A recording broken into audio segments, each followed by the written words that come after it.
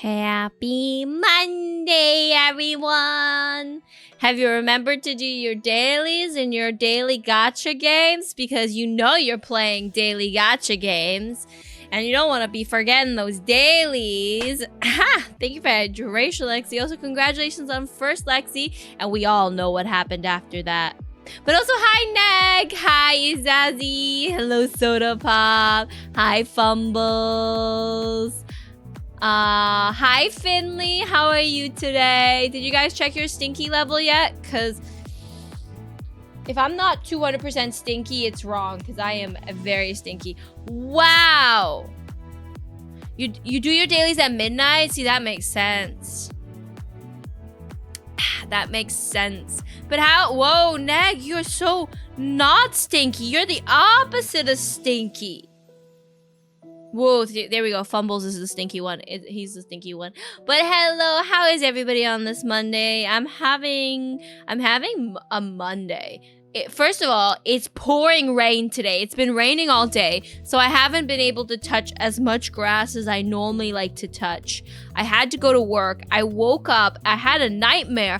The nightmare was horrifying. The only thing I remember is it was some kind of fucking horror nightmare because a baby fell through a grate and died. That's all I remember is a baby falling through a grate and getting all chopped up. I know! It was horrifying. I woke up to that. Also, hi, cool guy. Welcome in. Hello. Sorry I traumatized you guys all.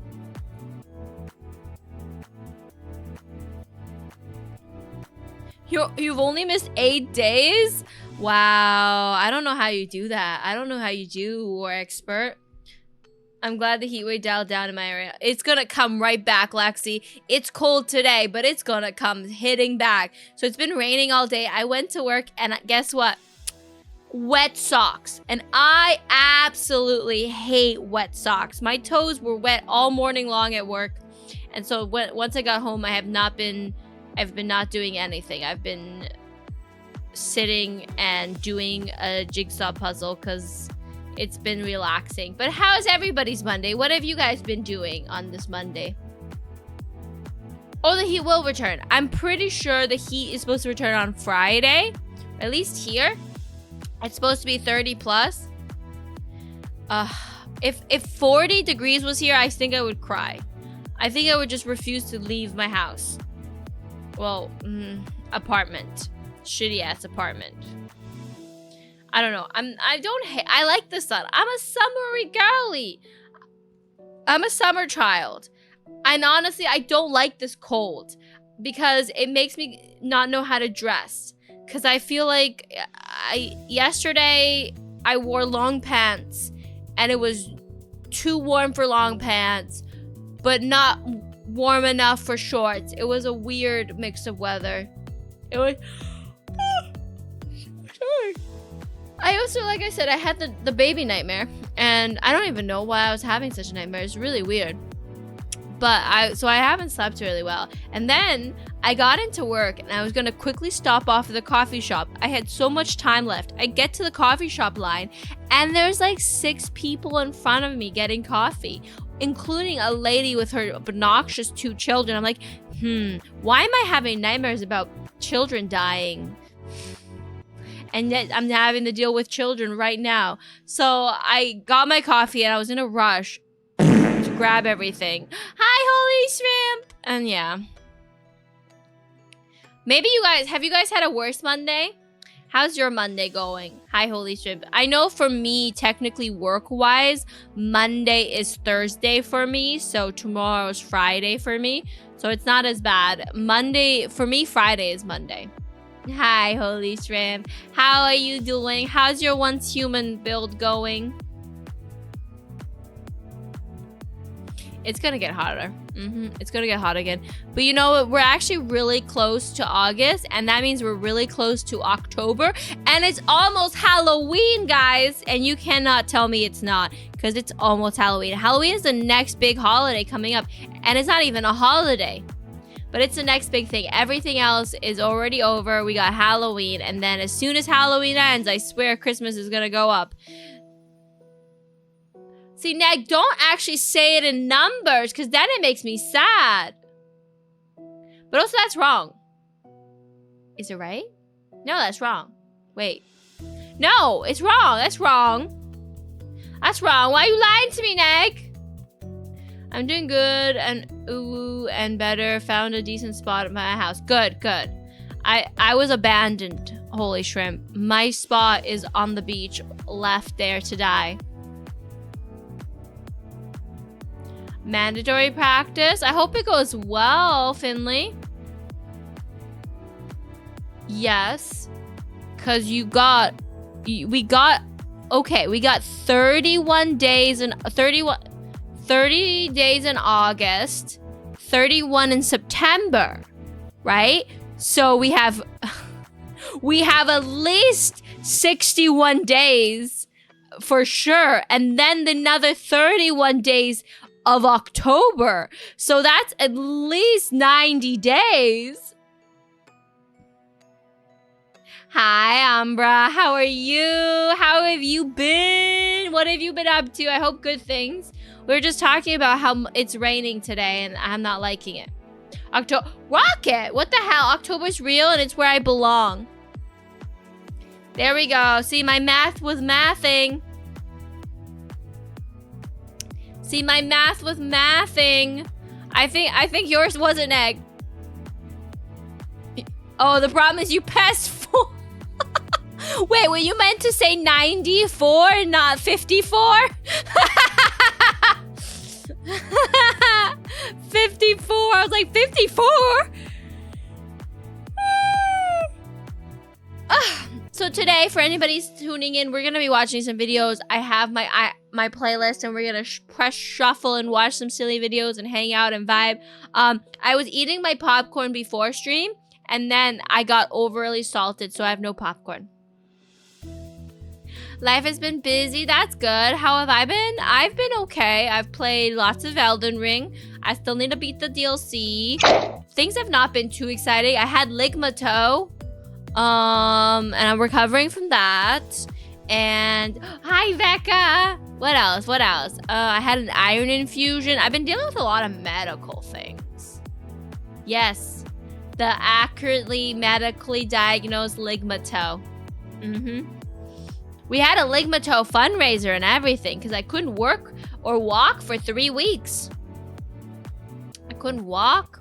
How you doing today, Becca? Are you enjoying this Monday? Are you a Monday lover or Monday hater? What's Ligmato? Ligmato, these nuts. It's basically when something happens to, basically I called it Ligmato because I thought it was funny, but basically my toe was so swollen I couldn't walk.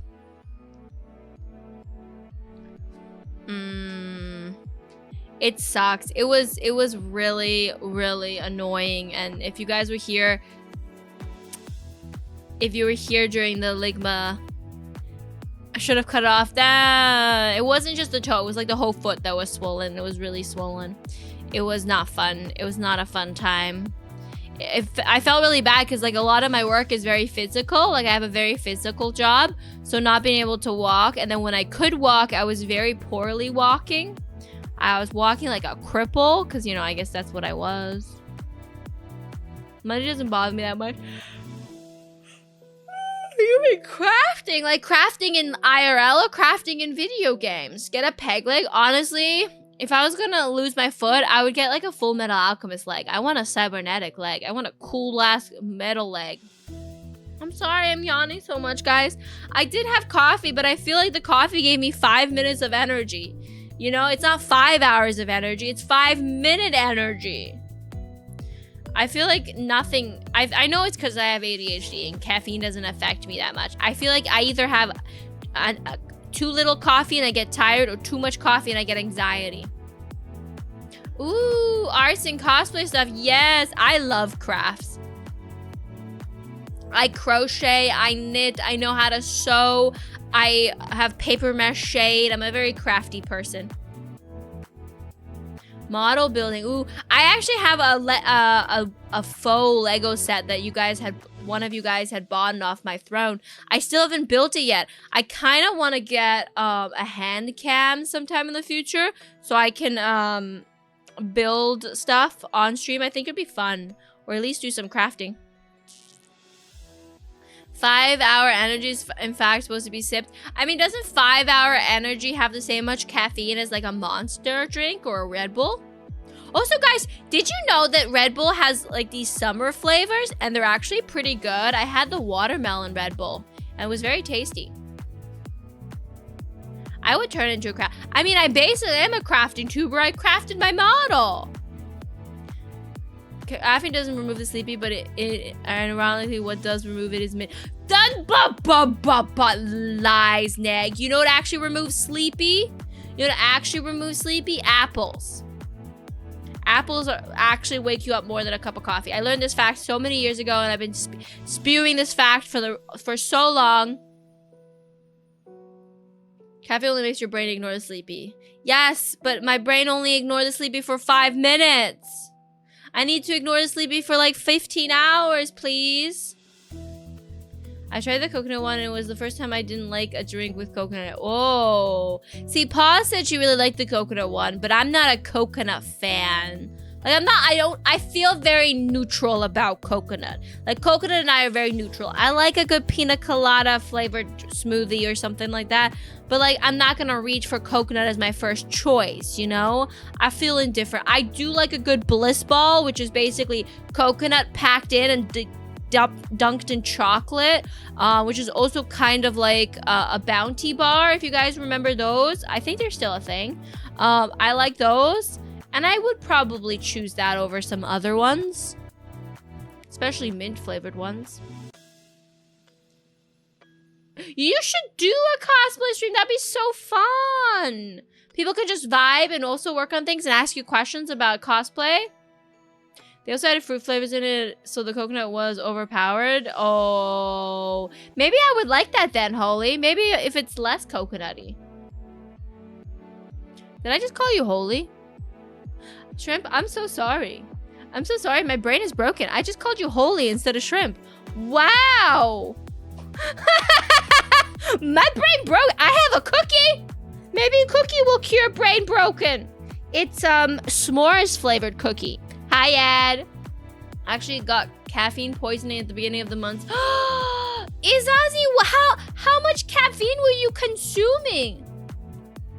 You've been drinking more carbonated water. How do you like carbonated water? Do you have it like flavored carbonated water or just like straight up carbonated water? Because I do not like plain carbonated water. I grew up in a country where they loved plain carbonated water, and I swear, it's not hydrating. In my defense, I said coffee was talking about caffeine. So when saying mint, I meant something inside the mint that also apples have. I just thought it'd be funny to mention. I know, Neg. I know. Apples. I read it in a book. It was just like book about vegetables and fruits and stuff. And it talked about how like one big carrot has enough vitamin A for your whole entire day. And apples wake you up better than coffee. I don't have apples or coffee right now. You have a cookie? Cammy, the Oracle recommended. What? It's flavored. It's mixed berry flavor. I like it. Ooh. I like flavored waters for sure.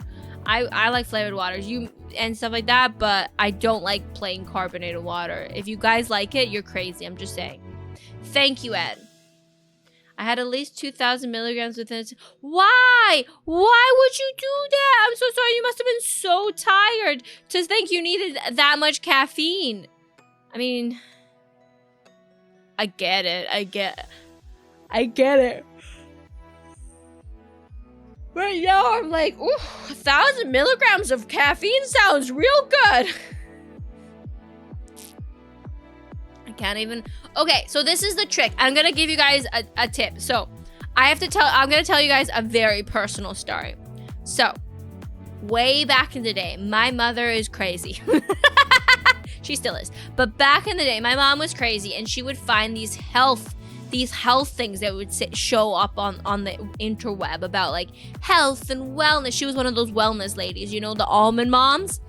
And she found out about putting food grade hydrogen peroxide into your water. Food grade hydrogen peroxide, and you're supposed to take drops, and you're supposed to do this like cleanse. Guys, don't do cleanses. Cleanse is bad. Cleanse is so bad.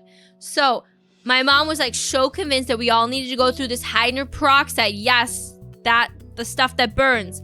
We needed to go through a hydrogen peroxide cleanse. Yes, Ed. Yes. It's food grade hydrogen peroxide. So it's technically safe in small quantities. Oh, I know. I'm saying food grade. It's different. Food grade is different than the stuff you put on your skin. But yes. And you shouldn't even put that on your skin, to be honest. I don't even know what it should be for. It's for disinfecting surfaces. So every day for like, I don't know, like 20 days, you're supposed to put a drop of hydrogen peroxide in your water, drink it, and then you're supposed to increase every drop. You're supposed to increase and drink it. And so my mom was like, and I was like 16? I want to say I was 16 at the time. So she was convincing us all to do it. I did it too, because, you know, I'm a 16-year-old. It's susceptible. I don't want cancer. It was supposed to cure cancer, chat. So every day I put drops of hydrogen peroxide into my water. I think I got up to 17 drops until I hated the taste of water because the water tasted so bad. It tasted like so hydrogen peroxide-y. My mom ended up stopping after like 3 drops or something because she ended up getting a terrible reaction where her face puffed up and got all swollen. And she was like, this is part of the detox. Honey, keep going. And so, but I stopped at 17 because I was just like, I didn't get any like weird side effects or anything like that. But I couldn't drink water for years. I couldn't drink water. I didn't like the taste of water. Every time I drank water, all I could taste was hydrogen peroxide. That's all I could taste. The water tasted like hydrogen peroxide. But I realized if the water was super cold, like I'm talking about like ice cube cold, it didn't taste like hydrogen peroxide. So that's what I started doing. I started drinking only the coldest of water, like ice cold. Like you fill up the jar with ice and then you put water and you let it sit until there's condensation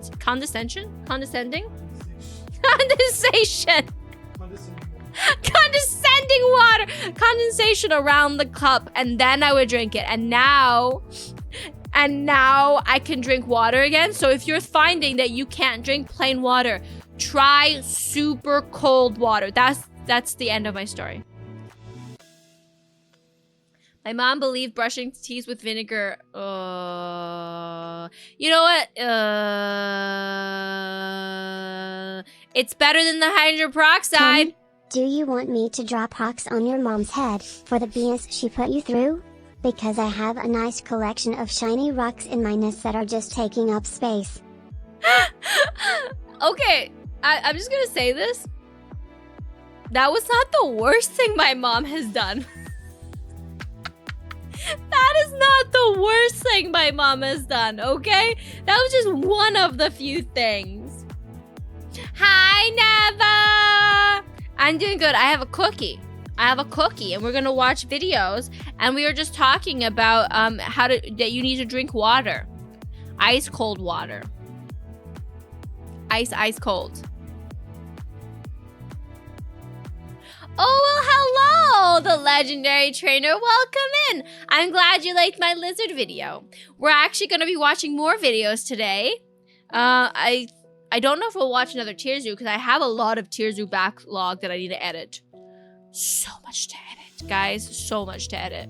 What is your favorite sort of cookie and what do you have? So this one here, this cookie I have is a soft s'mores cookie. I got it from a bakery earlier this month, and I had it in the freezer, so I'm defrosting it, so I can't eat it yet.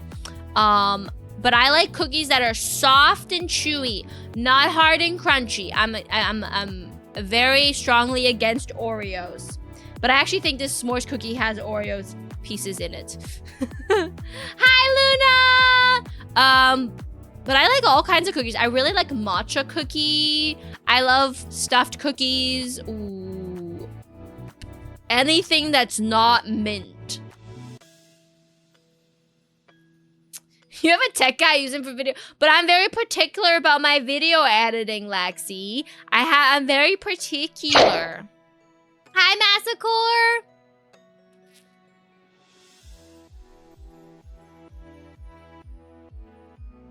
I mean, Neg. My mother is a cusper between a baby boomer and a Gen Xer, so she pretty dumb and old.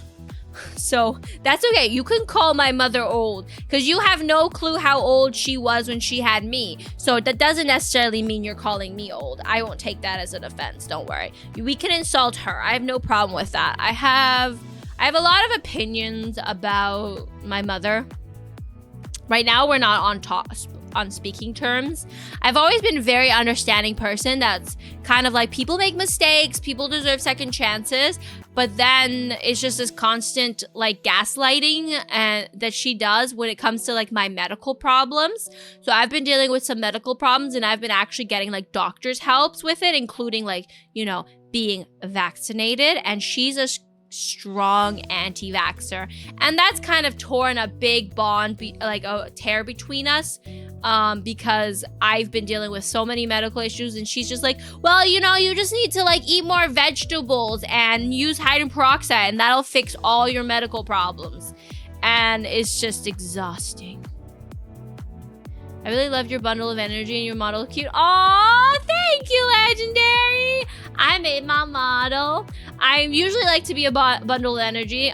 Sometimes I'm a little sleepy, but I try to scream loud enough so that I wake up.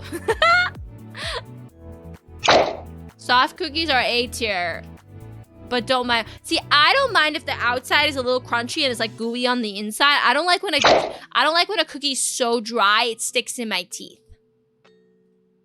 Oh my god, I don't whip people, Lexi. I know you're being polite, Neg. I know, and I appreciate it, but we don't need to be polite. Also, hi, Soul. How you doing today?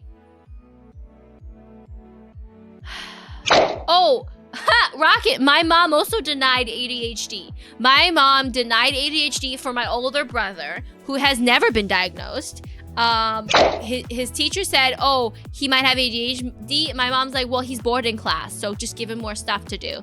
And she would have never even thought about my ADHD, and I've been diagnosed, like, properly. Hi, Diggs. Hello, Bloon. How are you two doing today? So, the lesson is, just because they're family doesn't mean you can't scrutinize them. That's the lesson. How's it going? I'm doing pretty okay today, Soul. I've had like a mixed Monday, but I'm excited to hang out with you everybody today. Eat my cookie, watch some videos, laugh at some redonkulous shenanigans. Thank you for hydration. That hurt.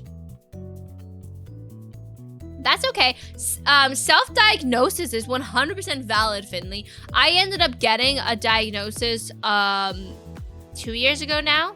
No, 3 years ago now. Because I wanted somebody else to agree with me, because I feel like I second guess myself a lot, and I feel like I have a very strong imposter syndrome. So when I say, oh, I have this, I think that I'm just gaslighting myself and that I'm just convincing myself that I'm disabled when I'm not disabled because blah, blah, blah, blah, you know what I mean? So I wanted like an actual doctor, an actual person to validate my stuff. I don't take my ADHD medication often or regularly, but it was nice to just have somebody else confirm and validate me. Trying to get my PC set up. Got my monitor mounts. Ooh, that's exciting. Yeah, 100% Rocket. I self-diagnosed first as well. I don't have ADHD, but I've been finally diagnosed with anxiety. Let's go! C4. I'm so sorry. Anxiety is stressful. Yes, let's go. Diagnosis. Let's go, anxiety! We all have anxiety. This is fucking 21st century. My God, anybody would have anxiety. Our generation has so much fucking anxiety.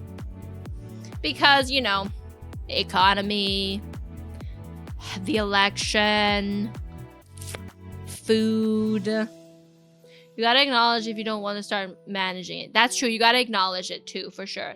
There's others who try to deny it at first. There is. Massacre for sure, for sure.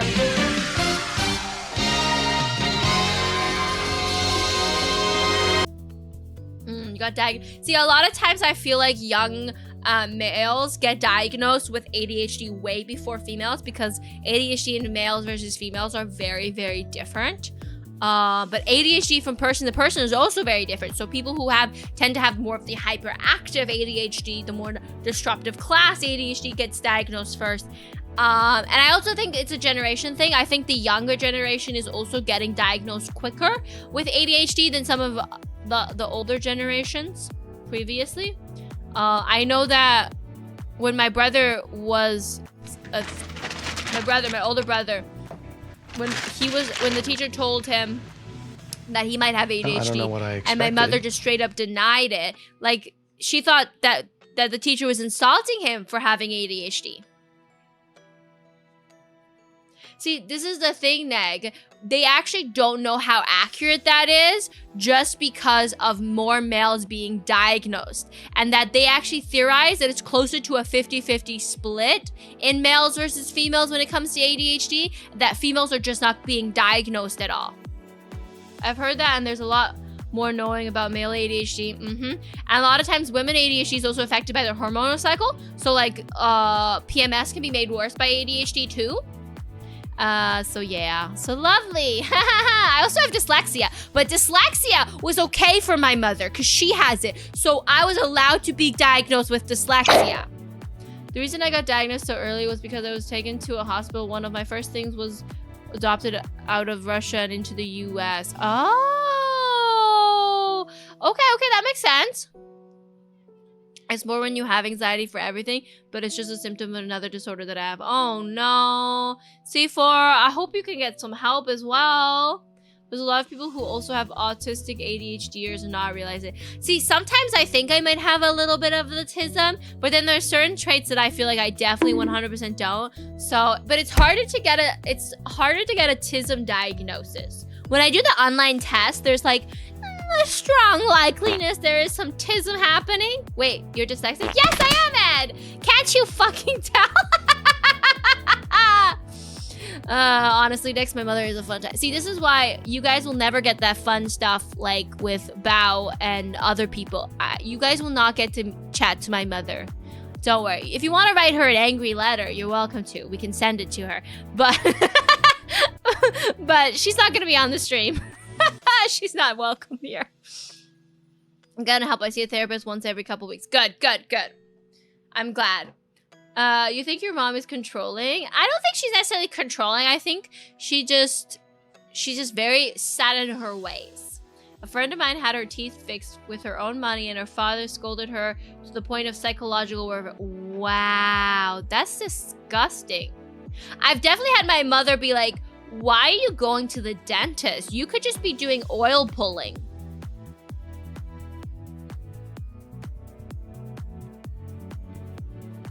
But then I didn't get scolded for going to the dentist.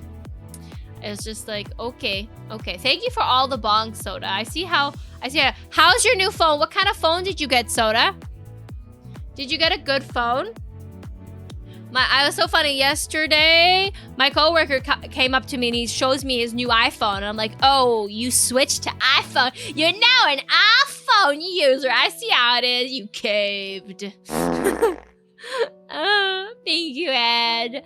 I don't mind my dyslexia. I find it hilarious. Sometimes I wish I could just wear a shirt that says I'm ADHD dyslexia.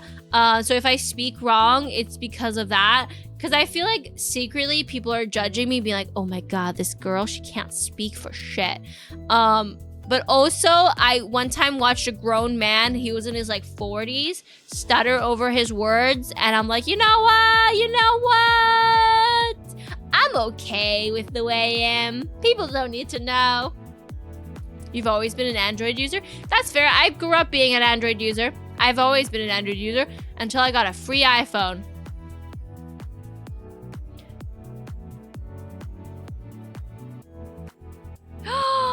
Oh my god, that's horrible, Rocket. What the heck? I hope she's back on her medication. I feel concerned for you over how much mother resembles mine. Glad you seem to be doing okay. My mother lives in another province than me. I do not talk to her. I do not have to deal with her. It is a-okay.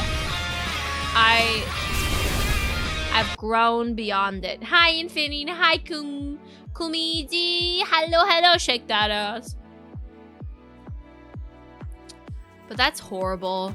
People should not gaslight their children. But there's so many people of this generation. I want to feel like the boomers and the Gen Xers that feel like medication is like the villain. Oh my god, Big Pharma. Wow, you're taking medication. Like, I wasn't on birth control until I was recently. Until recently. Because I was dealing with severe cramps. My mom never thought that when I'm throwing up in pain to take me to a doctor.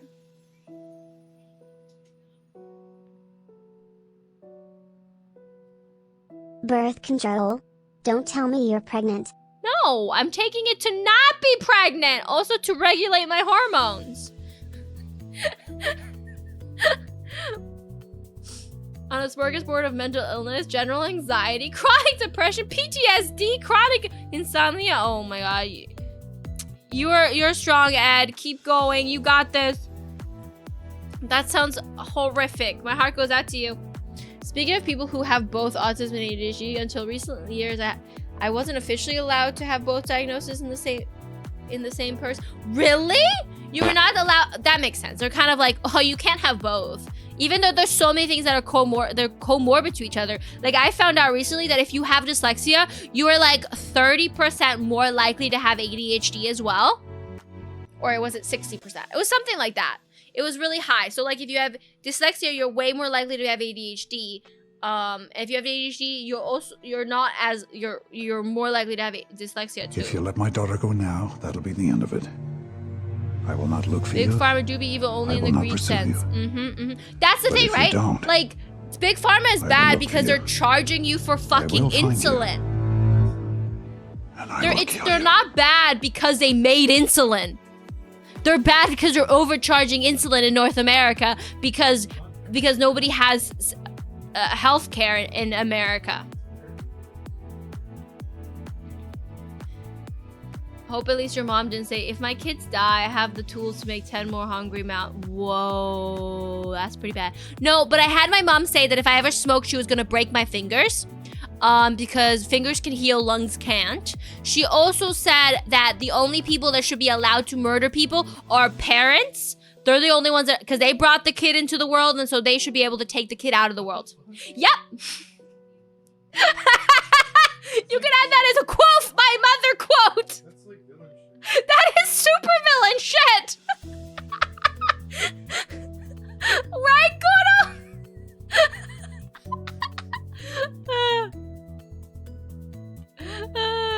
That's not really Big Pharma. Okay. The insulin was just an example. Your mother is a psychopath for threatening to break your fingers if you smoke. Oh, and you know what the irony thing, Infinity? You know what the ironic thing is? My mother's a massive pothead.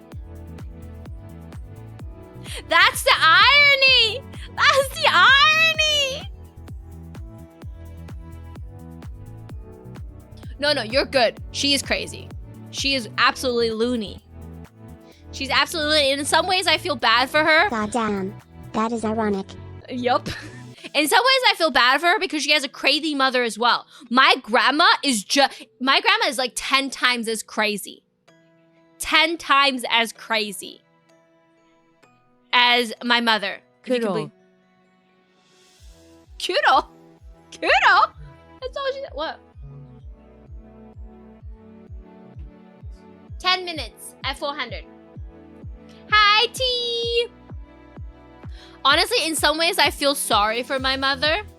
I really, really do. because she was taken advantage. So she was abandoned by her grandmother. She was abandoned at multiple different babysitters where she was abused by babysitters. Like my grandmother was like a traveling musician. So she would go and just randomly drop off my mother as a child at random places and be like, here you are, you're gonna stay there, I'll be back in a few hours, and then not pick her up for weeks. Like weeks. It was crazy. It was crazy because one time we were traveling and we went to one of these people and we went to this old lady house. I'm like, why are we at this old lady house? And my mom's like, oh yeah, this is a lady where I lived here for 6 months. My mother just left me here. And I'm just like, what? What? Oh, sorry. First stream I heard you talking about your mother and legit is concerned about past Cammy. I'm so bad for past Cammy and past everybody. If parents were illegally allowed to kill their own children, that would likely lead to more euthanics. But on the flip side, it'd be easier to justify allowing abortion. I mean... My mom was also abused by her dad, like smack and stuff. She decided to make it better than her, and I'm really happy about it. That's good. And I feel like you either become better than your parents, and she tried to be better. She tried to be better. She was very much against like physical violence towards her kids. Except for one time she washed my mouth out with soap. And I never understood it because she always treated me like that. And my brothers, I think she was scared of my brothers because they were a lot taller than her. And so she would always like make me the example. And I'm like, how the fuck does that make sense? My mother was diagnosed with bipolar and refused to take her meds. She knows how to push my buttons. Oh my God. She abused emotionally, verbally. Oh my God, I'm so sorry, Ad. You're free, you're free. I'm sorry if any of this thing is triggering you. Let me know if it's getting too much. We can talk about something funnier. Oh, I'll tell you something funny, guys. So I didn't see my grandmother for years. And in that span of not seeing my grandmother for years, I lost a little bit of weight. And the first thing my grandmother said when she saw me again after not seeing me for years was that I lost the family heirlooms because my boobs got smaller. That's what she said. Not, how has life been? How are you? What have you been up to? Nope, nope, nope. Wow, your boobs are smaller. Where's the family heirlooms going?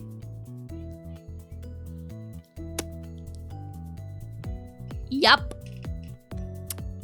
If somebody abused me, I would punch them even if they are diagnosed with something that makes them act like this. Honestly, if somebody's abusing you, you need to walk away. That's the best thing you know. No, not the fun bag. And it's just like, it shook me to the core that that's what she said. Instead of like, oh, look, you lost weight. You look so healthy and fit. Like, amazing. No, no, no. Boobs are gone. Wah, wah, wah.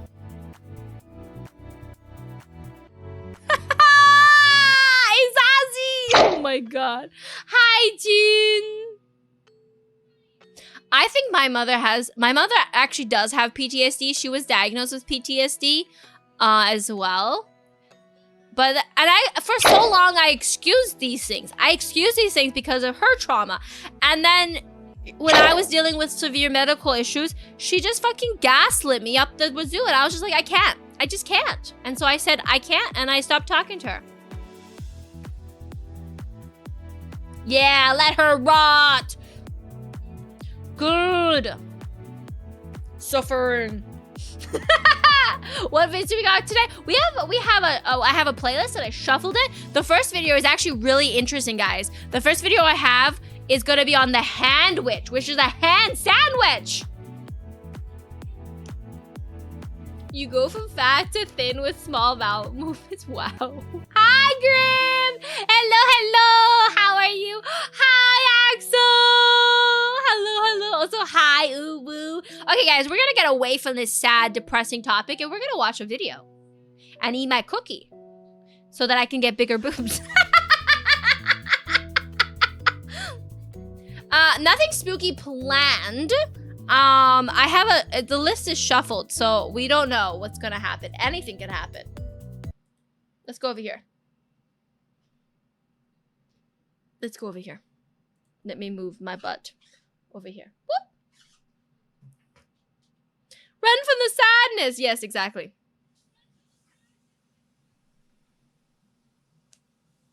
Well, I'm glad you're doing a lot better from all that, Ed. And that just reminds me, guys, you don't need to stay in abusive relationships, no matter what the relationship is. Whether it's a family member, whether it's a lover, whether it's a friend. If you're not getting value out of it, then you need to leave. Okay. So I pressed shuffle on my playlist, and this one looks really exciting, guys. The Handwich, Disney's failed sandwich of the future. This is by Defunctland, and every single video we've watched by Defunctland, I've enjoyed immensely.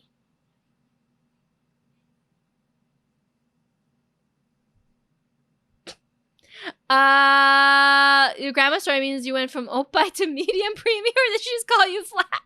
So I have like, I have large breasts, but when I lose weight, I get smaller boobs because you know boobs are made out of fat. So when I last saw my grandmother years ago, I was a little bit chubbier because you know when you are a kid and you are depressed, you tend to eat food. So I was a little chubbier, and then I got healthier and I got into fitness, and now I'm a personal trainer. So I lost a little bit of weight after not seeing my grandma for like literally years. But this thing happened years ago too, right? So last time she saw me, I was like a teenager. And then I was like a young adult.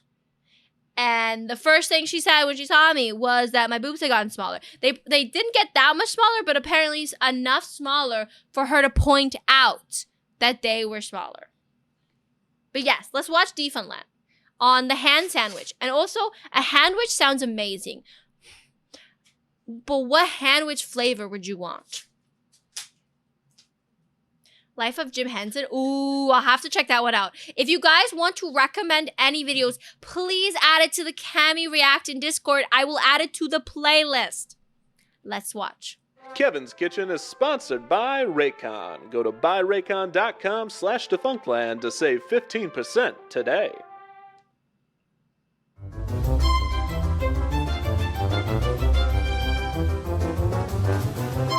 What's better than the smell of delicious food on a warm summer day? In this modern American kitchen is where we find our subject. This... I thought you were a nutritionalist. No, I'm not a nutritionalist. I know stuff about nutrition, but I'm a personal trainer, Neg. I work in fitness. I work for a municipality, too. So I am technically a government personal trainer. Woo. Hi, Sniffer! I love this, like, old retro style. I can't wait to find out about the handwich. I prefer videos that are less than 30 minutes, but as long as it's less than an hour and it's an interesting video, I will also listen to that. I'm not a fad. Not all people that work in government are federal agents. I should. I was thinking in the future when I have a 3D model to do like workout streams. How would you guys feel about that? Going a 1, 2, 3, 4, and squat, and squat, and squat, and squat, and squat. Shake that ass. Squat, squat, squat, squat. But it works better with a 3D model. is Kevin. Kevin is a documentarian. Kevin! A documentarian captures life and constructs stories about important topics such as injustice, crime, and roller coasters. He does not show his face, but he will show his hands. If we look closely at Kevin's hands, we can see that he is not just a documentarian, but he is also a baker.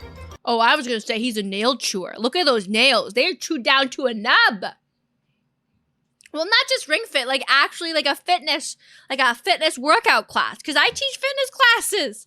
Yeah, full body tracking with that would be cool, right, Uwu? Yeah. Like a HIIT class. It would just be just squats. No, it won't be just squats. Don't worry. There'll be lunges as well and deadlifts. And, you know, butt kicks. Hi, Salfin! Right, Uwu? No! Uwu! You know Salfin Uwu! You made an Uwu-y. Oh my god, Findy's nuts in the mouth. Oh my god. Kind of it makes sense. You have a government gig, as apparently people are less likely to face discrimination or more likely to get accommodated. They need respect. Oh, 100%. I worked at private gyms before, Massacre. They are trash. They underpay you. They don't respect your work. They don't respect your degrees. They don't respect any of your time or anything. You get paid like dollars on the penny to go and sell yourself. At my government job, like, they don't expect those. They respect me. They don't even, like, fucking condescendingly require me to keep clients. Like, if a client wants to leave, they're okay with that. I'll just get new clients.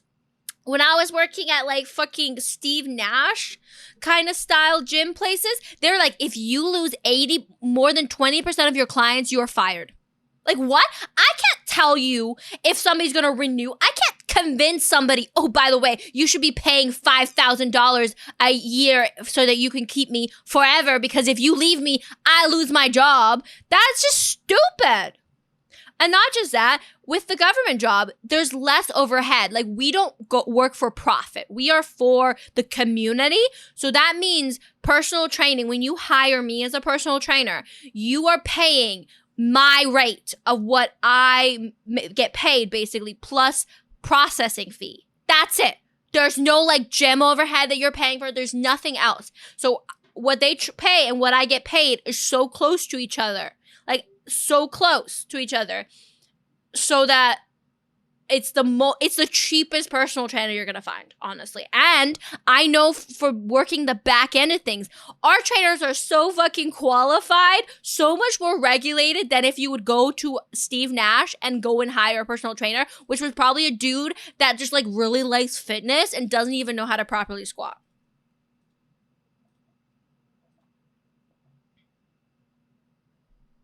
Yes, exactly, Masco. I work at a community center. All our community centers that I work at, they actually have weight room facilities, and I work there. They will also do fitness classes and stuff like that too, and I teach that, as well as I supervise the weight room. So I watch the weight room, making sure people are not hurting themselves and all that stuff. And it's nice to have a mix of it, so I don't have to rely on one way to make money. But also, guys, you're distracting me. We're watching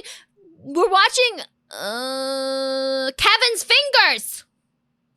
Like bed sheets from a roadside motel, Kevin's hands are splattered with the hauntings of years of mistakes. This mark was when Kevin burned his finger attempting to remove a hot tray of cookies from his oven. This mark is from when Kevin overreacted to burning his finger on the oven, dropped the hot tray of cookies, and instinctively went to catch the tray with his bare hands. Needless to say, Kevin has years of experience in the kitchen, and today, for the first time, he will combine his passions and embark on a historical culinary. Honestly, Kumiji, more places should have that, because we're trying to provide a space for the community to feel welcome. And activity and movement is part of a healthy lifestyle. And so we take the government taxes and we put it towards programs that allow people to be active and healthy. And I love it. I love it. Venture. Today, Kevin is going to learn the history of and concoct his own sandwich. Wait a sec. You read that wrong. Sorry? You read it wrong. Do it one more time. Okay. Today, Kevin is going to learn the history of and concoct his own handwich? What is a handwich? I'll show you.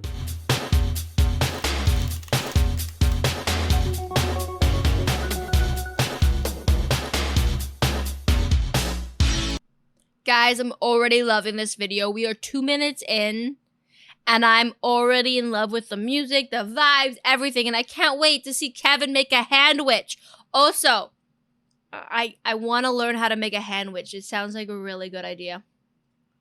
Do you think while making the videos they were knocking on Kevin's door? Oh my god.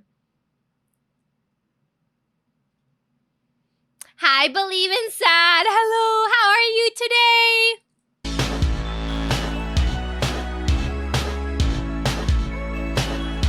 Educated by Kevin! Around 1986, a new food item debuted in Walt Disney World, named the Handwich. The Handwich was shaped like an ice cream cone, but instead of a waffle cone, it featured a cone-shaped sub-roll, and instead of ice cream, it had fillings.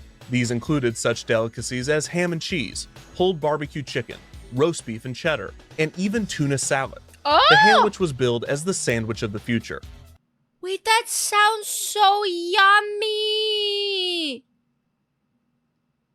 Yes, Alvin, this is a defunct video. Because of this, the Handwich was sold at Epcot's The Land Pavilion's Farmers Market Food Court, as well as the Space Bar in Tomorrowland. It was also served in Adventureland at some point. Wherever it was billed as Disney's newest attraction, implying that you can ride the Handwich, when in reality, the Handwich rides you. The official poster for the Handwich boasted that it was not just futuristic, but revolutionary. The, quote, first sandwich you can hold in one hand. The poster also stated that it was Disneylicious, and that those that consumed it were playing a part in the history of baking. Despite the heavy marketing effort, the Handwich was discontinued sometime in the mid-90s, leaving behind more questions than answers. Luckily, those questions would linger, and the good people at Retro WDW would respark. Why does that look good? Like, guys, just imagine, like, all your yummy fillings inside a nice toasty bun. Interest in the Handwich during the Retro Magic event in 2019. Here, historian Brian Miles gave a keynote speech on the Handwich, which was coded somewhat like a military briefing. Miles conducted an interview with former Imagineer Peggy Ferris, who had the inside scoop on the Handwich, and you'll never guess who was responsible for its creation. I want to know why it failed. Inside scoop on the Handwich, and you'll never guess who was responsible for its creation. Back at Imagineering, Michael Eisner challenged us to think about fun food. So that was the big idea.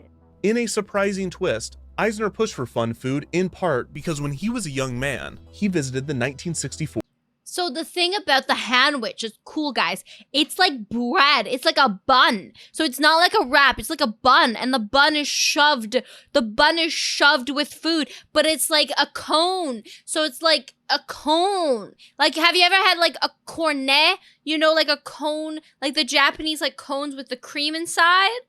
A cornet? Have you ever had a cornet? Thank you for the voice mod. I hope you guys can understand me. Can you guys understand me? I sound very far away. Is it too loud? Is it really loud? Let me know if it's really loud. David, is the voice mod really loud? I just don't want it to be too loud. I'll turn it down a little bit. No, but I was using, like, each voice mod's different. Okay, I turned it down a little bit. Yeah, Lucky Star, yes! The cornet from Lucky Star! I turned it down, guys. It should be better. Is it better now? I turned it down to 50% of what it was before. You can't Tell what I'm saying? How could you not tell what I'm saying? But yes, the cornet from Lucky Star. Yes. But think of a cornet from Lucky Star, but instead of cream filling, food filling. Food filling. It was a pain. I'm sorry. It's one of the new voices. It's supposed to be silly. for New York World's Fair, at which Disney famously contributed 4 groundbreaking attractions. Okay. While there, a young Eisner tried some of the fair's unique food offerings, including Belgian waffles. Over 2 decades later, Eisner was the CEO of the Walt Disney Company, and he challenged the company's Imagineers to concoct a unique culinary creation for the Disney parks. During a day-long brainstorming session, Imagineers and food operations specialists designed dozens of dishes, but one stood out from the fray, a cone-shaped sandwich named the Castle Cone. See, this looks exactly like a cornet. You know, you just shove some cream in there, but it's like a bread. Like, this looks yummy. You can't tell me this doesn't look like the most yummiest thing you haven't... I could tell, but I didn't change, so I couldn't notice when you turned it down. So you didn't notice when I turned it down? Okay. Maybe I need to turn it down more. Maybe it's peaking me so high. The original fillings included mushu shrimp and mixed berries. Oh. Eisner approved the idea, and the castle cone was born. Mushu However, shrimp. the name was changed by the Walt Disney World marketing team, and it was officially released as the Handwich sometime around 1986, with more consumer and operations-friendly fillings. Keith, I've been dying to know, what is a handwich? It's a sub kind of roll so that you can stuff the meats inside and eat it actually like a cone. As aforementioned, the Handwich was filled with ham and cheese, pulled barbecue chicken, roast beef and cheddar, and tuna salad. But these were just a few of the variations. There was also chicken salad, ambrosia salad, seafood salad, and taco beef. Taco beef? Dude, a handwich taco. Wait, is that like a genius idea? And you melt cheese around the side and you throw the meat. That might be good. Also, hi, Taka. Could you please pass the beef ice cream? Exactly. When Disney MGM Studios opened in 1989, a unique handwich was created for the park with a Cobb salad filling. Unfortunately, the handwich was not the success that Eisner had hoped for. In 1990, the Orlando Sentinel reported that, quote, "The last we checked, the handwich had not exactly gripped the imagination of a hungry America, let alone Orlando, let alone anyone but Michael Eisner." Retro WDW's Retro Magic Maybe they just don't have good taste in Florida. Did you ever think that maybe Floridians just have bad taste? event was held at the Ballroom of the Americas at the Contemporary Resort. And immediately after Brian's presentation, attendees were treated to a lunch of the future of the past with a handwich buffet.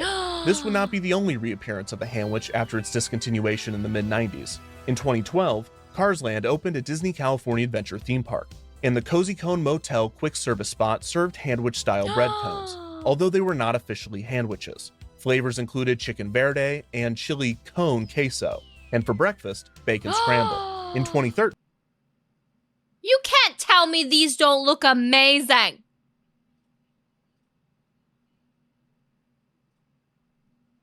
Oh, I remember, Neg. We watched the pizza video.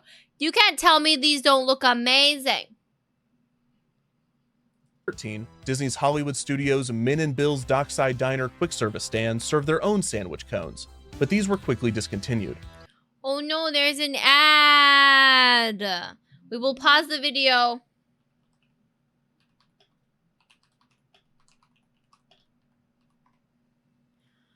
I need to make a command so you guys can do exclamation point ads and it pops up information that I will pause video while ads are happening so you don't miss out on the video.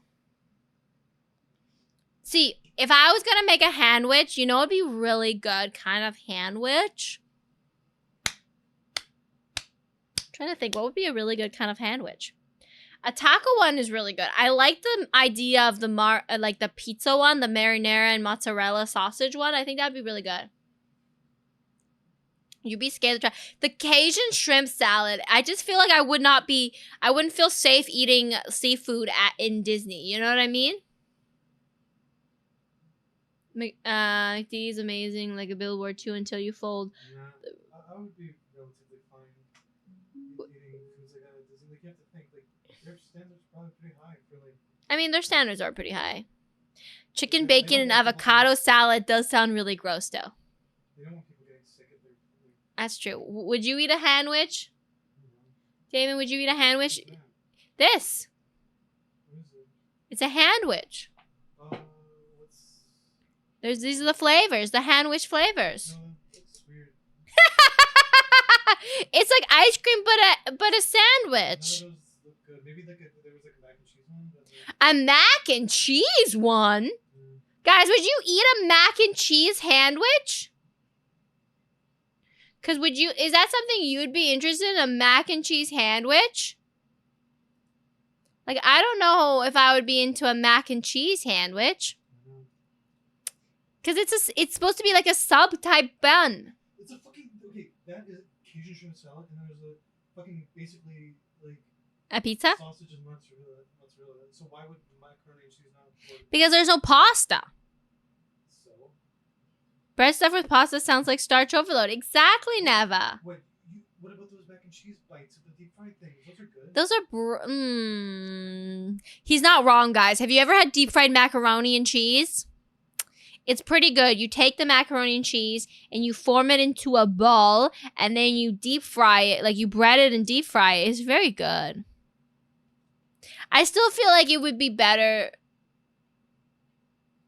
A pizza one? I think a pizza one would be really good with like cheese and tomato sauce and like, yeah. See?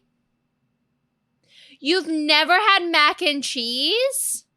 I mean, that's fair. If you're not in North America, mac and cheese in Europe is not a big thing. Also, welcome back from the ads, guys. Pizza one is proven. Calzone already exists. It's true, exactly. So a pizza sandwich would be great. I also think I've seen pizza sandwiches and food stalls before. You'd go for the Cajun shrimp one, Viva. I think the Cajun shrimp one might be nice. I'm from Germany, and it's not like a thing here. It is, cue me, because I have a friend in Germany. She makes her own macaroni and cheese. She takes macaroni and she melts cheese and butter on it, because she likes the U.S. mac and cheese. But you could probably go to like an importation store and get some like packaged mac and cheese just to try it.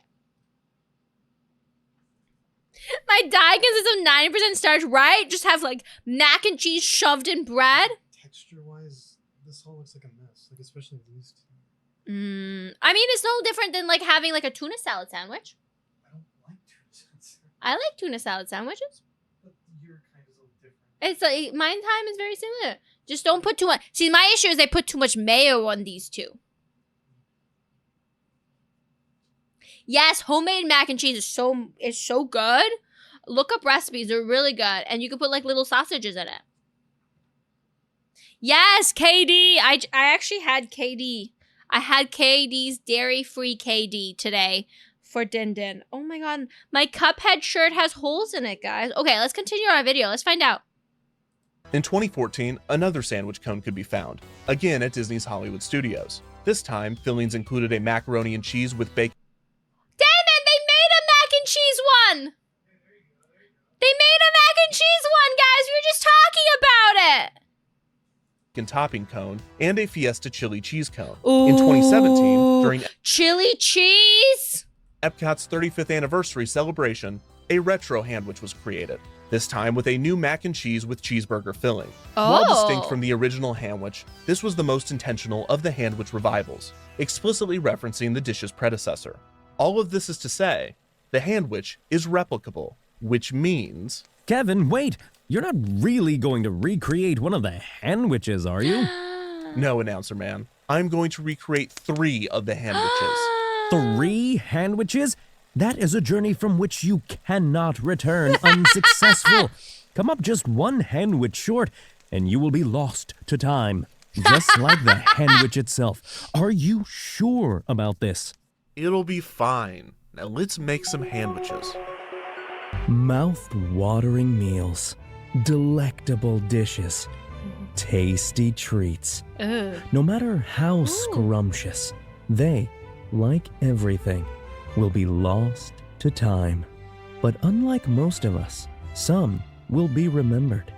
And unlike all of us... You guys remember any of these treats at all? Peanut butter poopers. Boopers? Oh my god, I read it as poopers. Hi, Sadkin! How are you today? Hello, welcome in. Some will be resurrected. This is Defunctland, with the dishes of the past return to the plate. And now your host, Kevin Perjurer, will show us how to create an old-fashioned sandwich. It's true. The sandwich of the future of the past is of the present once again.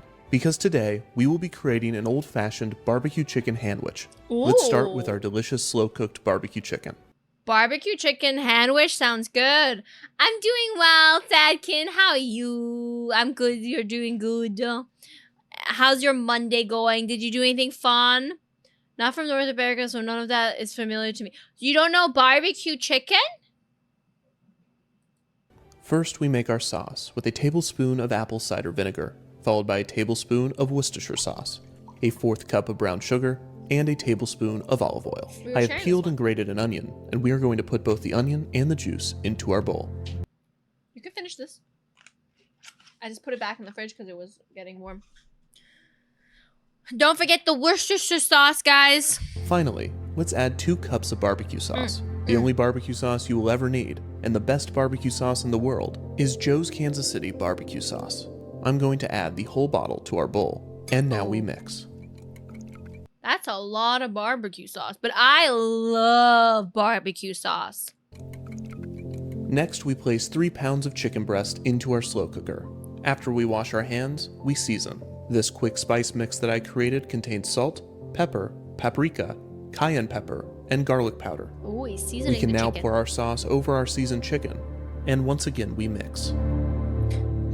Let's Americans place the lid love on their our slow slow cooker cookers. and cook on low heat for 7 hours or high heat for 4 hours. About 2 hours before our chicken is done cooking, we can And for those vegetarians, you could use faux chicken or tofu in the same thing.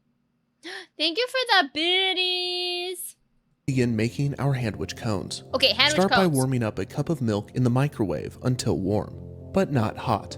We can then add a teaspoon of sugar, then 7 ounces of active dry yeast, and yet again, we mix. We're going to allow our yeast to activate to the side for around 5 to 10 minutes. In the meantime, we will create our flour mixture.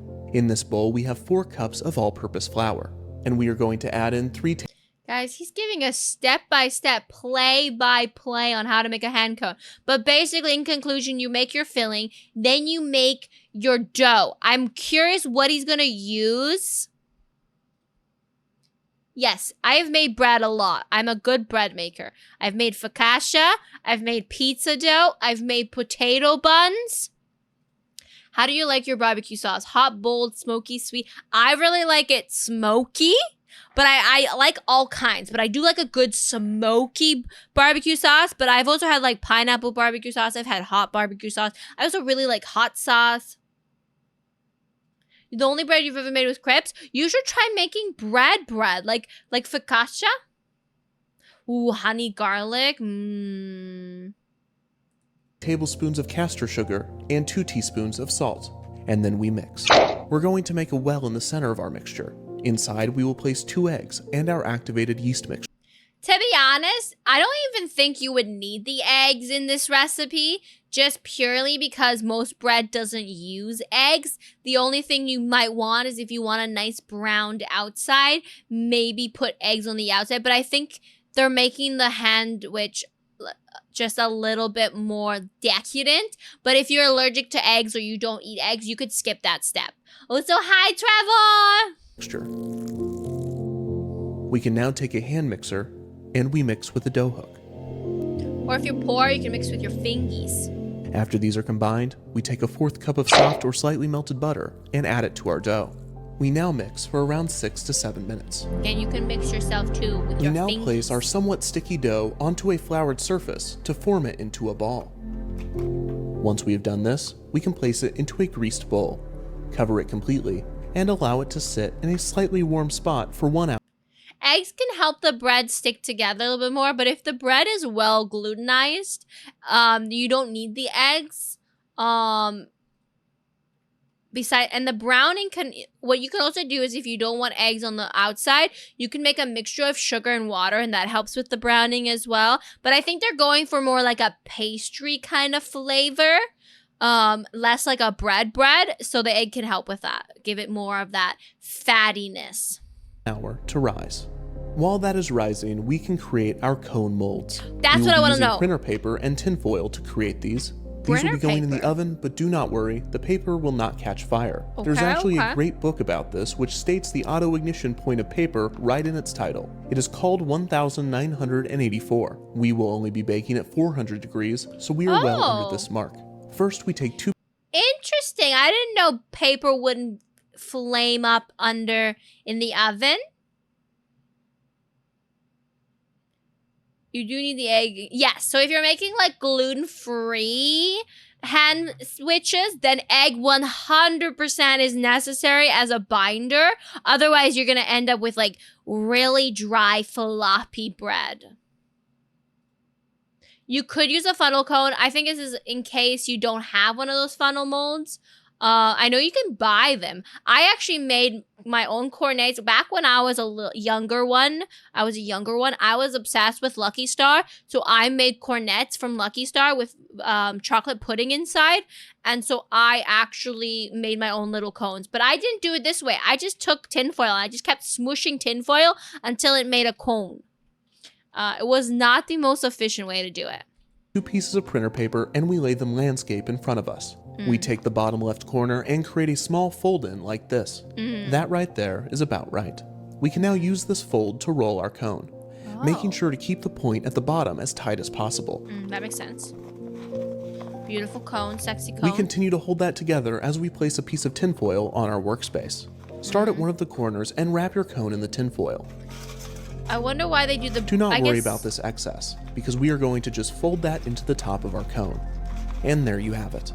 We will have enough dough for 8 sandwiches, but I will only be baking 2. 1 for me and 1 for you. Interesting. So once we have I don't know why they decided to use the paper. I wonder if that holds it up better. Yeah, if you are not sure how, just look up how to make a dance hat and skip the part where you write out dance. Oh my god, Sapling. I kind of never want to fix that, but also I should probably report it to the programmer. Finished with our cone molds, we can place them to the side. They look pretty. Once our dough has risen, now comes They look a whole lot prettier than the ones I made. the fun part. We're going to divide our dough into 8 equal pieces and cover again with our plastic to prevent any of them from drying out. One by one, we are going to take one of these pieces and roll it out. We want to end up with a long tube, around 3 feet long. Once we have this, we can take one of our molds and, starting from the bottom, spiral our dough up the cone. Have you ever went camping and you brought pizza dough with you and you rolled it around a stick and then put it over the campfire and cooked it like the breadstick? That's how you roll it. Exactly like that. Now that's looking like a sandwich. Once we have done this, we gently press our dough into the cone and pinch the tip. We now place these on a greased baking sheet. As our oven preheats to I'm surprised he didn't grease the cones. Like, I would have greased the cones as well. 400 degrees, we are going to give our sandwich cones a light egg wash. Once our cones are prepared, we can place them in our oven for around 12 minutes. While those are cooking, our chicken should be just about done. That smells absolutely delicious. The chicken is chickening. With 2 forks, we shred the chicken, and as we do this, we mix. We're going to drain only the chicken. Why did he say it like that? Zoda, you're not New Year. Why did he say it like that? We will be filling, as we don't want our sandwiches to be too soggy. Once we pull our cones out of the oven and allow them to cool, we can remove the mold and admire our work. They look good. Now, we take our chicken and fill our sandwich cones. And voila. That looks really good, guys. Bread! Hi, Pony, Brad. Yes, we're watching. Look at that. I want to make cornets yet. So if you wanted to make the same sandwich, but instead of shoving it with meat, you want to shove it with like cream or ice cream or chocolate. The difference is when you're making the bread, add a little bit of sugar into it. And then you'll end up with like a sweeter bread. And then you shove it with pudding and it's delicious. A beautiful barbecue chicken sandwich. I must now take a bite. I can't. I'm so surprised that it didn't do better. Absolutely wonderful. I could eat the whole thing, but I'm going to save my appetite because we have 2 more sandwiches to make. Kevin, wait. There's still time to turn back. Just 1 is enough. If anything goes wrong and you don't complete all 3, you could get stuck in historical limbo. Nothing can stop me from making more sandwiches. More sandwiches! Onward. All the sandwiches, nothing but sandwiches. What's cooking, America? Let's find out in Defunct Kitchen. And now, welcome your host, Kevin Perjurer. Hey everyone, my name is Kevin Perjurer and I make defunct meals. Today we are going to be making something from long ago. It's an old Disney Parks favorite. You might have guessed it already. It is the sandwich. This one is actually a viewer submission, so let's hear from Scott. Hi, Kevin. I went to the Studio Catering Company at Disney MGM Studios in May 1989. Here, I tried the Cobb Salad Sandwich for $3.60. It had a mix of finely chopped lettuce, egg, bacon, tomato, turkey, avocado, and blue cheese in a French roll cone. The blue cheese dominated just a bit, which didn't bother me. But if you don't like the pungent taste of Roquefort, you might not like this. I was wondering if you could show me how to make it. I don't like eggs, so I don't think I would like a Cobb sandwich. And I also don't think I like the pungentness of blue cheese. But welcome in, Super Saiyan! How are you? Scott, thank you so much for writing in. The handwich is not only a forgotten food item, it is the perfect meal for many occasions. Let's say you have a daughter. She's a sweetheart, but she's a bit of an arsonist. Whoa. Her principal is coming over to discuss her expulsion, and you have to cook something spectacular, or he will expel your daughter, and she will never be able to achieve. She burned down the school, guys. She burned it down. Achieve the dreams that you've projected onto her. With these life-altering steaks, why not make a delicious handwich? And I'll show you how. We're going to start with 4 strips of bacon chopped up, and we're going to place these on a wire rack, and we're going to rest that on top of a drip pan lined with tinfoil. Once you have those on the wire rack, you can place it in a 400-degree oven for around 20 minutes. That's how you but make sure to watch your it. Bacon. Oh my god, amazing! After you've washed your hands, we can open our dough. Now I'm going to take advantage of the store for this one. This is French bread dough, and we're just going to give it a little karate. Guys, you can just get the Pillsbury pastry dough, and you can make handwiches for so freaking easily. Chop, hi-ya. And now we're just going to open it up, and we're going to split it in half, just like that, into 2 equal parts for our 2 handwich cones.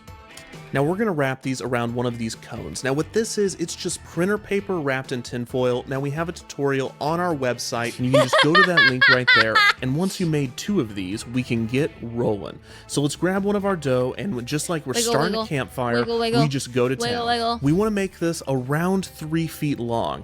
And once we've done that, you can take your tinfoil cone, and you just wrap it around the very tip, and then you spiral it on. 3 feet long? All the way to the top, just like that. That is not 3 feet long. Guys, I'm 5 foot. That's not more than half my length. What is he talking about? Look at that. Sexy. Now we take our greased baking sheet and we put our handwich on. And we do this again with our second handwich. And once we've got that, we can put that one on right next to it. Look at those handwiches, and we can put this in our oven, 400 degrees, even while the bacon is cooking just right under there. Right under the bacon. Look at that. Pro. Now, while we got that cooking, I want to tell you about an incredible product. Ooh. These are the Raycon Everyday E25 earbuds, and they're today's sponsor. These earbuds are the real deal. The Bluetooth. It's like an infomercial ad inside a YouTube video ad. Pairing is seamless, it's incredibly responsive, and with 6 hours of playtime, you can do everything from commute to work to exercise on a single charge. Oh no, they are terrible. I have my Apple AirPods for a reason. Now I love to wear these while I'm in the kitchen because they fit perfectly in my ear and never fall out into my batter. See, I have teeny tiny little baby ears. These would be too big for my ears. Cammy, give us your Raycon code for discounts. I have no discount codes. I am not sponsored by anybody. Wink. I'm only sponsored by me. Guys, you gotta go check out my YouTube video. There you can go and you can watch my YouTube videos with ads and get me some money. You also need to go like, comment, and subscribe. And please comment below the silliest thing you ate this week and what you would put in a handwich. So I'm always focused on my music and my cooking. I can even dance with these while baking and they don't fall out. Oh, and the bass on these things is great. Here's the best part. This charging case is so compact, they can comfortably slide right into my pocket. Ooh, now for our viewers, if shot. you go to buyraycon.com/defunctland or click the link in the description now, you will get 15%. I said comment. Off your order. That's buyraycon.com/defunctland to save 15%. Now I'm getting so invested in this music, I almost forgot that I got stuff in the oven. I gotta go check on. Now take a look at this crispy bacon. It is beautiful and ready. It's almost like I can smell that smoky bacon. Hi, Grugy. How are you? I'm going to make a handwich stuffed with a handwich. Oh, a handwichception. Ooh. For our salad, give me some for the bacon. Oh, Bacon. yeah. We're now going to make our dressing. We're going to start with a 1/3 cup of red wine vinegar. Oh. And then we're going to add 2/3 of extra virgin olive oil. Why does this feel so sexy? A tablespoon of Dijon mustard. And of course, salt and pepper. Oh, Close salt that and up. pepper. And now we Shake mix. it. Shake, shake, shake, shake, shake, shake, shake, shake. Whoa, look at those ladies.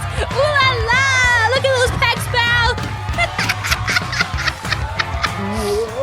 Whoa. Magic. All right, please stop clapping. It freaks me out when I'm using the knife.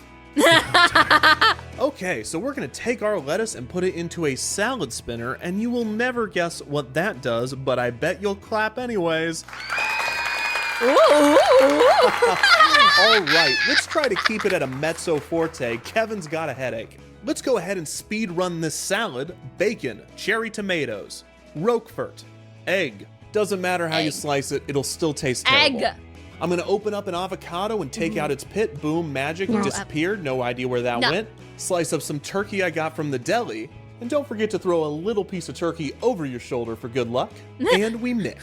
For the and rats. look what just came out of the oven. One of them's a little messed up, but that doesn't matter. We're gonna keep on trucking. Let's go ahead and add our dressing to our salad and then fill these cones. Fill her Now I cannot up. wait to try this, so I'm not gonna. Let's take a bite. That is delicious. That's 2 beautiful handwich cones, and you know what this pairs That looks great good. with? Raycon Everyday E25 earbuds. I know that these might have Just put a little headphone in your sandwich. It's for the fiber. looked complicated, but do not be afraid of these. The handwiches can smell fear, and if they smell it, they will become spicier. And check this out, we did that in under 5 TV minutes, which is roughly 13 hours. I hope you enjoyed today's episode. Now I've got to go make another handwich, or I might be lost to... time. That's not good. Oh no. He's lost in time and space. Oh, where am I? Mr. Announcer Man? Hello? Not Kevin! Studio audience? Kevin! Anyone? I'm here! I'm here! Here we Can you go. hear me? What? Wait a sec. I know what this is. What is it? Limbo. Not I've limbo. gotta make that 3rd handwich. I've gotta find a kitchen. Fridge, yes! Empty, no! I cannot be stuck here forever. There's gotta be something around here somewhere. Come on! Neither Kevin nor Hal. Oh no. Wait. Keys. I've got it. Just one more. That's all I need. Just one more I told you, handwich. Kevin, you must create all 3, or you will be lost to time.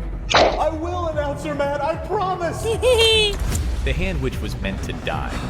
Let it stay dead. He must make the 3rd handwich! Or else. Hi, K-Falush! I have to bring it back once more! 3 handwiches? That's impossible. Handwich, You'll never handwich, do it! handwich, I guess everyone was right when they called you 2 handwiches, handwich. Kevin. I never believed in you. He I'm got gonna the prove bread. you all wrong. I just need one more handwich. Take my hand. Take my handwich. Biscuits? Don't follow the grandma! Thank you for choosing Arby's. Place your order when ready.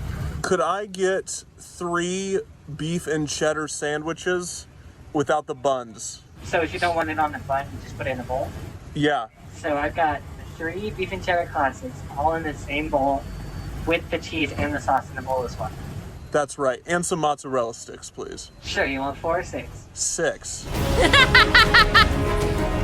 Dun dun dun dun dun dun dun dun. See, guys, this is the super lazy version of the handwich. You get the baguette. You get the baguette. You go to Arby's and you get the Arby's meat and cheese, but without the bun, and you get the baguette. Also, hi bat. Handwich.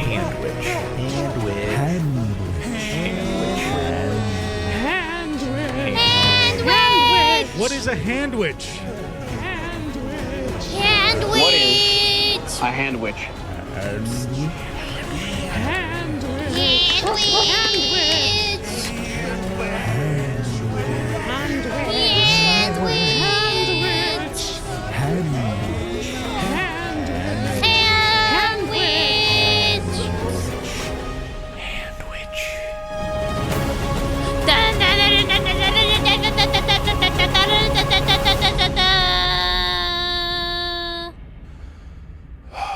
It's not as nice as the rest of the handwiches, but it will do. Believe it or not, that was the best one. That'll do, donkey. That'll do. Yeah, they put the sauce in a cup. That was so nice of them. Hiya, stars. How are you? Greetings. Kevin, you did it! He did You it! made all 3 handwiches. You can come back now. Kevin? Baby, come back. Kevin! Kevin! Kevin! Oh no. The Arby's got him. The Arby's got Kevin. Kevin! Guys. Kevin is gone forever. Kevin is no longer Brought with to you us. by Nord. Kevin's Kitchen is sponsored. Brought to you by Nord. Sorry, guys. I didn't mean to do that. I have a tendency when I try to pause the videos that it goes to the next one and then it goes back to the previous one. Kevin Conroy! That was not Kevin Conroy. I want a handwich too. Guys, I want a handwich too. I think it'd be really cool. I think we need to bring back the handwich. Tactical NordVPN. You know what? There's so many freaking NordVPN ads. I'm assuming NordVPN has so much money that they can constantly run ads, right? No, he's still missing Gabby. What are you talking about? He probably is. Rest in peace, Kevin. I hope you enjoyed that last handwich. For those who are just tuning in right now, so a handwich is something that Disney made that apparently was not cool, but it was like basically a cone-shaped bread that they would shove meats and veggies in, and it would basically be a sandwich that you can eat with one hand. It's basically an ice cream sandwich, but like with meat and no ice cream. And savory, not sweet. Let's watch it again. No, for those who missed it, we'll just have to watch it on my YouTube channel afterwards. You'll just have to go and watch me on my YouTube channel. Also, more a cone than a sandwich. It still had bread. It's still a sandwich. Okay, hold on. My playlist went to the next video. The next video is an internet historian video. We have been enjoying internet historian videos. Hello, Rad. Let me give you a shout out, beautiful.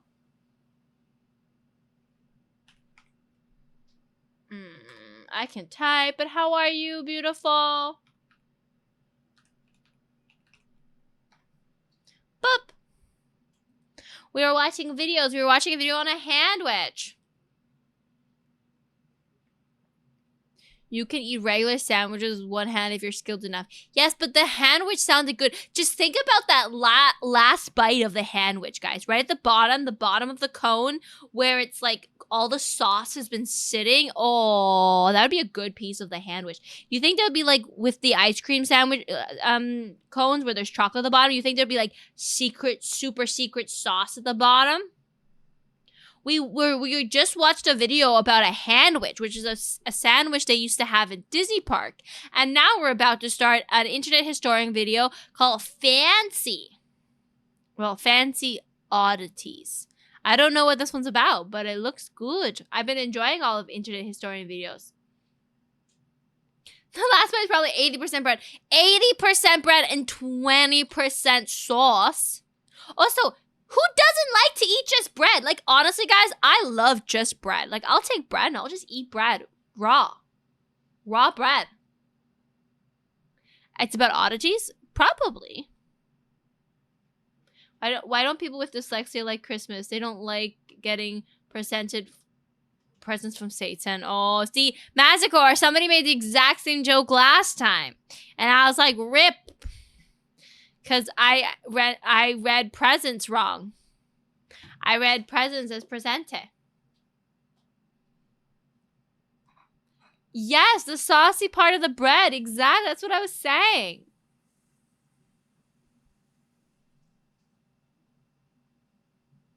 All bread is good, but yes, baked bread from a fresh bakery is so good. When it's still warm, it's so freshly baked. I know. That's what I'm saying. So they could put like a cone of like turkey at the bottom. Like imagine lacing the cone with turkey so it doesn't get soggy.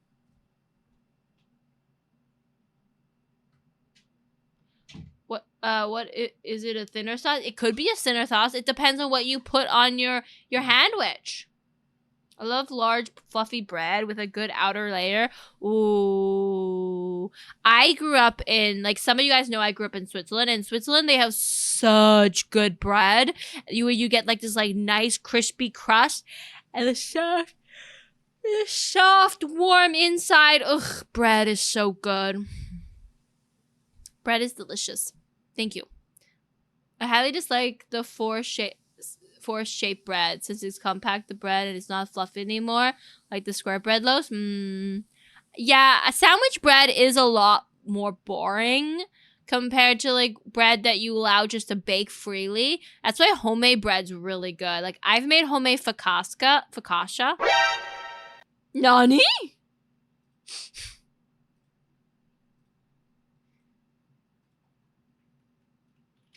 Yeah, I made homemade focaccia. I made potato focaccia, which is really good because you put potatoes on top. But I've also been watching a lot of TikTok videos by this person that does this video. It's Will It Focaccia. What the focaccia you talking about, right? And so I found this TikTok later. She makes this series called Will It Focaccia. And she's made all kinds of focaccia. I saw a video where she made jalapeno poppers focaccia as well as cinnamon roll focaccia, which both sound absolutely delicious. Oh my god, I'm burping up everything. My digestive system is not doing the best. I think I need ginger. But yeah, let's watch our next video.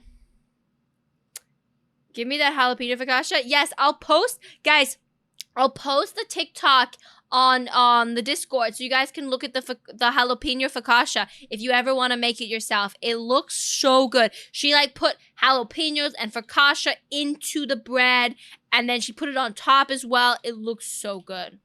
Oh my god. You got a Zanina shrimpy. Okay. Click. You got an azalea. Let's go. Okay, we're watching Fancy Oddities by the Internet Historian. The AC is on. AC is ACing. AC is ACing. We're gonna have to sit through a NordVPN ad. I'm sorry, guys. NordVPN is everywhere. You can't escape the NordVPN. Brought to you by NordVPN.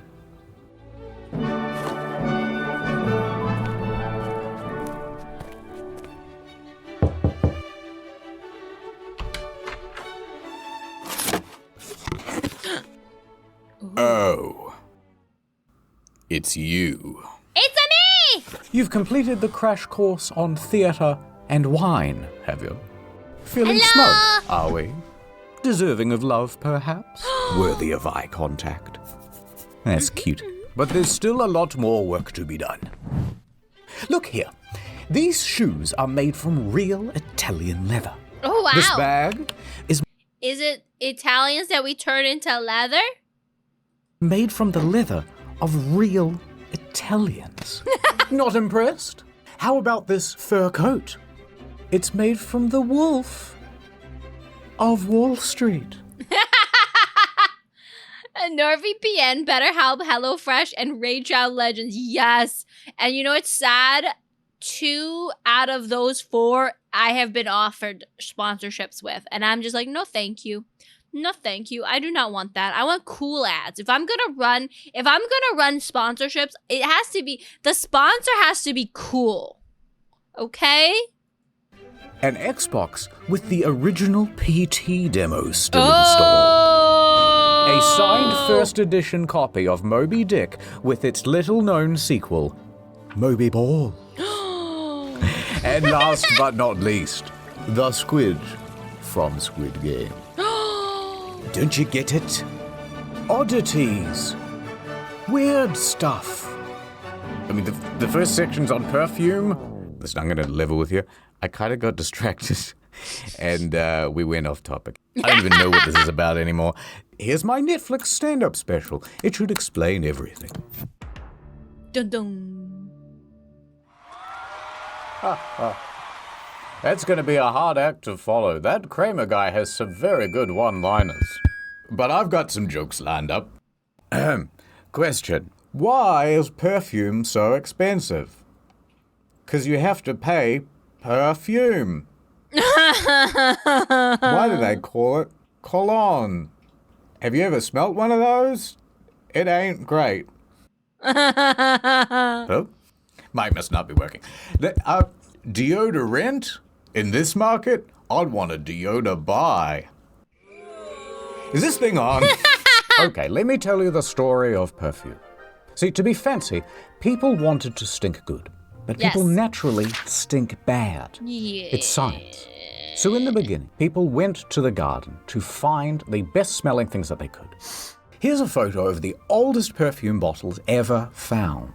And what It's so crazy that how we spent our whole entire civilization on not wanting to stink bad and always wanting to stink good. What's inside? Just garden stuff that smells nice. But we did not just stop at that, because the story of perfume is the story of progress. By the time Cleopatra came around, I also hate the smell of perfume and cologne, but the idea is that perfume was what it started off as. And now we use like scented soaps to make ourselves smell good, and we wash, shampoo, and blow dry our hair, you know, so that we don't stink bad anymore, that we only stink good. Somehow it's still thriving after all these millenniums. Hi, Debbie. How are you doing? Perfume didn't necessarily smell good throughout history. It smelled better than a BO. It smelled better than your pits. Now we have Twitch chatter routinely going sniffer when somebody mentions something working out in the gym. Whoa, Loopy. I don't know what chat you are in, but my chat would never do that. If I say I went to the gym, I don't get any of that. My chat behaves. I bet cologne is just a stronger, longer-lasting perfume. Oh, 100%. It's just cologne is marketed as male perfume because perfume is too feminine for cologne users. So cologne is a masculine version of that because God forbid somebody male presenting uses something usually marketed towards females. Because, you know, you got to keep those gender biases and gender inequality so we can charge more for perfume than cologne. You know how it is. They surely don't, Cammy. Surely.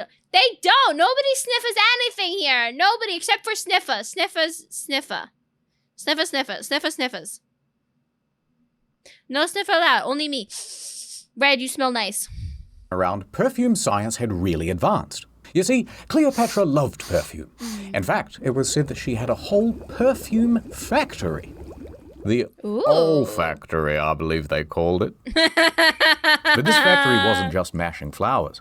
They were using emulsifiers, adding resins, creating tinctures. Cleopatra's very own Chanel No. 1 contained cardamom, cinnamon, olive oil, and myrrh. So we've gone from garden to pantry. Oh. And she loved spritzing the stuff everywhere, supposedly even spraying it all over the sails of her ship. That way people could smell her. Just imagine the smell of her army. The smell of her army. Ugh. From miles off as she sailed the Nile.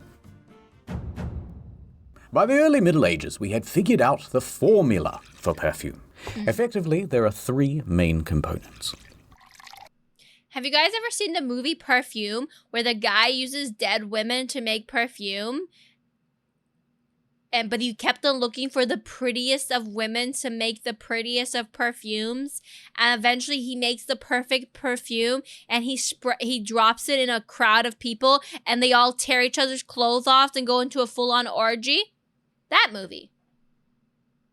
Water, alcohol, and the most important bit, the aromatic oils.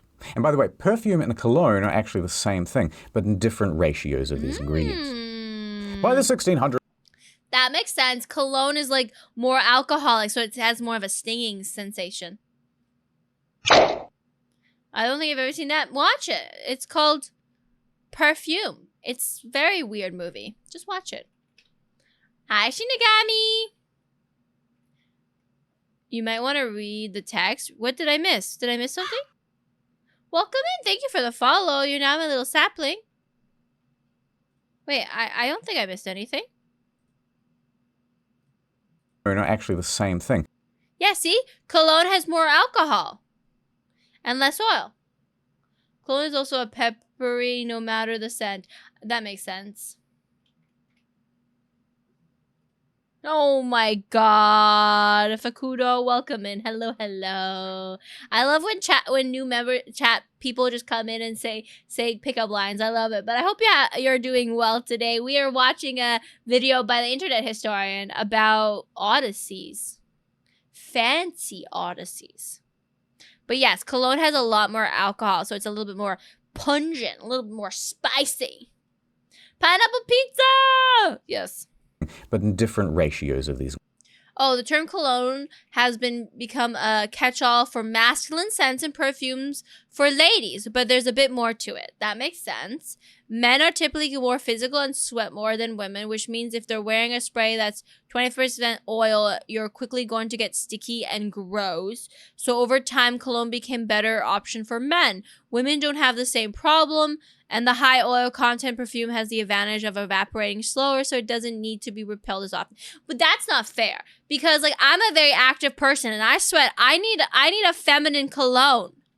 Naturally, with dudes all buying the colognes and women all buying the perfumes, the cologne scents all end in masculine, the perfumes feminine. Note these ratios are all averages. Interesting. Eau de toilette have 10% oil, and eau de perfume is 17.5 oil. Hi, Zebril. How are you today? Hello, hello. Ingredients. By the 1600s, they were trying all sorts of different things. Some things went well. Dude. Pine. The reason I said the perfume movie is because these clips here are from the perfume movie. This is the guy in the perfume movie that kills and turns women into perfume. Just pour the perfume over yourself, because then it doesn't matter if I sweat. I just wear deodorant, guys. I don't wear perfume. If I was going to wear perfume, it would be something simple. Maybe that's what I need to do, guys. I need to create my iconic scent and start wearing it so people are just like, I smell a cami. I like trying to find good, fruity, unisex scents, which is tricky, but alas, there's a lot of sample sites to not kill the wallet. That's cool. You can also try mixing your own perfume since it seems really easy. Adidas perfume cologne? Oh my god. I bet that was awesome. I hate Axe. No, please don't use Axe. Do not use Axe.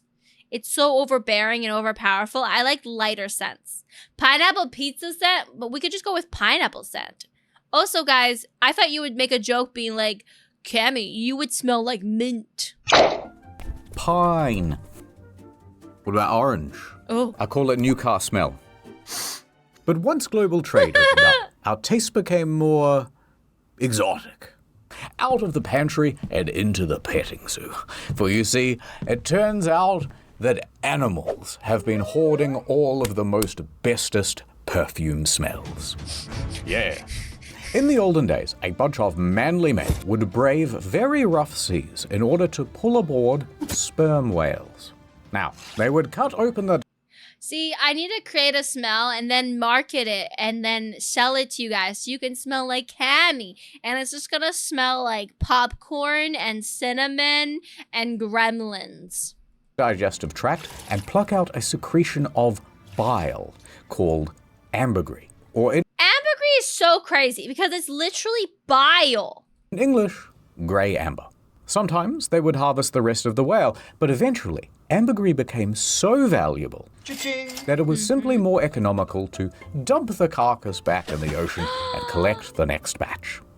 Like when you kill a racehorse for its prize-winning jizz and then just leave it there on the tracks.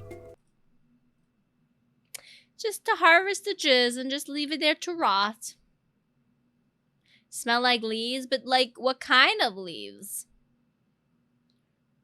How would I know my apartment already stinks of gremlins? Wow, I said smell like gremlins, not stink like gremlins. Who says gremlin stinks? The bottom here, you guys can't see the caption. It says, this photo is of a sleeping horse. We didn't want to show a dead one. Don't worry, horse is just a sleepy sleep. Fresh cut grass. Is that what I smell like? The screams of the grass dying? Also, hi, True Prophet. All right, quick science lesson, eggheads. Ambergris comes from the gross part of the whale. And when the whale eats something quite sharp, let's say human bones, the ambergris forms around them and protects the lining of the gut.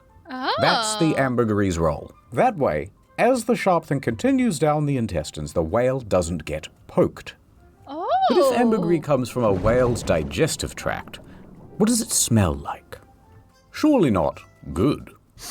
When it's dry, it smells kind of woody and earthy, but when it's wet, it smells like ass. But it's not actually... It smells like ass? No! Like that fresh foresty smell. I like the smell of moss and rain. the smell that's the useful function. Ambergris is a fixative. So what it does is heighten and bring out the scent of... A fixative slows the rate of perfume evaporation, making it last longer. In ambergris, this fixative is an odorless alcohol called ambroin, which has higher evaporation point than regular alcohol. Typically, ambergris is also used for its smell, but it is a potent musk that you want to heavily dilute and mask with other primary and secondary notes. Of other things. These flowers, they smell all right, but add some ambergris and, that's the one. Now, once they figured this out, they realized, there's a whole bunch of things we can use a fixative for. And they got quite gross with it. They added it to food. Oh! In fact, it was said that King Charles's favorite dish was ambergris on eggs. But they didn't stop there. They added it to rum. They added it to coffee. They added it to cigarettes and smoked it. And they used it as an aphrodisiac. Now, some people will say that the whale is a mammal. But that's not strictly true. It is, in fact, a fish. Just look at the tail. And you may have also heard that there are a lot fewer of them these days, which, although a relief because their absence helps offset the sea level change, climate, whatever, we were worried that we might run out. So we said no more hunting whales for ambergris. But did that stop the perfumers? No. They immediately asked, hey, do you think there are any other animals that smell kind of weird? Yes. Turns out the musk deer has some potential. Now we hunt the male musk. Oh my god, look at his little fangs! It's so cute! It always amazes me how humanity figures this kind of stuff out. Like, who took a piece of whale bile for the first time and noticed it makes it... Honestly, I wonder that. Some crazy person that wanted to put whale poop on something. Hi, Polygon. Hi, Bloody. The musk of the forest. Yes, this. Is this what I smell like? Deer specifically because it has a particular gland called a musk pod, which, when dried out, looks like this. And it uses it to mark its territory and attract mates. Ooh. Now don't worry, unlike ambergris, this doesn't smell like ass. Instead, it smells like ammonia and piss. I mean, that's better than ass, I guess. Just can't get a smell like that at home. So we started hunting them to the point where they were a protected species. Oh my god. Why do humans do that? They'll find something cool and then they'll hunt it to extinction and then be like, well, now we don't have it anymore. It's like they're not even thinking about the future. So the authorities said, you have to find a different animal. So from there they moved on to hyrax feces. One of the most feared and dangerous animals in all of Africa. And it was the inspiration for the original Lynx Africa smell. Now, their feces, when dried, is called... The lesson is, guys, poop makes you smell better. That's what it's saying. You gotta use animal poop to make you smell better. Hyracium, or Africa stone. Stone. But it's not just these ones, they have other stones in Africa. Come on, guys. Now, the smell is fairly similar to deer musk, but unlike the deer, the hyrax doesn't need to be killed or disturbed for their feces. They're just giving it away. In fact, hyrax even have a communal toilet, which is used for generations, which makes it very easy to... Generational poop! So smart. Generational poop. Poop also makes good. I heard you can get those coffee beans that the monkeys ate and then digested and pooped out and then they roasted. I don't know if I would eat that. Humanity never considers the future, as most people probably don't care about anything else but themselves, including future gens. That's the thing that's really sad, because the first thing I'm like, well, if you kill all the animals, then nobody else can enjoy these things. And people are just like, I don't care. But I don't know, I've never felt that way. I've always felt like I want to share things with people. I want to share things with the future. I want people in the future to be able to enjoy nice things too. But I think that's the difference between people who are greedy and wealthy and people who are poor. AKA me and my pavo. Poop from your ancestors. Exactly. Imagine you poop in a toilet so old that everybody you know pooped. There's monkey poop coffee. Maybe there's also cat poop coffee. I know that there's monkey poop coffee for sure. I mean, some things were discovered by accident, like cheese or alcohol and yeast bread and tea. But someone went out of their way to extract the... Yep, somebody was like, what can we do with this poop? I mean, this poop was discovered after they couldn't use the whale anymore. So how did they discover the whale? Did they just find a dead whale and they were just like, what can we use this shit for? That's just being European. Oh my god. Collect up all the good stuff. But it's not just the hyrax, I've got other animals. Remember those civets from the virus videos? Wait, don't wash that thing's anus. Mom, get the bottle. Turns out it's the anal gland of the civet that's actually the important smelling bit. Who's figuring this out? Yes! Who is using different glands of the butthole to make perfumes? Why don't they use the good parts of the animal? It's the bacon part of the pig, you know? Anyway, it's the ass that produces all the delicious musk. It smells like shit. Right, but it must be good for something because it goes for $4,000 a kilo. But we ain't done yet. You know when you've just killed a beaver and you cut open its ripe abdomen? Well, the reason it's...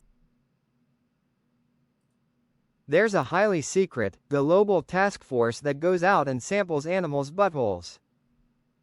Sapling, you gotta protect yourself from the animal butthole patrol. They found out it was a butt one time, so they needed to test every animal butt. Yeah, but like, why? Did they test human butts? It smells so good is because of a little gland called the castor sac, which makes a yellowy scum-like substance called castoreum, and it is used to... Poor beavers. Waterproof the beaver's fur coat and also mark its territory. It is also very fragrant. And you know what that means. If it smells, it sells. And in this case, castoreum is more kind of leathery, with smoky hints of vanilla. But unfortunately today, you're not allowed to harvest the beaver. They're walking around very smugly, just like the other protected animals. But you know what? We don't need them, because we have a synthetic version of castoreum now, and it's just as good. And you know what? We've got a synthetic for the whale, the deer, and the civet now. And they're used in lots. Yay to science! We don't have to have actually butthole juices in our perfumes. We can use synthetic butthole juices. Of mainstream perfumes. Modern day, we've got a synthetic version of practically everything. And even better, the advancement of synthetics has opened up a huge range of smells that were never possible to distill or capture before. And the result is some very silly perfumes. You know that bacon bit of the pig? We got that now. Windex smelling, pretty much anything you can think of, really, someone has created a fragrance of it. In some instances, we're even beating nature herself. For example, you know those roses that you get at the florist? And then people go, these smell beautiful. But actually, those roses are not bred to smell good. They're so specialized for good looks, longevity, and disease resistance that they've practically altogether lost their smell. I always wondered why flowers seem to not smell anymore nicely. Because they doesn't like butthole. You said butthole twice. Synthetic butthole juices help throw off the animal butthole patrol. Taurine, the stuff in energy drink, was originally found in bull balls. So glad we have synthetic version of that. I don't want to be drinking freaking bull balls. Hi, Lord Lurker. So often what the florist will do is add an additional scent to the flower post-picking. Rip off! And typically a synthetic rose perfume is used because it lasts longer and doesn't dry out the flower. Yep, we're just that good. And what's the future for perfumes? Well, I don't know. The future! But what I do know is it's going to involve some comedy gold. Anyway, where was I? Oh, yeah. My wife asked me for Chanel No. 5, and I was like, not right now. I'm watching the football. You know, on the television. You know what? I am going to say it. If it's good enough for Kramer, it's good enough for me. @Staster33. Oggi Red Bull drinkers enjoyed the wonderful taste of Bullspunk. Oh my god, Sapling! Gamer Girl bathwater can be considered a future era perfume. I wonder... it's a ripoff. You know that, right, guys? Like, you can't just... You have to, like, include, like, parts of the human body. You need the butthole to be able to really smell like Gamer Girl bathwater. Oh. We're also in an ad. Guess we'll continue the video after the ad. Do I have a mod in chat to be able to let people know that we will pause the video during ad? I wasn't talking to you, Damon. I was talking to my other two mods because Polygon's here and so is Bloody. But yeah. Gamer Girl Accent.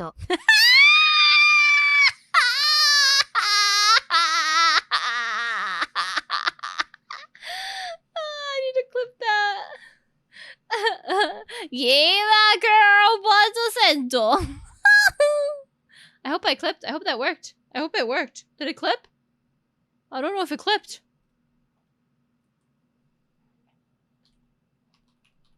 Probably missed it. I don't know if I did. Have you seen what they're making beer out of these days? We don't need the butthole. What are they making beer out of these days? What are they making beer out of? Thank you, Polygon. Boop. Boop. Okay, it did work. It did work, guys. The clip is clipping. The clip has been clipped. So we can save the Gamer Girl ass water. The hardest working mod gets free day out of the basement dungeon. Wow. Wow. Guys, I don't keep anybody in the basement dungeon. I have no basement dungeon unless I get a castle. Because one day I could get a castle. And if I got a castle, my castle could castle. I would love to have a castle. I know, Lord Lurker. We're watching Internet Historian video. She keeps her in the attic? What attic? I keep you guys.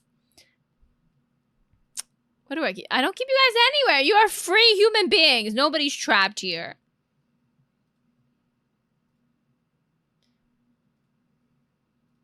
That's what all basement dungeon owners say. Wow. Cammy Castle? Yeah, right? Right? That's what I want, Red. I want a beautiful castle with a garden. I want one of those castles. Streamer Castle. Yes! Streamer Castle! I want one of those castles with like a really big garden. And I want the vines to be growing up the castle. We are in the cages on the roof.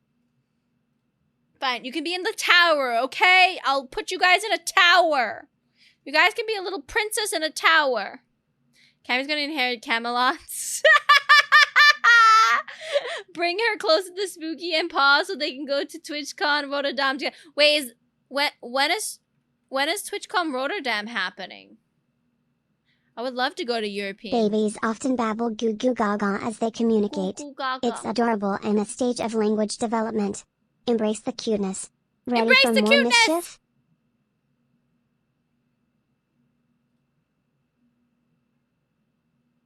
You'll be the prettiest princess? Yes, you will. Yes, you will, Ka. You'll be the prettiest princess in your tower. I think we're also back from the ads.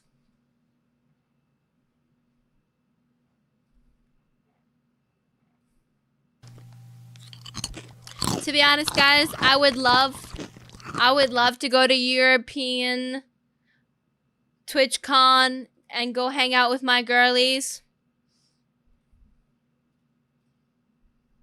I think it would be amazing, but I want to make Twitch partner so I can go hang out with Paws in the VIP area. Because I don't want to not be a VIP. I want to be a very important person. A very important Cammy. Thank you for the craziness. This year's TwitchCon Rotterdam happened last month. Yeah, so it'll be next year. That's what I thought. But I don't think... Will it be in Rotterdam again or will it be relocated? Yeah, Red, there's a VIP lounge for partners. Yeah. I want to go to a VIP lounge. Red, we got to get partner. We got this. We got this. We have until next year. Aw, thank you, Astas.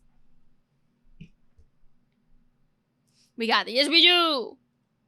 We do. Also, guys, if you want to support Red and I getting partner, if you drop a lurk, it supports us. We just need to get to 75 average viewers, and then I can get partner. We just have to do that for 2 months straight, okay, guys? You got this. 2 months straight. You got to be determined and focused and a good lurker.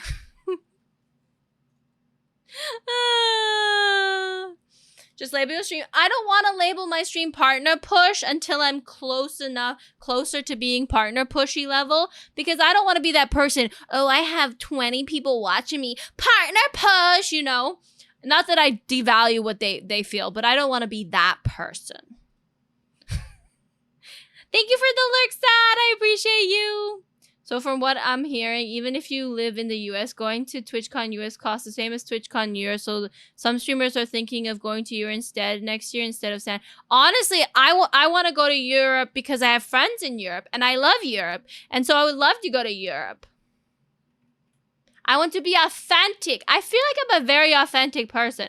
I feel like as much as I would like to be like fake and be what I think people would like, you know, a pick me, I just can't. I can't. I forget. I'll be like, oh, this is what people want me to hear me say. And then my brain goes, oh, I forgot because I have ADHD. And then I just spew out nothing but facts. Plus, Europe has real cats. Yeah! I hope it's going to be at a cool place in Europe because I want to go to cool places in Europe. Plus, if I'm going to go to TwitchCon Europe, I'll probably go and visit other European cities while I'm there. But, like, Paws and Spooky are in Europe, and I don't have anybody really in America. I mean, I have a few, and, like, I could do both, because San Diego is not that far from me, so it wouldn't be that bad if I got enough people that wanted to go to the American one. So I could do both. Depends on how long apart they are from each other. But I highly recommend Ireland. I want to go to Ireland. So European cities I've been. I grew up in Switzerland. I've been to Germany. I've been to Italy, but I was very young. I've been to France. I've been to Paris. I've been to London. I've been to Belgium. I don't know. I think that's it. Those castles. Oh, beautiful. Oh, castles. I love castles. Castles are very beautiful. I wanted to go see the Disney castle one that was in Germany. The Märchen something castle. But I never did get to see it. I didn't spend that much time in Germany. But maybe next time. Maybe Disney, TwitchCon will be in Deutschland, in Germany. I want a proper basement dungeon would be great. Okay, we're back from the ad. Let's continue our video about stinky perfume. What city stuck out to me? I actually really liked London, Red. I feel like London's very similar to Canada in like the city kind of vibes. People were super nice. They had lots of good food. I love the transit there. It's fantastic to get around. People spoke English, so it was easy for me to understand. I did really like Paris as well. It was very nice and cozy, and the coffee shops were super cute, and I had good coffee, and the people were super nice as well, surprisingly, considering the French usually are bitches. I also really like Germany. Like, I really liked it everywhere. Your family has a castle in Scotland? Oh, that's nice, bloody. I don't have anything fancy like that. My family's poor. Okay, let's continue. Ad time. This Christmas, she works in the big city. It's busy Christmas professional. time. My career, this and that. But she's going home for Christmas. Small towns are the worst. I'm a big city career gal. Oh, big city career gal. Oh my god, are you okay? Not I am now. NordVPN. And she's about to learn the meaning of Nordmas. The most VPNist time of year with a 30-day money-back guarantee if you go.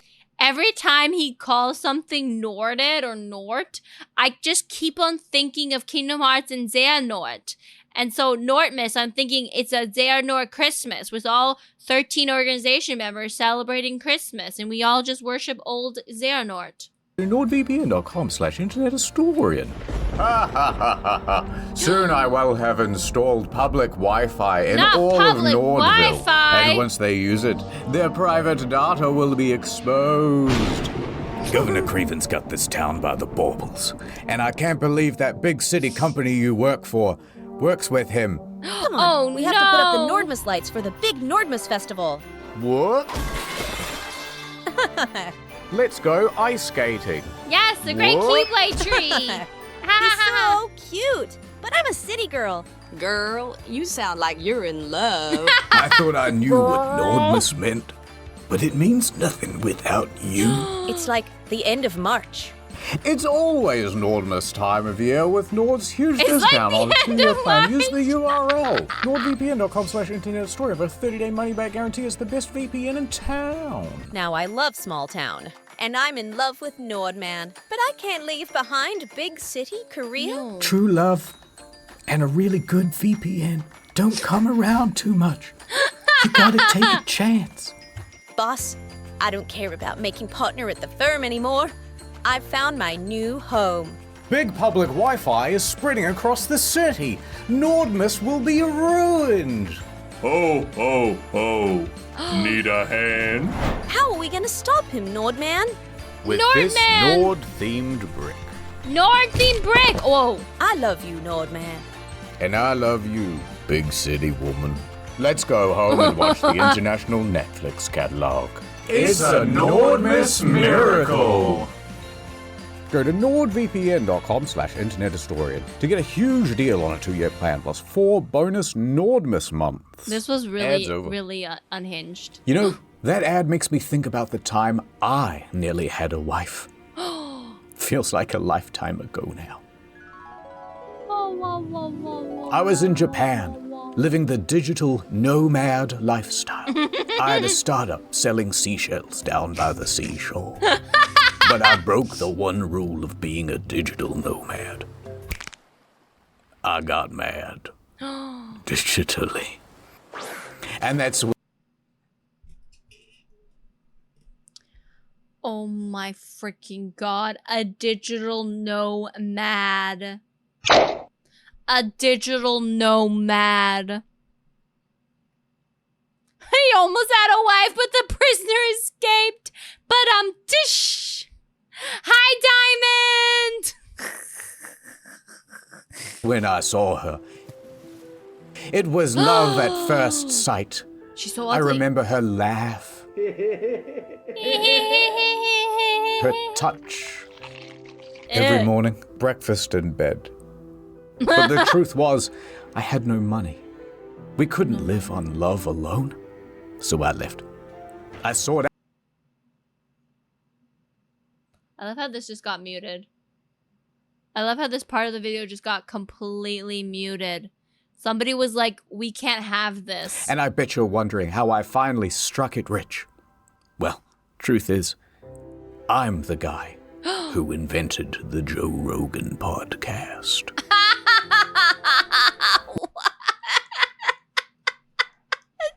What? Once I became a gajillionaire, I went back to that beach to try and find her. But instead, I hit her with my boat. We never found her body. But she had a secret. One My model was lagging there for a second. It was so funny. she took to her grave that I was sworn not to tell. She's not around, so... Dude, she was a mermaid! Come on, champ, we're going to Japan. Japan? And here's where it all begins. In the year 2022. It's a Tuesday, probably. And local folklore researcher Hiroshi Kinoshita is looking up some fantastical animals in the National Yokai Dictionary. It's like the bestiary from Witcher, right? And he comes across a photo negative of a mermaid mummy. Oh my god, he says in Japanese. Upon seeing the mermaid, he knows that he must track it down. He must form a team. Researchers, assemble. So he gets together the best damn crew that he can from the University of Science and Arts at the Okayama Prefecture. And he plans to track down the mermaid mummy, wherever it has escaped to. Now, it doesn't take him long to figure out that it's being held at the Inuin Temple in Asakuchi. You know the one. So he struts up to the sacred building. And there at the back of the temple is a fireproof safe. And inside of that is an old wooden box. A wooden and box? inside the old wooden box was the mermaid. We found... It used to be on display when it was put away in a box for the last 40 years to prevent its deterioration. Hi, Druid. This is creepy.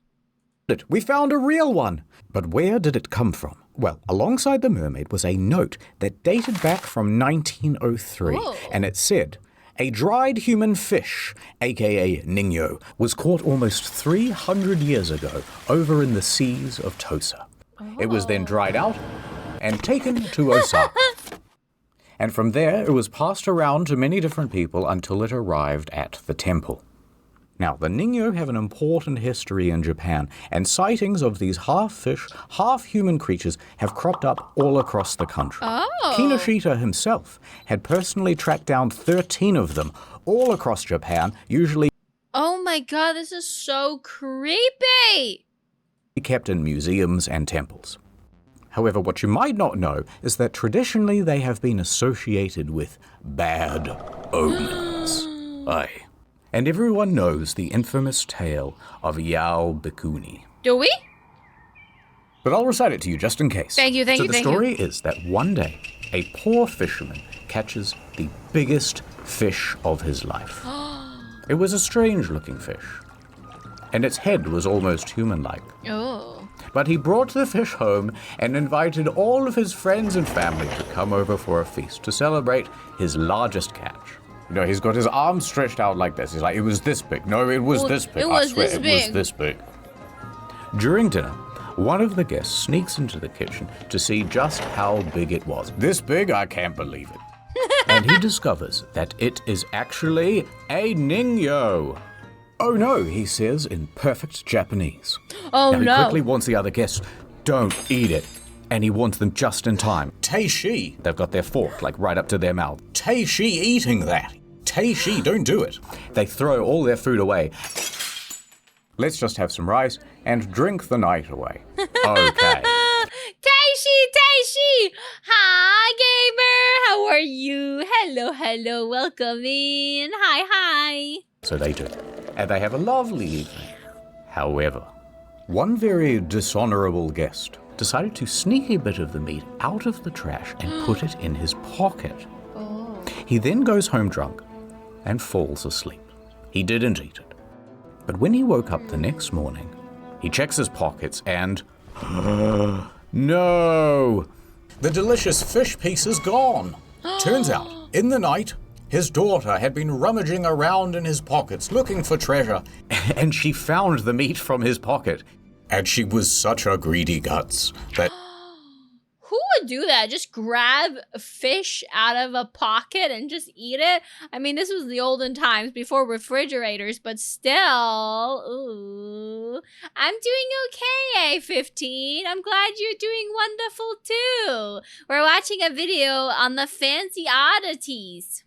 That she decided to eat it then and there. The father was terrified for his daughter. But she didn't seem to be sick. Do you feel weird at all? And shaking her. He decided not to tell her anything. Maybe it'll all be okay. However, from that day forward, the daughter never aged. What? That's right. She remained a young adult forever. Oh, She eventually went on to marry. But as her husband got older, she stayed the same age. Eventually, her father got old and died. And soon enough, did her husband too. Everyone she ever knew was getting older and dying, but she remained the same age. She was immortal. Eventually, at age 120, she decided to shave her head and become a Japanese nun. She traveled the country, planting trees as she went. And she did this for 800 years. Whoa, that's a weird But eventually, story. she grew tired. You know what? I'm tired of living. She entered a cave in her hometown of Obama. What? And she was determined to never come out again. She begged and prayed for the curse to end, but it never did. Yobikun means 800-year-old nun, but often 800 is used as a number that figuratively means ad infinitum, or an uncontrollable large number. So effectively it's saying she is very, very old to the point of unknown rather than literally exactly 800. Okay. She sat in that cave for so long that she turned to stone. Oh. And today, at the Kuinji Temple in Obama, remains the cave that Yao Bakuni entered. People have been into that cave to check. Oh, 100%. This is just folk tale. This is 100% folk tale. But it's interesting, these folk tales. Hi, Lazy Wing. How you doing? Oh my god, I'm running out of liquid. I'm running out of liquid, Lexi. Would you guys be okay if I ran away for a quick second to grab liquid and go pee? Would you guys be upset if I did that real quick? We still have like 12 minutes left of the video, so let's just do that quickly. Cammy, good. Cammy, go pee. You guys enjoy ad. Oh, yes, it is. It's Sonic time. Ooh, Eggman. I'm a bunny. He's an egg. You know. Look at him. He's so evil. So evil with his mustache. Friends are not food. Yes, that's true. Unless you're starving and they offer your body to you. Answer me. Not them freaking anti-hack cheats wear stuff. Oh no, Eggman went into the data. He's now a data egg. He's a Digimon. Oh no, go fast, go fast. How do I go fast? Game, tell me how to go fast. We're going. This is oh, fast, fast, fast. Ooh. Guys, you're gonna see a lot of like, how do I play this shit? Oh, there. Oh, that's how you boost. Wait, how do I hit those? Oh, I hit them.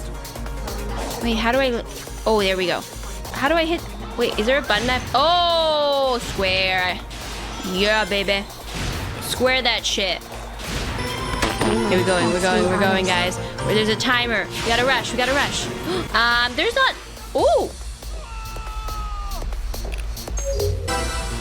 There we go. See? The trick is go fast. Woo. Oh, that was terrible. Can I do this over again? That was not fast. Can I try? Let's try again. Go faster, faster, faster, faster, faster. All the speeds. Oh, I can press and hold boost. I could have gone faster. No, it's fine, it's fine. I'm not gonna do that. I got my little points. That's all that matters, right?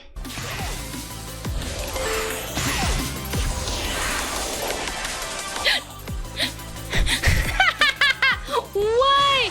I don't know how to consistently lock on, but I guess it just does it automatically for you. Okay. For some reason, I felt like I need to press a button to lock on. How could you digitize yourself without killing yourself, you know?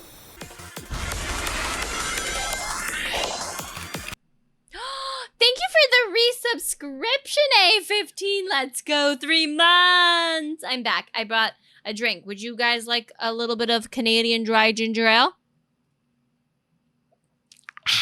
It's refreshing and gingery. I hope everybody went to pee, go to pee too. Canadian? Yes, I'm Canadian. I'm drinking Canadian.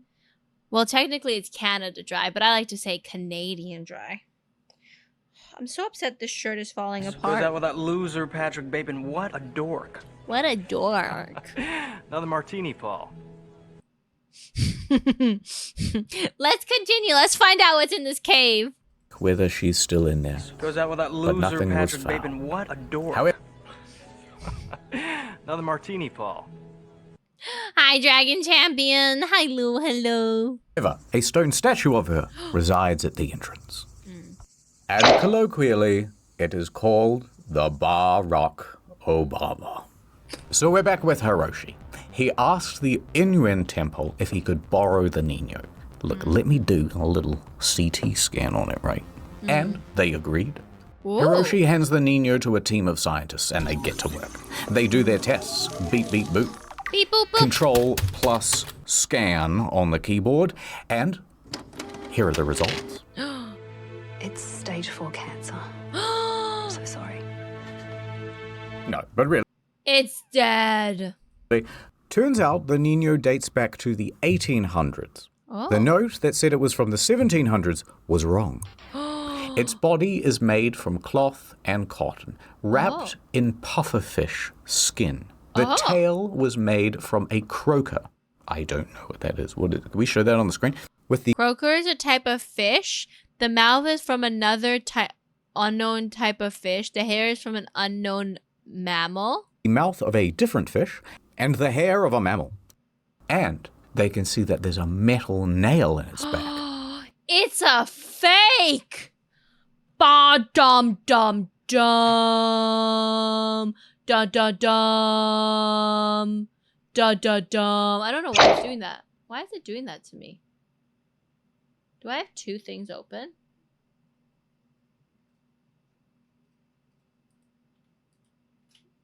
Do I have two things layered on top of each other? Oh, I think I have two different sources, don't I? Shit. I'm so stupid. How are you guys watching this?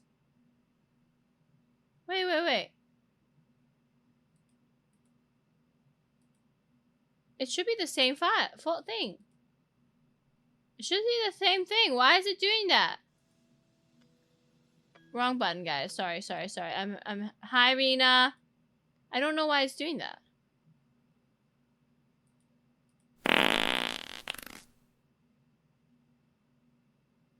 I'm unhappy. Everything's broken.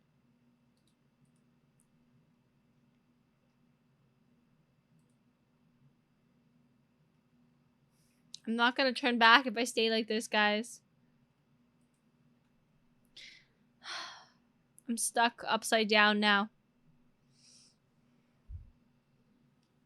120% stinky, I see.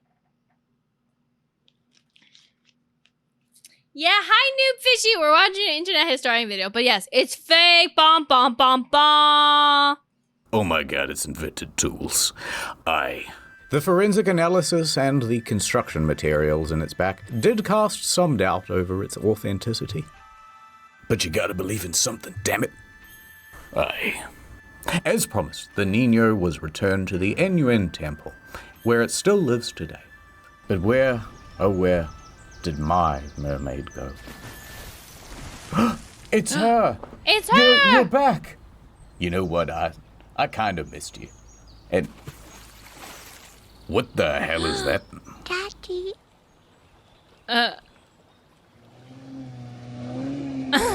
You know what, I never did find her again. I think these things are a big myth. End of part.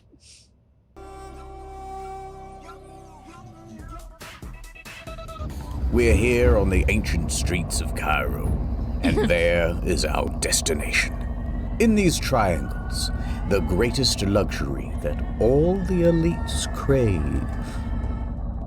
Oh, God, no, not that.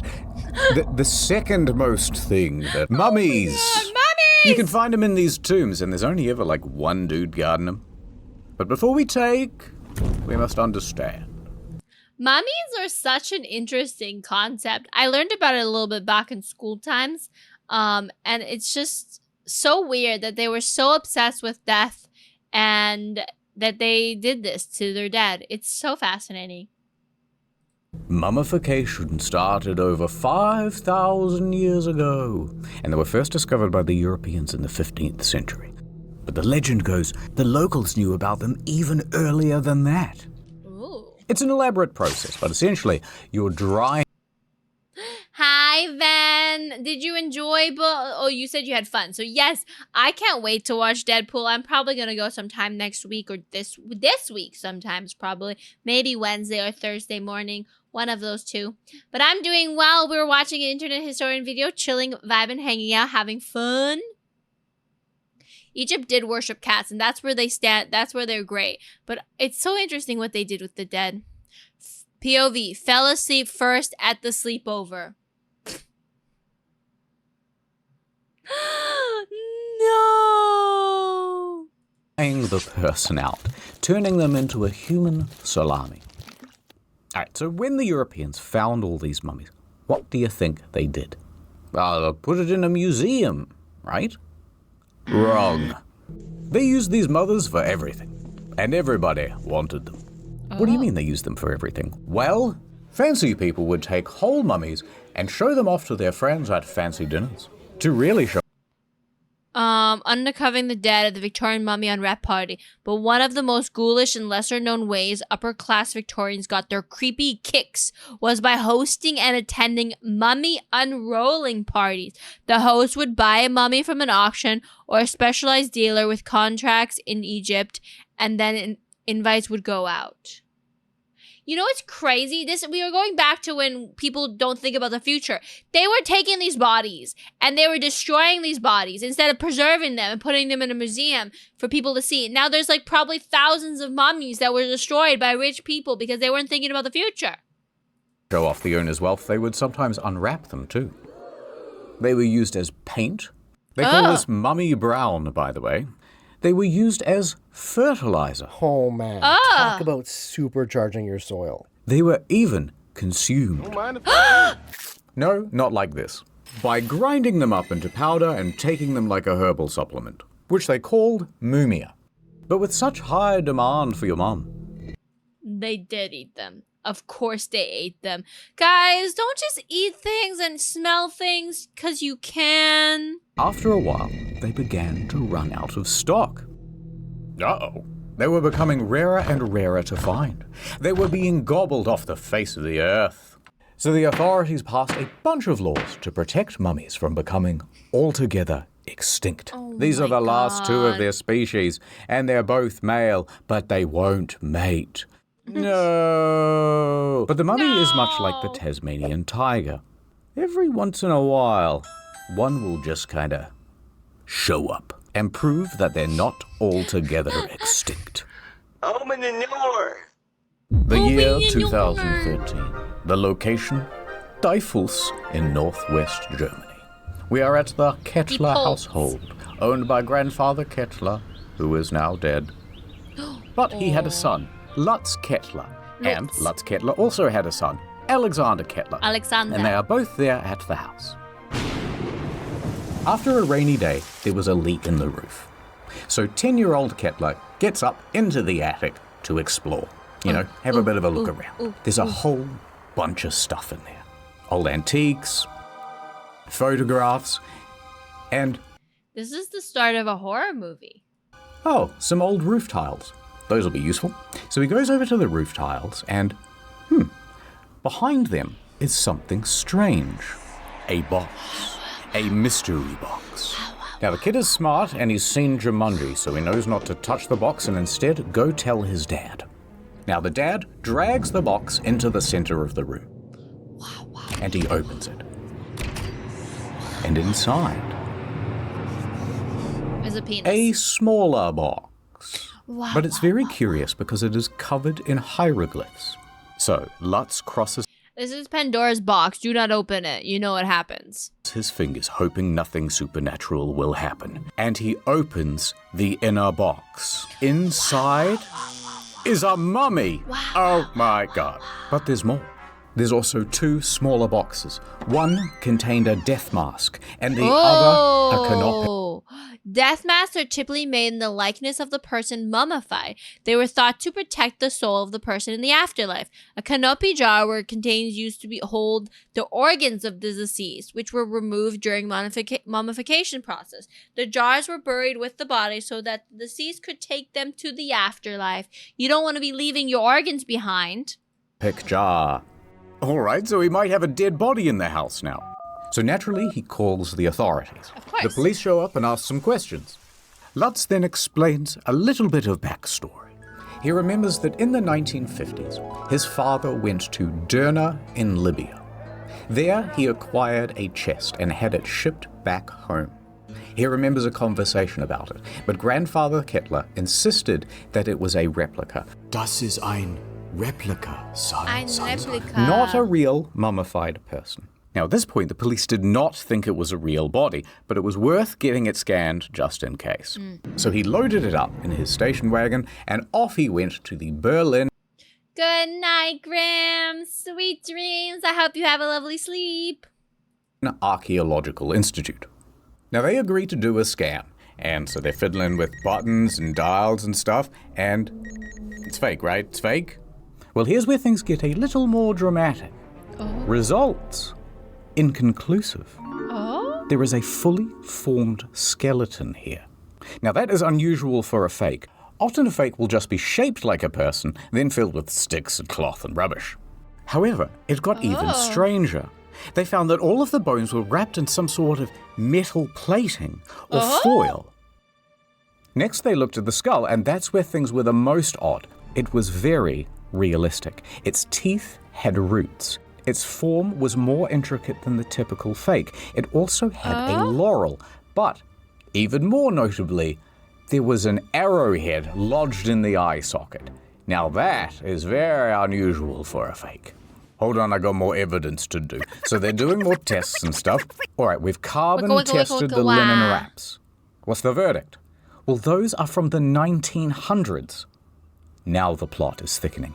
We have a supposed fake mummy, but with a very realistic skull, perhaps murdered by an arrow to the head and bandages that date to the modern day. That presents a new That is so strange. problem, because it's not unheard of for people to do a murder in the modern day and then cover things up by disguising the body as an ancient artifact. Dude, that's actually kind of clever. What? For example, in the year 2000, there was a man who claimed he found the mummy of an ancient Persian princess, the daughter of Xerxes. However, when they examined the body, they found it was, in fact, a potential murder victim from 1996 who died from bludgeoning. All right, so the police now actually have to get involved, and it's about to get even more complicated. So they confiscate the body and they do their own tests, and the results this time say, nope, this thing is 2,000 years old. It's not fake at all. It's ancient. What? So eventually the experts all get together and go, okay, this is dumb. Let's take it to Eppendorf University and have it properly tested. And not just tested, crack the thing open like a delicious Kinder Surprise. So this new set of experts gets to work. And when they open up the mummy... Alright, remember how we said that the bones were covered in a special type of foil or metal plating? Well, it turns out the scientists didn't quite get that right. Oh. Instead, the bones were sprayed with a metallic chemical that prevented X-rays from going through. The bones were made from plastic.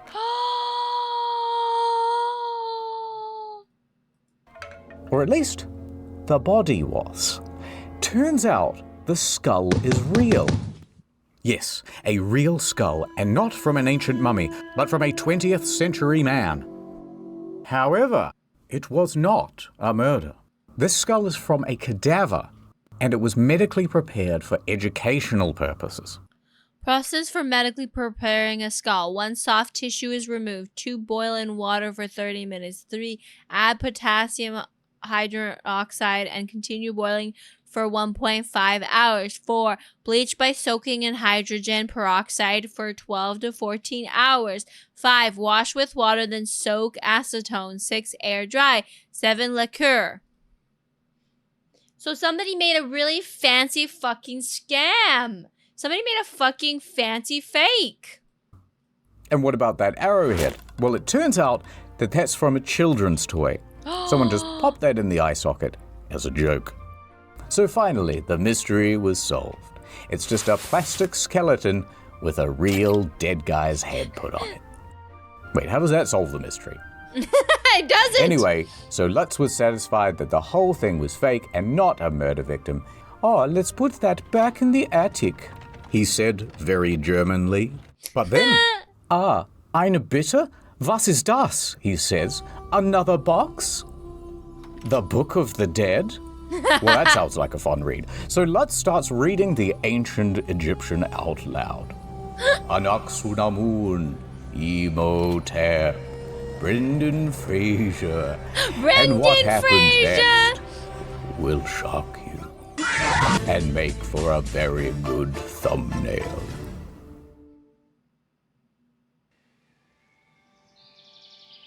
Hey there, champ. Yeah?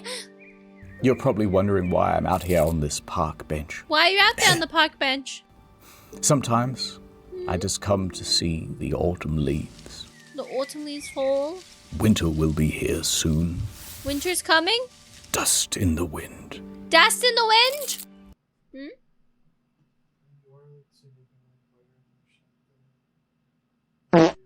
Okay. Probably not. But I'll remember to turn the video down. Nobody said I was so much quieter in the video. But I'll turn down the next video so I'm not too quiet. Truth is, sport, I have a highly contagious respiratory disease. I won't be around much longer. Turning anyone into soup isn't a kind idea. Let's explore tasty alternatives together. Cooking is fun, but let's keep it friendly and enjoyable. Ready for culinary adventures? Hi, Bobo! I'm sorry. Sapling doesn't want to turn you into soup, Rena. You should be happy.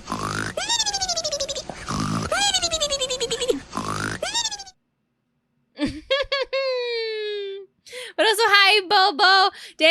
Damon's just watching out for me because when I was editing a video the other day, I was a lot quieter in the video and I was having issues making sure I could be heard well. So he's just making sure that I sound good. And I want to be louder than the video. I'm more important than the video.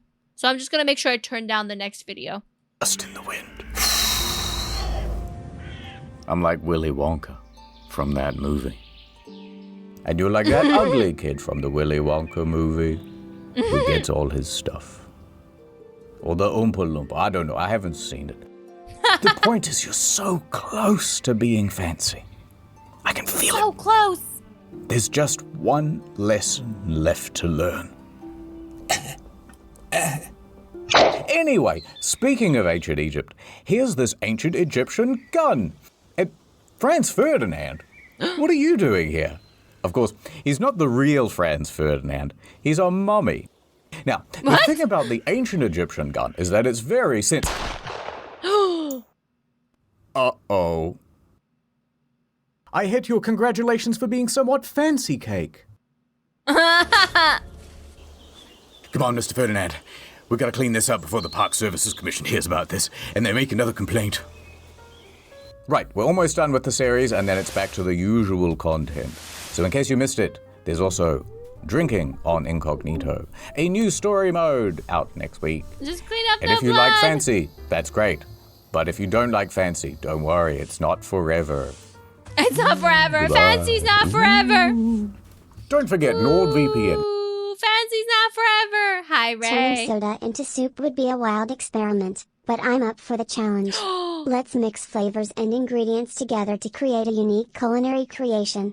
Ready for the magical transformation. Sapling will turn soda into soup, but not Rena into soup. I see how it is. But I love how you just go, ugh, Cammy. What do you mean, ugh? Are you having a bad day, Ray? Okay. I'm going to go. I want to adjust my reaction audio. Advanced properties. No, that's the wrong one. I gotta go to filters. Let's turn this down a little bit.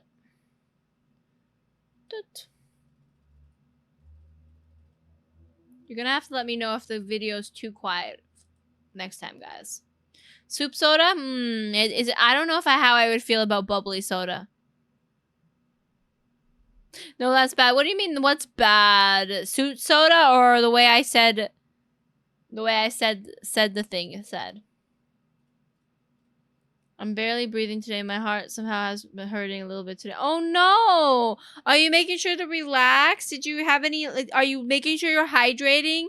Get the electrolytes in your body? Because if you don't have enough electrolytes in your body, it can throw off your whole rhythm and your whole health. Give me 1 second.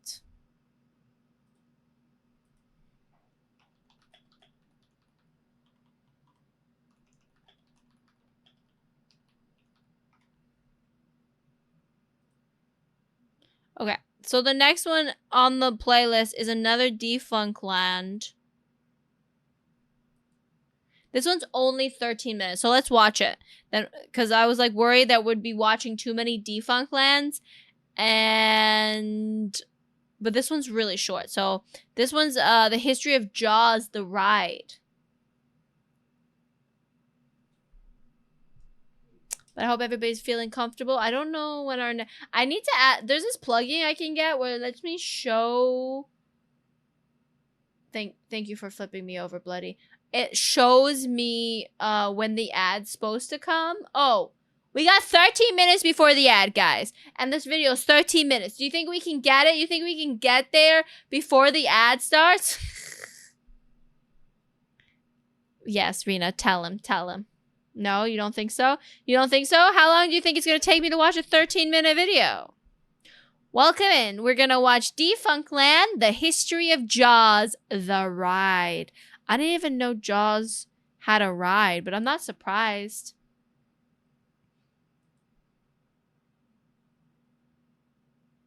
Salutations. My name is Kevin Perjurer, and welcome to another edition in Defunctland. For background/context on this series, please visit thepurge.com with the link below. Wait. Hold on a second. How old is this video? 7 years old. Kevin used to use a voice changer, guys.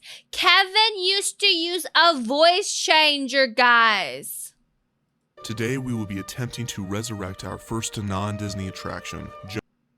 Good night, Bloon. Sweet dreams. Jaws the Ride that operated in Universal Studios Florida from 1990 to 2012. This is also our first viewer-suggested addition to the park, so thank you to Cinematic Psycho Productions for the comment. To all of you Disney fanatics that don't care about Universal Studios, stick with me, because there will be plenty of Disney history weaved throughout this story. So let's get into it. In the mid-1960s, Universal, who at the time was owned by multimedia company MCA, completely refurbished the Universal Studios tour, creating the beginning of Universal Studios Hollywood as we know it today. This put them in direct competition with It's slash poll, Rena. Slash poll. It's not explanation. Slash. It's always slash. Twitch commands are slash. Explanation points, Cammy's commands. Are we sure they didn't use a real shark? Maybe. other LA-based amusement park, Disneyland. As Universal Studios Hollywood continued to add additions to their park, including a Jaws encounter during the studio tour, MCA kept a close eye on Disney. When word got around that Disney was planning on operating a new theme park in Florida, MCA followed closely behind, with a new studio tour in Orlando in an attempt to attract some of the tourists that would be traveling to Walt Disney World. This began the ongoing feud between Universal Studios and Disney. I won't dive fully. Yeah, Rena, you can't make any polls on mobile. So basically, Disney didn't like that Universal Studio. Like, these freaking amusement parks, they're all competing against each other. Also, how's the volume of me versus the video, by the way? Into the feud, as I would be touching on the history of future Defunctland attractions. But just to give you an idea, yeah, they're basically the same thing.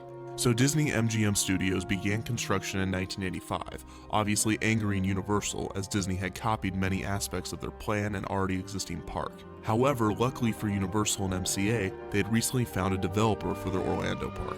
They had also found a creative partner, Steven Spielberg. That's right. If you've watched the first episode of Defunctland, you'll remember that George Lucas was heavily involved in the development of a... Can you still hear the video, though? That's what I'm asking. Rena, if you want, Polygon can make you a poll. Attractions for Disney at this time. And if you don't already know, George Lucas and Steven Spielberg are very close friends, who found themselves in competition with one another in the late 1980s due to this feud. Universal decided not to make their Orlando park the same as their Hollywood tram tour out of fear of being accused of copying Disney. They decided to instead focus more on film-based attractions, such as Confrontation and Jaws the Ride. The creative head of Universal Studios Florida was former Disney Imagineer and Steven Spielberg's college roommate, Peter Alexander. Universal had no experience creating epic attractions like Disney's, so the management was worried about the concept of the Florida park. It's slash poll! It's slash poll!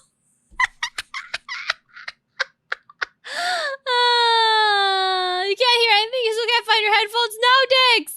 Other slash, wrong slash.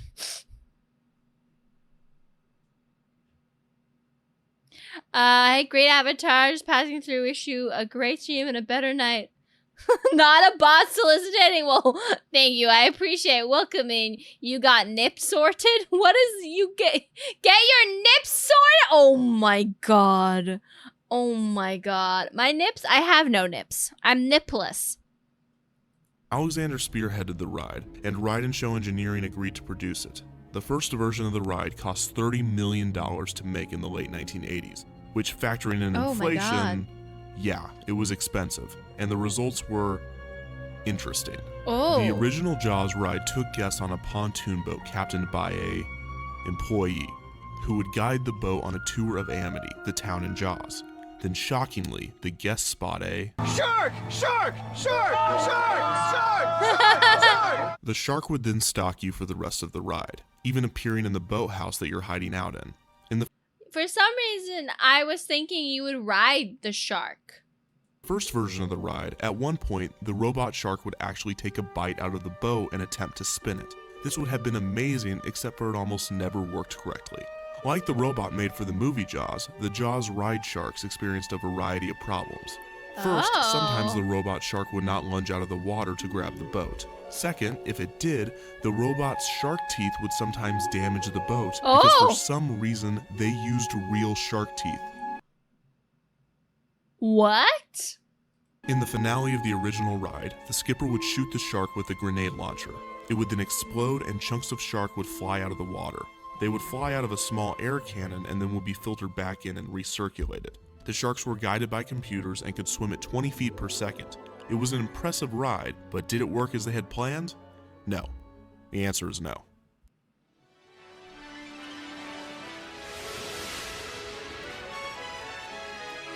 The magic of movies! Universal As we Studio. stroll through the streets of Amity, this little New England village seems like any seaside resort in summer.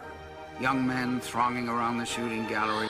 Did you, Antonio? That's so cool! People basking in the sun. Crowds taking photographs of a great white shark. A great white shark. But this is a movie set. And this is where Jaws turns an elemental fear of the water into screaming terror. But today the sea is calm. It's a good day for a boat ride. Oh, welcome in, Steven. Hello. Thank you. I'm proud of my model. I made her. Welcome in. I hope you're having a lovely Monday. We're just watching the history of the Jaws ride. Whoa, whoa, whoa, whoa, whoa, whoa. Whoa, whoa, whoa, whoa, whoa, whoa. Whoa, whoa. Look at them terrified. Whoa, whoa. Whoa, whoa. Oh, that's terrifying. I love it. Disney MGM Studios opened on May 1st, 1989, and a year later, Universal Studios Florida opened on June 7th, 1990. Opening day was a star-studded event. Celebrities such as Sylvester Stallone, Steven Spielberg, and Bill Cosby were in attendance. The opening was a huge success for people that... So this video is 7 years old. I love how he's like, and Bill Cosby. Like anybody cares about Bill Cosby anymore? like to watch everything go wrong. I hope this cuts. This is a lot thicker than what we rehearsed with. The power went out just hours before the opening. Many of the attraction's automation systems weren't operating, and Jaws had to shut down due to a thunderstorm after a few hours of operation. Steven Spielberg was rumored to be stuck on the ride during this time. The following few days of opening did not go much better. Jaws was still not operating correctly. One skipper was quoted as saying, "Imagine explosions over there." These problems would continue with the ride. At times, Universal would inform guests in the morning that Jaws would not be open that day, regardless of whether it was or not. Universal That sucks. Why are they so bad at making rides? tried to stay positive about the ride, but it became apparent that it wasn't operating properly. On top of this, they would be faced with a lawsuit as during one voyage, a guest fell off the boat and into the water with Jaws. He was on a family trip with his children that were obviously mortified that their father would be eaten. Worse, he fell in one of the 10 feet deep areas where the sharks are held. The other areas of the ride were only 4 feet deep. If you haven't figured it out already, this means that he was incredibly close to the mechanics of the ride. He even recalled that the shark was swimming right toward him. When the employees managed to get him back on the boat, the other guests clapped, thinking it was all just part of the show. He sued Yeah, totally. 100% part of the show, guys. It's part of the show. Universal for $1 million. This, along with the fact that the ride shut down almost daily, helped Universal come to the conclusion that it was time to drastically change the ride. The original version of Jaws closed after only 2.5 months of operation. Whoa. It is safe to say that Universal and MCA were mad. They sued Ride and Show Engineering for not designing the ride properly. Ride and Show claimed that their handiwork was not at fault, and that Universal did not give them enough time. Ride and Show even said that they were looking forward to the case, so that they could prove that Universal messed up and not them. They later settled. They're like, we will fight you. We know we are better. We know. Out of court, with Ride and Show commenting, basically, Universal didn't have any experience with a ride like this. If we had built something like this for Disneyland, Disneyland maintenance would have taken it over and made it work. Oh no, they didn't. Oh no, they didn't. Oh, savage. Universal was now determined to get Jaws operating correctly as soon as possible. And after more delays and more problems, they finally settled on a 1993 opening date. They hired Totally Fun Company to redesign the ride, a company started by Peter Alexander. They also hired a variety of contractors to complete the many different aspects of the attraction to ensure that it was done correctly the second time around. The new story incorporated elements from both Jaws and Jaws 2. In the new ride, the Shark! Shark! Shark! Shark! Shark! would not bite the boat or be blown to pieces, but there would instead be a gas explosion, and the shark would be killed after it bit a high voltage wire, such as in the end of Jaws 2. This was Peter Alexander's final suggestion before That's pretty smart, so it's less dangerous. he left the project to go to the other end of the park and produce shows for Nickelodeon Studios. The fire scene would have to be impressive, and the pyrotechnics testing it purposefully designed it so that the guests could feel the heat without getting burned. They definitely accomplished this, as guests regularly complained that they had been burned by the fire, mostly by those that had already had sunburns from a day at the park. Oh the main my issue with God. the original attraction was that the water made it difficult for the robot sharks to go from a complete standstill to lunging out of the water. Universal decided to hire Oceaneer International, a company specializing in products that assist in deep-sea exploration, to build the sharks. They were able to accomplish this, although the detail on the sharks does not match that of the original attraction. But who cares about details if you can't see them because the ride is always closed? An interesting aspect of the remodeling was the testing phase, because in order to view changes made to the attraction, the technicians would have to take a round trip on the boat as they could not go in reverse.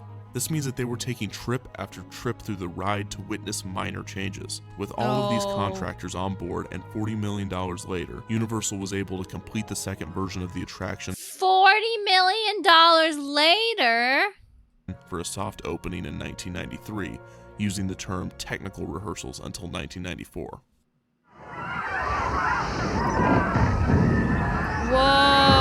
Definitely in hot water now.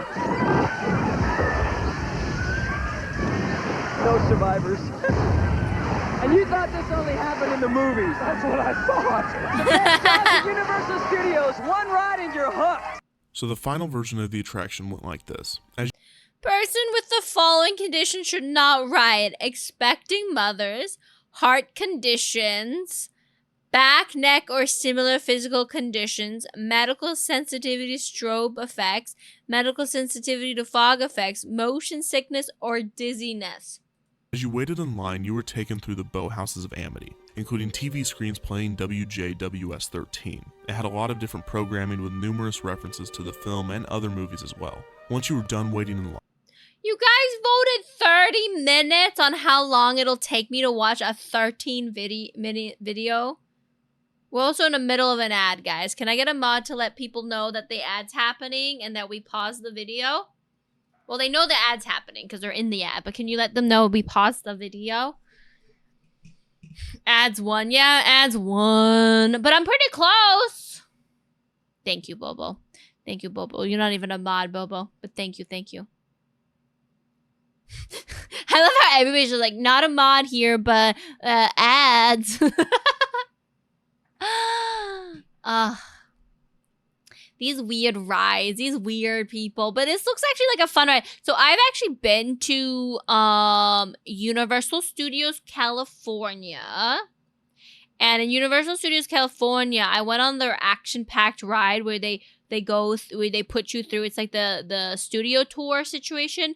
And then there's two parts where it was actually pretty cool. You drive up to this like kind of like Mexican inspired like area, and they have this like big flash flood that floods the area, and that was really cool. It started to heavily rain and then the flash flood through, and then there was also, it was like this like underground subway train thing, and they also had like I think I have that recorded somewhere, and there was a flash flood in the subway train that they did, and that was really cool how they did the flash flood and the fire and all the pipes bursting and all that stuff. And then there was like the Fast and the Furious thing, which was kind of cheesy but also kind of cool. I am not German, but I do speak German. I actually live in Canada, Stephen. I'm Canadian, but I do speak German. My German is a little rusty, but I do have a German redeem. It's funny because nobody understands me when I do that except for me. But I'm Canadian. I don't know if you can tell, but because most Canadian VTubers have antlers. Mine are branches, but we all Canadian VTubers have antlers. It's just on brand. Oh, you're German. That's awesome, Steven. Are you, like, where in Germany do you live? If you might mind sharing. You don't have to give, like, your street address. But I'm always curious where in Germany. My German's not great, though, Steven. Don't redeem it. Don't redeem it. Okay, let's finish this video, bro. So close, guys. And I can beat that 30 minutes you guys said it would take me. You board one of Captain Jake's boats with the skipper to tour the island of Amity. You take off with your tour guide explaining the shark attacks of 1974 that were later turned into a hit movie. They also point out the houses of some of the characters of the Jaws movies, until suddenly they get a call of distress from Amity 3. Oh my god, that's cool. How do you like the Philippines? Skipper tries to see what is going on and finds Amity 3 sinking. Then the guests see Shark! Shark! Shark! Shark! Shark! Shark! The skipper pulls out the grenade launcher, not realizing that it is actually loaded at first, and fires at the monster, missing. The skipper misses a second time before hiding in a boathouse to wait for Chief Brody. The shark tries to break in, and the skipper struggles to escape, but does just in time. Chief Brody tells the skipper that he'll be there in 10 minutes. The skipper replies with the now famous line, "We'll be shark bait in 10 minutes." Which doesn't actually make sense since technically they are already shark bait. Anyways, the shark comes back and the skipper misses with the grenade launcher once again. I think he meant we are shark food in 10 minutes. This time accidentally igniting a nearby gas dock. The skipper then explains that they are going to unload the guests onto a fishing dock in an attempt to save them. However, the shark appears once again, but this time it accidentally bites down on a high voltage power cable, frying it. The guests smell the roasted shark and it makes one final lunge for the boat, but the skipper is able to kill it with the grenade launcher. Everyone cheers as they are returned safely to Amity. All in all, the shark appears 5 times on the starboard side and only twice on the port side, so you were luckier to be placed on the starboard side. So that was Jaws the Ride, but hold on because its history is not over just yet. A few notable events took place with the ride after its second release. First, every year the attraction was drained, and the Department of Environmental Protection was tipped that oil and other toxins from the ride were being irresponsibly disposed of. Oh, that's not good. Which essentially just meant that they had to change their fuel type and do a lot of paperwork. In 2004, hurricanes caused gas prices to increase in Florida to the point that it was too expensive to operate the Jaws ride, thus causing it to be open only infrequently and seasonally from 2005 to 2007. Also, the attraction was refurbished constantly to ensure that the ride operated correctly. So why was it closed? Unlike other Defunctland entries, this one is pretty simple. Harry Potter. The franchise was going to and did save Universal's attendance numbers, and Jaws was replaced with the Diagon Alley attraction, Harry Potter and the Escape from Gringotts. While the attraction at Universal is gone, there is still a Jaws operating at Universal Studios Japan, and the short scene you can still see it in Japan! During the tram tour is still operating in Hollywood. So that is the history of Jaws the Ride. There are a few more interesting anecdotes to the attraction that I decided weren't relevant enough to discuss here, but if you would like to read more on Jaws, visit the links below. One is to themeparktourist.com, which is where I got the majority of my research for extraterrestrial and Jaws, and the other is to a Reddit AMA by a skipper who worked on the ride. I recommend checking both of these out. As always, to learn more about where the remains of Jaws are today, how I'm going to get them back, and where I will place them in Defunctland, please visit thepurge.com with the link below. Otherwise, thank you for watching, and don't forget to comment, share, and subscribe. That was interesting. I didn't even know they had a ride like that. But it makes sense that they changed it for Harry Potter, as Harry Potter is incredibly popular. But it's cool to know, I didn't even know they had a studio in Japan. I know they have a really cool Disneyland in Japan. Apparently you need to go to Japan for the amusement parks. Stellan is fine. Wrong chat. You can say Stellan. I don't know what context it is, but I didn't take 30 minutes, guys. I only took 20. I only took 20 minutes to watch a 13-minute video. New record. New record. Am I just getting better at not speaking off topic? You voted for that? You voted for that? So the next video on our little playlist is a more controversial one. What's the one after that? Let's see what we have in our playlist. because we shuffled it. Hi, homely desert fox. We're just going back to the store. Got 10 roughly kilos of pancake. Wait, what kind of pancakes you making? 50-50 could be nice. Just a problem privately, sadly, with my neighbor, which is respectfully trying to move, but hard to find big apartments with many rooms, which is cheap. We are 7 persons. Oh, that sounds tough. That sounds tough. I'm just looking at what my video queue is. Maybe do we want to watch? We could watch an animal video.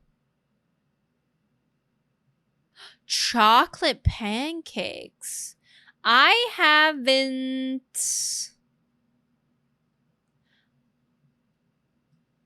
Honestly done goofed. I haven't had chocolate pancakes before. I've only had chocolate chip pancakes. Trees? Wow, done goofed. Wow. I can't believe you would say that about me.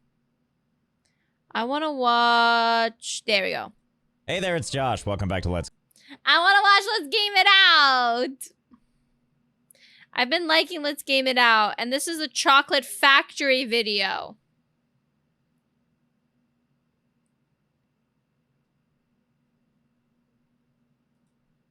Hopefully the housing crisis will get better. I mean, that's everybody's dream, right?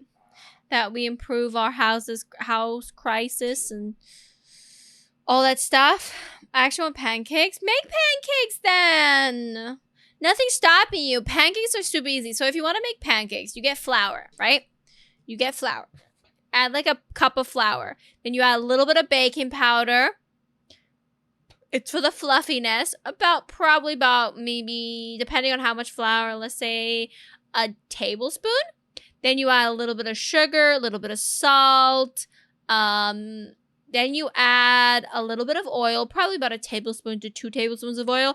And then you add water or milk, depending on how creamy you want it. And you just add it slowly until it has a nice texture. Then you can add some vanilla extract. I usually think 50-50 goes. So if you added a cup of flour, you could go a cup of water. But I would slowly incorporate that.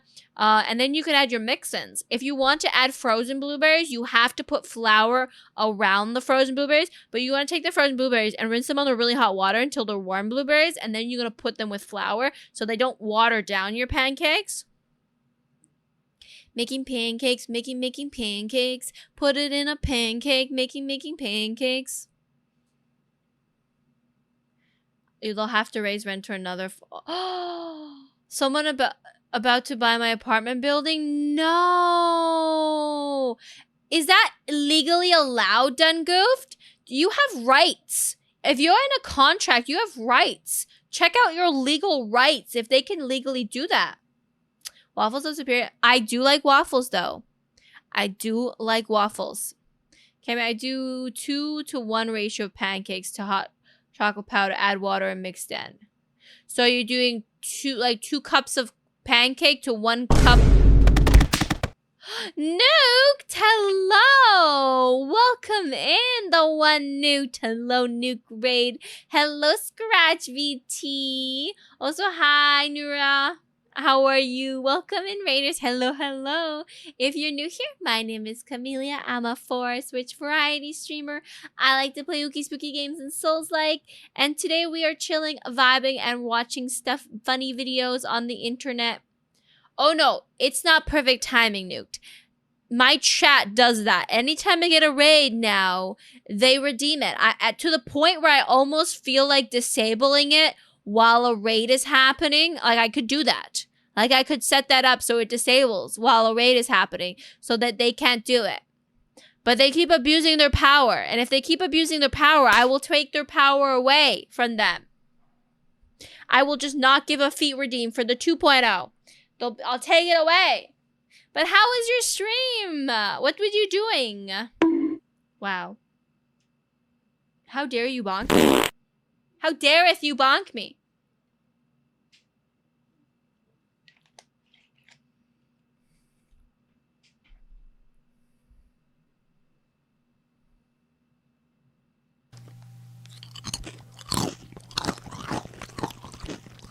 What the fuck are you talking about, man? What do you mean, what the fuck am I talking about? What the fuck are you talking about?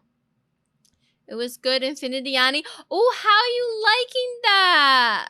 But grinded Fortnite all day? Ooh, I'm not a Fortnite girly, but I hope you had fun with Fortnite. I recommend you don't nuke the chat. I play Fallout, don't want to live... You don't know. You don't know. Sounds stressful, Steven, but also happy. Hopefully you'll find a good place. I mean, luckily the Philippines is a lot cheaper than Canada. Canada is so ridiculously expensive.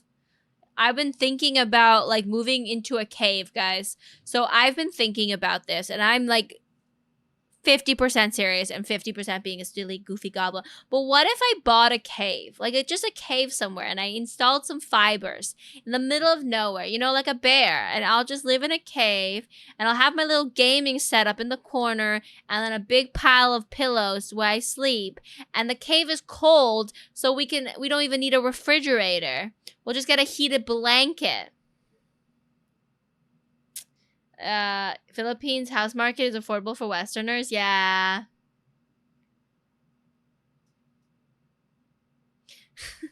Move into a deep woods, have a lodge cabin built, make everything cottagecore. See, that sounds wonderful. I just need to make sure I have fiber internet because I need high quality internet so I can order my Amazon food deliveries and I can stream still.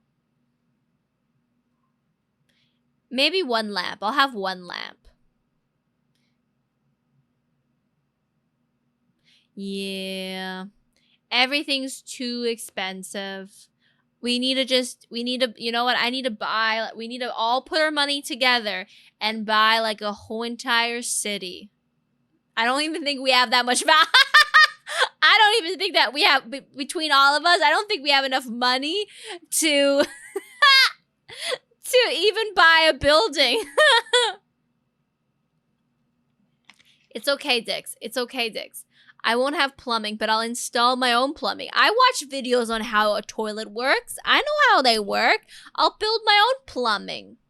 It'll be like connected to a treadmill. So when one of us is going to the bathroom, the other person has to run on the treadmill. YouTube is a great resource. Exactly. Wait, resource for what? For plumbing? For how to make plumbing? We probably don't even have enough for an OnlyFans sub between us all. Yeah, exactly. For all the DIY stuff. I'm a very DIYer. I'll just make a small town for ourselves. Gated community. No normal people allowed. Exactly. You have to pass the test by being weird. You have to answer the question by how you get norted. That is the Cammy's village. The village of the damned. That's what I would call it. The village of the damned. We'll generate power by rigging up an exercise bike. Exactly. We'll take turns biking. We'll take turns. Like, we'll be so in shape, guys. We'll be so healthy. We'll just take turns biking. We can also use hydroelectricity. It's true. We can build a river. We'll be living in a van down by the river in like 10 years. Oh my god. I mean, that sounds like a lovely life, Diamond. I mean, whatever, you know, whatever you, as long as you're happy with what you got. The Covenant of the Tarnished. Yeah, that works too, Pony. That works too. The Cursed of the Tarnished Covenant. What if somebody pedals backwards? We kick them out. They're not welcome here anymore. That's illegal in the US now? What? To live off the land? We all... See, okay, you know what? We just need to get arrested and then we'll go to prison and then we won't have to pay rent, right? If you're in prison, you don't have to pay rent. Just imagine the money you save. No pedaling backwards. Pedaling backwards is illegal. In the US, you have to pay rent in prison now. What? No, that should be illegal. That's illegal. You shouldn't have to, you should, no. No. Prison rent? No. Okay, go and get arrested somewhere else. Don't get arrested in America, guys. Go to, like, I don't know, Norway and get arrested in Norway. Put your hands up. You are under arrest, Cammy. What did I do? What did I break? What law did I break?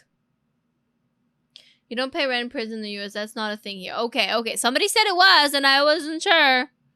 But I feel like something that the US would do. No. See, homely. You're homeless and then you get arrested. Then you have no home. But now you are in a home. Oh man, Norway prison is a dream. That's the thing. Norway prison is the dream. Honestly, I would be surprised if homeless did that. EDF. Gra. Salute gra. Hey, go. Exactly, Red. Hi, Gall. That's okay, Dungoofed. The thing states a lot of leeway, so it may be true. I mean, they're trying to make saving women's lives illegal, so I wouldn't be surprised if they made people in prisons have to pay for rent. However, if you're in prison, you become an indigent servant. Yeah, it's true. You do have to work in prison. But imagine just how fit you get. You'll get so fit in prison.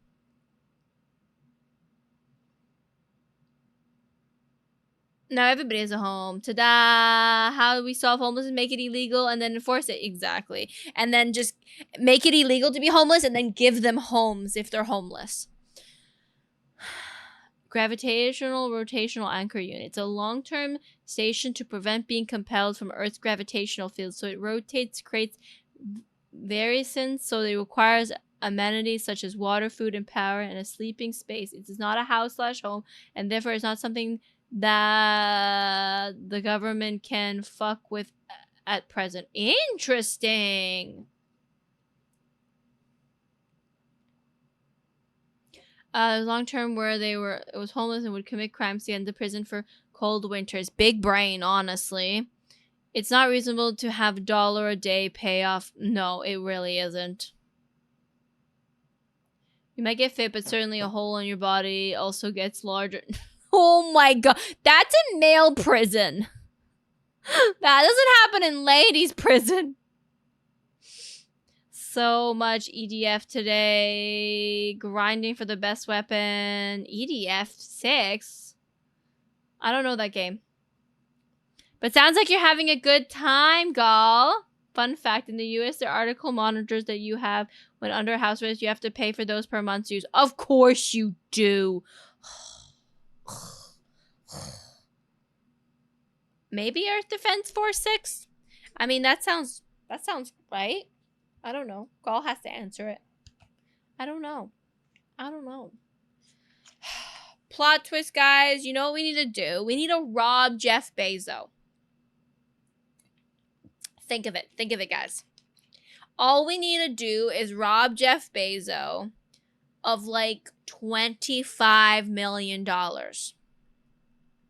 He won't even know it's missing.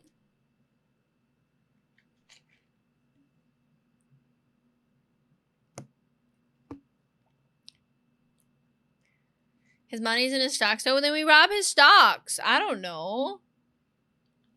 I think we can steal one of his cars. Maybe if we steal one of his... Does he have children? I don't know if he has children. Maybe if we kidnap one of his children and ransom it back to him. He'll sell some stock and give us the $25 million. Okay, no. Wait. His wife robbed him of $35 billion and he still didn't notice. Exactly. Okay, this is the trickiest, guys. Okay, one of us will sacrifice ourselves for the greater good. We will woo Jeff Bezos. We will make him fall in love with one of us. We will marry him and then we will divorce him and take just $25 million. Basically how Defunctland but on Earth, less patriotic but more cheesy B-movie vibes. Oh, I'm glad you're having fun. It sounds too grindy for me. I don't like grindy games. I mean, you could probably take like $1 billion and he wouldn't even know. That's the thing. I don't even want 35. I only want 25 million. You know what I mean? And then we'll just like support everybody and help people out and stuff. A lot of CO Corp types will just have their secretary pay an invoice, including invoices that do not require payment. So reasonably, you can create an invoice for the delivery for one invoice, something that turns tune of 50K per 5K per. See, we just need to figure out a way to scam him. I know it's I don't care if it's multiplayer. I don't like grindy games. If I divorce a rich person, I'd take money and demand to own one of their most successful businesses. Yeah, you need to take stocks in like 10% of their business or something. But that's why people sign prenups, right? Because they don't want that to happen. We just gotta flirt with him. We gotta just shake our goods, chat. We just gotta shake our goods. Jeff Bezos. Jeffrey Bezos. You know? Or if Jeffrey's not your type, you can also go woo Musk. But he's a little musky.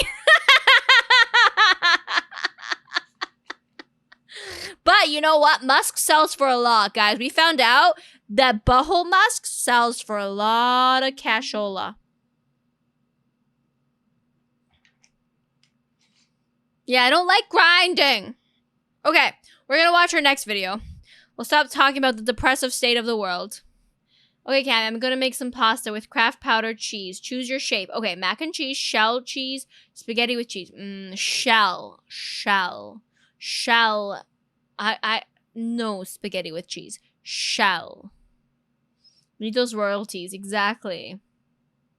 Jeffrey Bezos, come on, Jeffrey, you can do it. Pave the way, put your ass into it. Give Cammy 25 million so she can take care of chat. Okay, we're gonna watch a video. I'm gonna start the recording. Shit shells. Okay, we're gonna watch I Build a Nightmare Factory that manufactures only chaos. Chocolate Factory. Let's game it out. Hi, YouTube. YouTube will see you. Hey there, it's Josh. Welcome back. Also, guys, sometimes YouTube's comments on you guys. Sometimes YouTube will comment on what you guys say, and it'll be like, look at that dumb idiot in Twitch chat. YouTube is mean, but it's making me some money, so we gotta keep going, even with the meaniness. Back to Let's Game It Out. We're checking out Chocolate Factory today. Director of this game, thank you for a key and an early look at it. And also, this video is sponsored by World of Tanks, but more on that in a little bit. But enough talk. New game! Okay, here we are in the wild world of Candy Place. And the game's already trying to give me pointers. Hides my side job money in my feathers.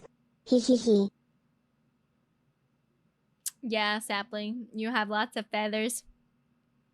Thank you. But while we're looking in this space, it looks like we have one item currently. A good old pickaxe. Possibly also made out of chocolate. Chocolate pickaxe! Yes, thank you, game. Press G to open the tech tree. I see that. I don't need the help right now. So it looks like we have a lovely world here full of candy creations. Yes, thank you, game. I know. You know, stuff like lollipops and what looks to be kind of like gummy candy. And oh boy. This... Diamond. Don't be telling YouTube stuff.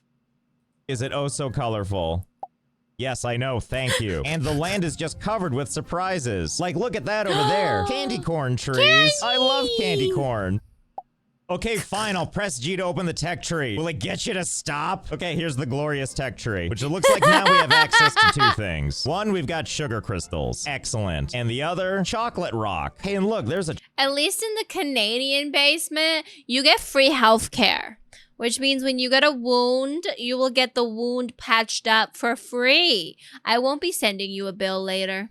Chocolate rock right now. Why do I have to mine this? Why can't I just put my mouth on it? Or hey, why not both? Why not put my mouth at the bottom of the screen right here and just let it run all into my face? Okay, so that's the glory of chocolate clay. Oh, and what's this over here? Is this ghost candy? I bet it is.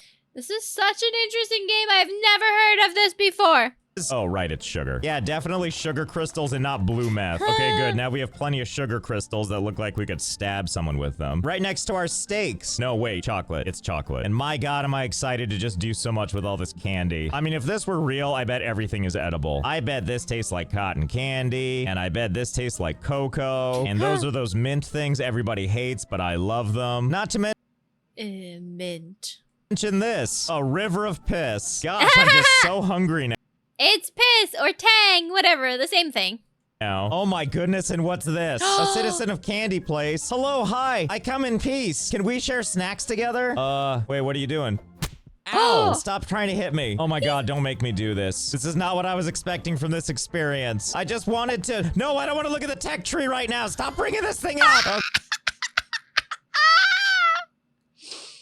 God, I'm so sorry. Well, he's dead, all right. Oh, I can't even search his body or eat his face. Well, that'll teach you. We could have just been friends.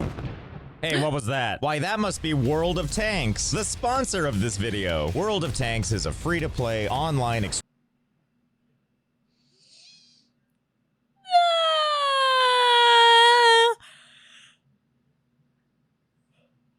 These sponsorships get crazier and crazier each time, I swear. Extravaganza that anybody can play. Just ask the 100 million players that are already riding and firing sweet tanks right now. Seriously, World of Tanks is available on all of these platforms, but I'm mostly here to talk to you about the PC version, which you can download right now through...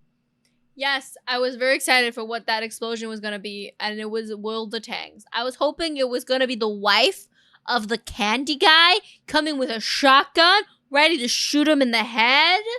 My linky in the description. World of Tanks features massive battles across 40 different battle arenas. Wow, 40. And features an absolutely ridiculous 800 different tanks to play with. 800. And there's a nice dose of historical accuracy and inspiration, which Historical means authentic accuracy. models and vehicle characteristics as you command your tank, which you can also modify and upgrade, of course. Do you think the tank has tank controls?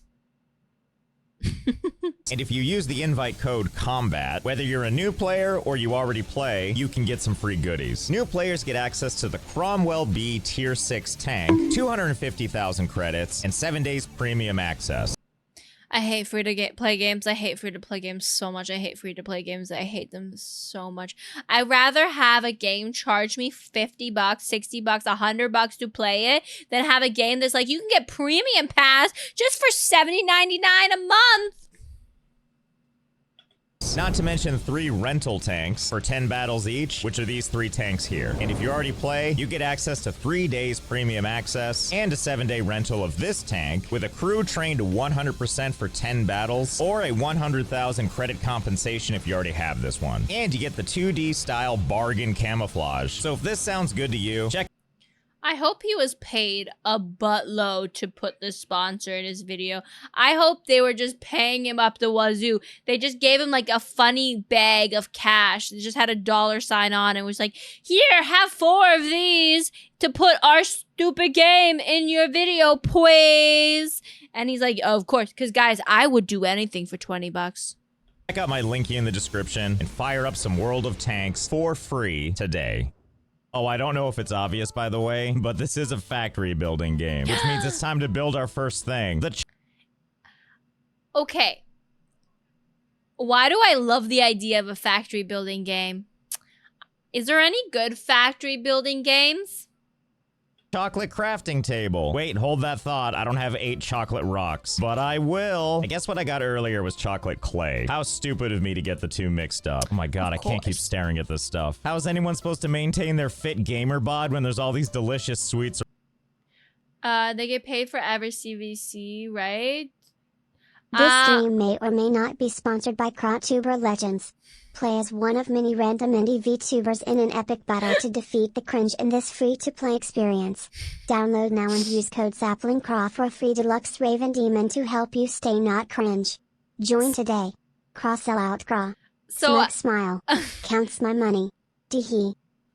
So Diggs, YouTube videos that like, so this video, he will get paid for YouTube ads that will run on the YouTube video. So he'll get paid for that, as well as he'll get paid for the sponsor itself. and whatever they pay. And they might base it off of how many views his videos are most likely to get, right? So if at the time your sponsor, your average viewership is like 1 million per video, they're going to be paying a lot of money to be able to be in a video where there's going to be 1 million people watching it, right? But the thing is, he got paid for the sponsorship as well as the ad revenue that YouTube pays him. And it's not bad money. Like, it can range, but they usually get paid per 1,000 views. And usually about, I don't know, $2 to $20. $2 to $20 per 1,000 views. This video has 3.1 million views. Do the math. Do the math. Math. Okay, let's continue. Around. I'm assuming the story of this game is our character was just like, drop me off on this planet, I'll figure it out. Oh, wait, I think this is what I'm looking for. Yeah, a chocolate rock deposit. Now we've done it. Technology chocolate rock complete. Look at it. See, chocolate rock is clearly very different than chocolate clay. Glistening. All that sumptuous chocolate going to waste right into the ground. Okay, now it's time to build a crafting table with my chocolate gummy price gun. Let's put it right here next to what could be a Twizzler or possibly bone marrow. And place. Well, there it is. My sacrificial chocolate altar. Oh my goodness, look at all the things we can craft. Chocolate bars, chocolate plates. I know. What do you want from me? Here, you want me to just go to the tech tree right now? Fine. Show me what else I need. Okay, the first things are a power box, your main electricity hub, not to mention a cotton candy generator. Finally, it's all coming together. No, not you. You're not invited. Go away. Okay, here we are. There's those 3 things we...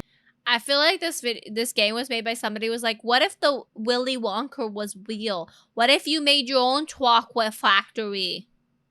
Talked about. Easy, if we click this, we just magically get one. Or I could just hold down the button and really just get some chocolate going here. And while we're here, we'll make some chocolate plates, as well as some cocaine donut holes, and some sugar drawer handles. And now we're plenty equipped to make this power box. Ta-da! What a beaut, I think. I like that not only is this beautiful chocolate, but now you can skip actually texturing it. Everybody wins. That really... Hi, Golden. Also, guys, if you wanted to be really lazy with the math, you could assume that they paid him $1 per 1,000 views. He would have gotten $31,000 for this video. That's if they paid $1. You can times it by 5, which is probably what he was paid. So, but of course, he didn't get 3 million views in 1 month. He probably took him like a year to get 3 million views, or at least a few months. So, still good money. I'm getting a lot of mixed messages. Like, I thought of the board game Candyland and Sugar Rush from Wreck-It Ralph. Yeah, I was thinking Wreck-It Ralph too. Also, how you doing, Golden? Sure what that up arrow is for. I thought maybe there was something I could push on, because this thing is a different color. Ooh. Nope, guess not. It must just be to let us know that electricity goes in here. And now let's make our cotton candy generator. Let's see, how stupidly am I allowed to place this? I mean, being able to place it up here like this is kind of dumb. And I do appreciate how far your reach is. Look at that, I can place it all the way over there. Oh, I have an idea. How about we place it right on top of this candy pile? Yes, that's probably going to be future-proof, and I'll tell you why. Because if you walk close enough to this, it says this. Build a capable machine on top to mine. Can't wait for that step to come up and see how this goes. Oh no! This planet would be cold as AF? Yeah, probably. Because if it was warm, the chocolate would melt. Hi, Night Titan. Thank you for the hydration, Steven. So 3 million views at $2 per 1,000 is 6,000. 20 per views would be 60,000. Wow. Look, Diamond did the math. Diamond did the math. You sure? You sure that's correct math, Diamond? You sure that's correct math? Because that doesn't feel right. But I'm not doubting you. Just saying. And now let's add those power poles. Or wait, hold on. We have something else we have to do. Hey, you, stop all this. I know it's just a gingerbread guy, but why does it feel so visceral when I punch him in the face? And then it makes this horrible noise when I finish him off.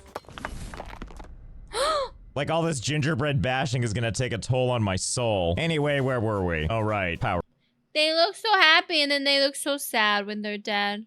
Poles. And it looks like these work just like you think they would. Put down a thing, and it connects things to the chocolate thing. And I'm gonna assume I can just make a bunch of these, right? And just make everything horrible and gross.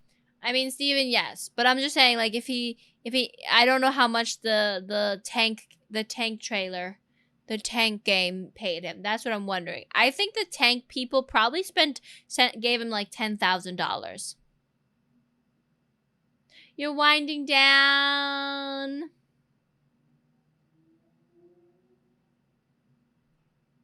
That makes sense. That makes sense, Simon. Why are you obsessed with the tank? There was a video about tanks! I'm not obsessed about the tank, Scratch! I was just mentioning tanks. Thank you for the lurk, Golden. I appreciate it. Gross looking? And the answer is yes. Yes, you can. Go ahead and let your imagination run wild. So long as your imagination...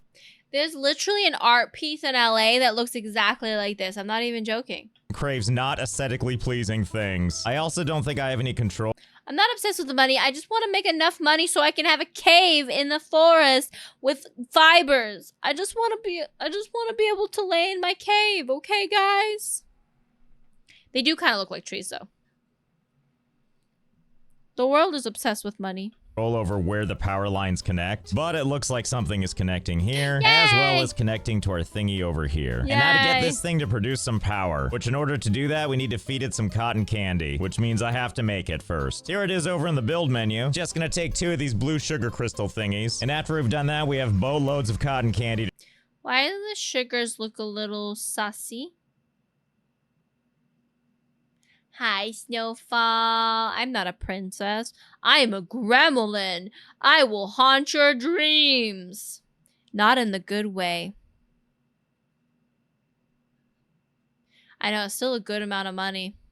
As for one video. To shove into my face. And by that, I mean put cotton candy into the engine. Okay, now it's producing 2,000 power and If I said gremlin too many times, somebody would turn me into a gremlin. Trading would be great. Trading would be great. I'd make people cakes and then I'd be able to have a house because I made people cakes. Wow, Snowfall. Trizzy! But I hope your Monday's going well. Assuming 0. Is it sugar too? I'm an American, just produce it into all my food. Here, let's do a little test. We've got our chocolate rocks here, and soon we'll be done with the days where we come up to it and just start smacking it a bunch. Instead of doing all... Nibbles horns. Don't Yum.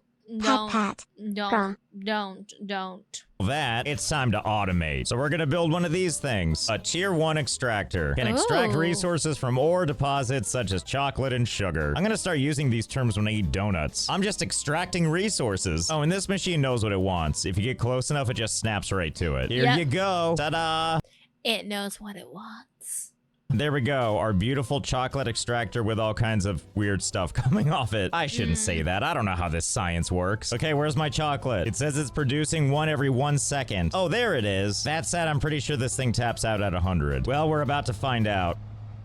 Yep, there it goes. The whole machine stopped. Well, to accompany that, we're gonna make a smell. Oh, it stops, but that's not fair. It should just keep going. I have a lot more Riz lines, but I don't want to use them. That's okay. Save them for winter when you need them the most to keep you warm. Smelter, which we'll go ahead and place right in here among all the power poles. There we go. Look. I love his chaos mentality. Perfect. It's honestly almost camouflaged, but in order to get things from here all the way over to the smelter, we're gonna use my favorite thing of all time, conveyor belts. Okay, let's see, how does this work? I'm assuming it'll just clip on, right? Yep, there it goes. And now we can just drag it anywhere we want. And this is gonna go probably about as well as you think it's gonna go. Look at that luscious chocolate conveyor belt with these weird ripples that I assume push things forward. Yep, there it goes now. Mmm, so glistening. Okay, now we need to do some tests. Obviously, for one, we need to see how much of this we can do. And this game doesn't care about clipping at all. Excellent. Just Beautiful. what we like to see. And it looks like if we tap control, we can change the height. Okay, good. We know how much... He's gonna make crazy conveyor belts. We love this stuff. It definitely wants to snap to stuff it can't use though. But if we're careful, we can still make a gigantic mess. And with our amazing reach, oh my goodness, so much I can do while barely moving. And before you know it, this looks something like this. I knew it. Look at that sexy conveyor belt. Now, I know I could have gone a lot more nuts than this, but I wanted to pace ourselves. It is our first build. He loves crazy conveyor belts. He loves crazy conveyor belts. Building after all. And I didn't want to make the journey too long for this stuff. I mean, I did, but I tried to hold back. So here's one thing I noticed about the conveyor belts in this game that I'm not used to. When it comes to the verticality of a belt and if it twists and stuff, this game seems to care a lot less, which pleases me greatly. There's nothing I like to see more than semi-impossible climbing to the sky. Like, look at this one. It's basically completely straight down. Before doing a little twisty thing, crisscrossing over other crap, heading down that way, and then heading back up. Anyway, just as exciting as we're about to connect this thing up to the smelter. This is the best. Wait, did the Satisfactory devs make this? I don't think so. Does anybody know? This is called Chocolate Factory. And because it's chocolate rocks going in, we're gonna tell it to make chocolate bars. And what a grand sight it is to see everything moving. Oh, except for this. Electricity is down. I feel like I just refilled this thing. Here, have some more cotton candy. And stop being so needy. Actually, no better time than now to put some extractors on top of these sugar crystals. Overlapping with another structure? Well, color me surprised. I didn't think you would care. Okay, let's move this temporarily, and then now place the extractor. And then to my total amazement, I actually can't get it to place it on this. Well, that's fine. Since we have amazing reach, instead I'll just put it, let's see. There we go. Yeah, that seems good. Yes. So nice and far away from everything that needs the power. You know, just like the best way possible. Also, welcome in, Black Panther. How are you today? It's all the way out there, but I don't want this thing to ruin my view. So let's go ahead and hide it, you know, behind all of these poles. Yes, there we go, much better. We'll never know it's there. And then, of course, we're gonna need this thing here to pull the sugar, and then progressively turn it into cotton candy to shove back in that. Yeah, of course. We gotta be smart so they can be self-sufficient. So it can be self-sufficient and power itself. Welcome in, Nicholas the Saver. How are you doing today? Happy Monday. Thing. So first we're gonna put down a smelter, and what the hey, let's go ahead and put it in this river of Gatorade. Lemon lime Gatorade. And now that that's in position, let's go ahead and put down something called a crafter. But for that, we're gonna need something called sugar cable. Sugar cable? Hi, Extreme Wolf. Hi, Dracobo. How you two doing today? Hello, hello. It's not the same devs. Okay, so maybe Chocolate Factory was inspired by Satisfactory. Which apparently he has some great Satisfactory videos people were saying I should check out as well. You've come to cause damage? What the hell, Dracobo? What the hell? You'd be eating everything, I know, right? I also kind of want chocolate now. Hi, Extreme Wolf. How are you doing? Have you been the Elden Ring DLC yet?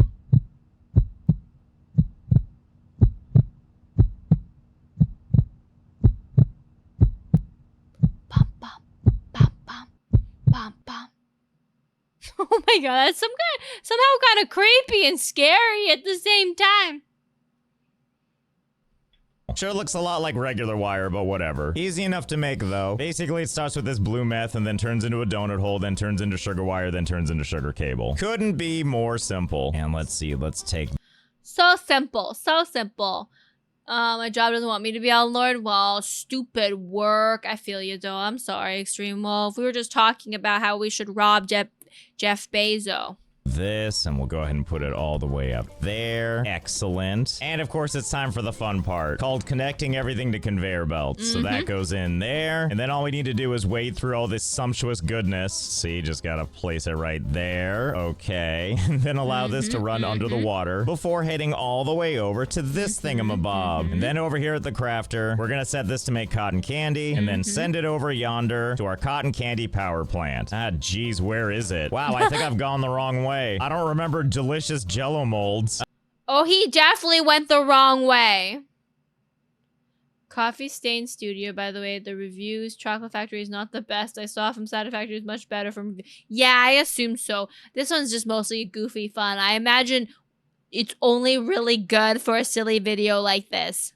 Ah, well, I'm sure we'll find it eventually. At least this gives us a chance to see the sights, and oh my god, what is that? Marshmallow Man! Marshmallow, is that you? Oh, hey, actually, I think that's the way we're supposed to go. Thanks for the extra help, little guy. Oh, there it is. Silly me, I went completely out of the way. And finally connected. So really, at this point, as soon as I put this in, everything should start working. Okay, let's go see if that's true. Well, this is certainly promising. Our wild sugar crystals are on their way. I love how weird these crystals look like. Slowly making their way to the crafter and forcing their way into a slot they don't really fit in. Meanwhile, this dude just creeps in the background. I get it, buddy. I'd want to eat it too. Either way, in comes the crystals and out comes actual sugar. Oh, wow. That's not at all what I thought it was going to look like. I'm sure it's just candy. That goes on down here. It's going through the tang! And has itself a nice bath. Mmm. That's okay. It comes out the other end totally sanitized. And then it rolls right here into the crafter. And it's kind of hard to see because I shoved the conveyor belt into the ground. But there's more processed chunks coming out. Mmm. Delicious cotton candy. Anyway, they take a fun journey where they can overlook the glorious coastline while they make their way into a different biome, winding around new and exciting sweets, some of which are just outright horrifying. I'd still eat it. And eventually it finds its way over to the generator, which in turn powers all of our stuff. Couldn't be more simple. Perfect. Self-sustaining. It can now power everything for him. And now back over to this thing where we're going to take this conveyor belt and come on, there we go. And same deal, we're going to run this thing around and you know the drill. And then add a crafter right through the belt because why not? And connect the whole thing together. Oh my god, all this chocolate, I can't deal. And you start making plates and by producing these in the crafter, we've unlocked this beauty. The chocolate bar weapon. Oh my god, look at this thing. Why does it have this brick texture on it? You know what? I don't know why I care. I'm just going to use it on the a chocolate baton. Oh my god, look at this cookie. It has the boobly eyes on its face. Local inhabitants. Hello. Oh god, I'm sorry I did that. I'm just kidding. I'm not sorry. Oh. Well, it's a shame I can't just eat you now, because I absolutely would. Eyes, face, and teeth, it would all be inside me. Well, it sure felt good to get my bloodlust out. Anyway, we got some new goals here, like building splitters, which fine, but what I really want are base foundations and these base walls. But also, what is this? You can literally build a chocolate castle fortress. Like, what? A farm? Corn? Well, let's get going, I guess. But we gotta take care of our production line first. We're already making chocolate plates and Are you gonna use corn to make corn sugar and high fructose corn syrup? cotton candy. But we'll also set up some stuff for sugar wire and sugar cables. What a weird bunch of things I just said. But in order to set up those two things, we need access to this sugar, which at the moment is feeding into this machine, which is busy making piles of yellow snow. So we really need the splitters first, which aren't unlocked yet. And in order to do that, we need to unlock chocolate bricks, which in order to do that requires us extracting chocolate clay. No problem, it's that stuff we mined at the beginning of the game. Yeah, it's easy, we'll find that. Here we go, here's one right here. Let's make sure though. Yep, chocolate clay, that's the good stuff. All right, extractor, get on there. Excuse me. No looky, no touchy. Wait, what am I doing? I've got this thing. You stop that right now. Feel free to looky at the ground. Yes, let the evidence sink into the grass. And we're gonna need to feed this into a smelter, which, God, I wish I could just put it up here. Come on, game, can I have this, please? Maybe I just need to be up higher looking down. Okay, now I'm up above. Let's see if I take this thing and hold on. Come on. All right, now that's what I'm talking about. Oh my god. That's the reality I wanted. Thank you. Now I'm oh so happy with what we can do. And can't forget to run all the way up here and set this thing to make some chocolate bricks. Okay, and now that all these machines are running, sending these glistening pieces of chocolate clay into that machine and sending us these sumptuous chocolate bricks. They look good. They really look good. It's time to unlock the splitter. Now we can take these sugar crystals here and split them off and use them to build the other things we were talking about. Actually, before we do that, I just noticed we have some new fun things, like foundations and stairs and walls and stuff. Hang on a second, now I'm curious. Oh, I guess I can't just put down stairs on their own. But if I put a foundation down first, which appears to have actual red bricks or maybe they're candy or something, with a nice glistening center, I bet it's really comfortable to walk on. Anyway, it looks like now I could put stairs in front of it as well as on top of it. What a beaut. This man's playstyle gives me anxiety. It's not very satisfactorying.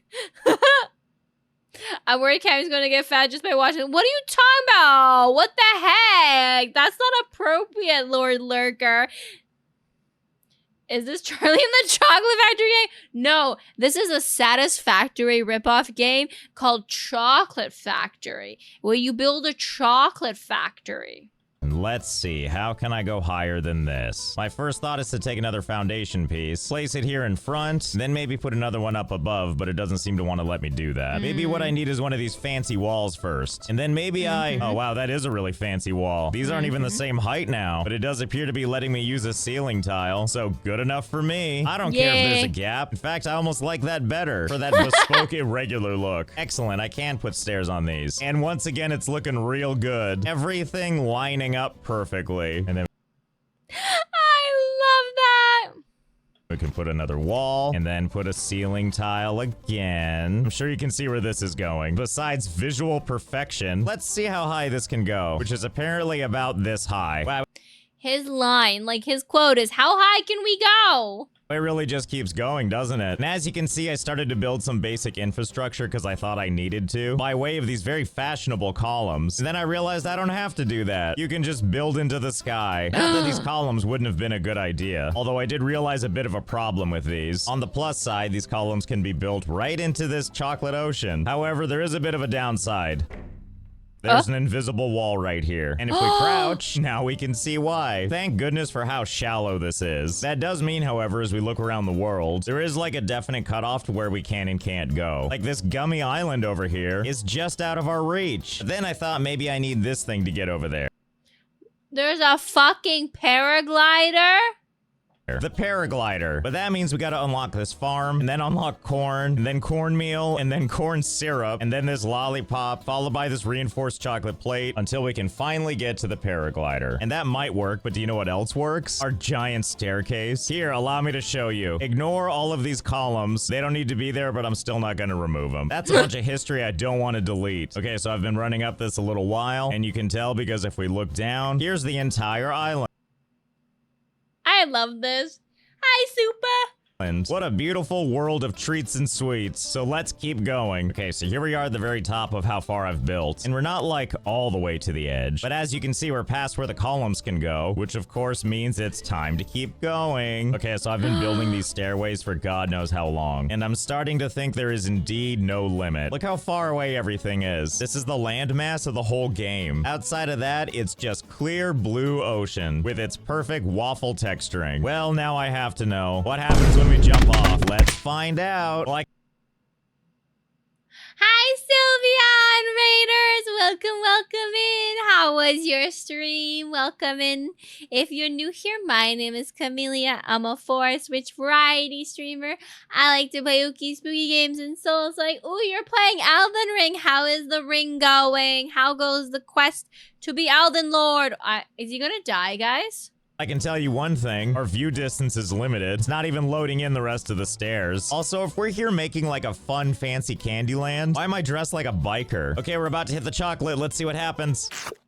You know, I don't know what I was expecting. And then we slowly keep falling, enjoying the underside of these land masses. Okay, well now we know. Let's go ahead and use this unstuck option to get out of here. Oh, or it could do nothing at all. Well, that's okay. After all, this has never gone badly before.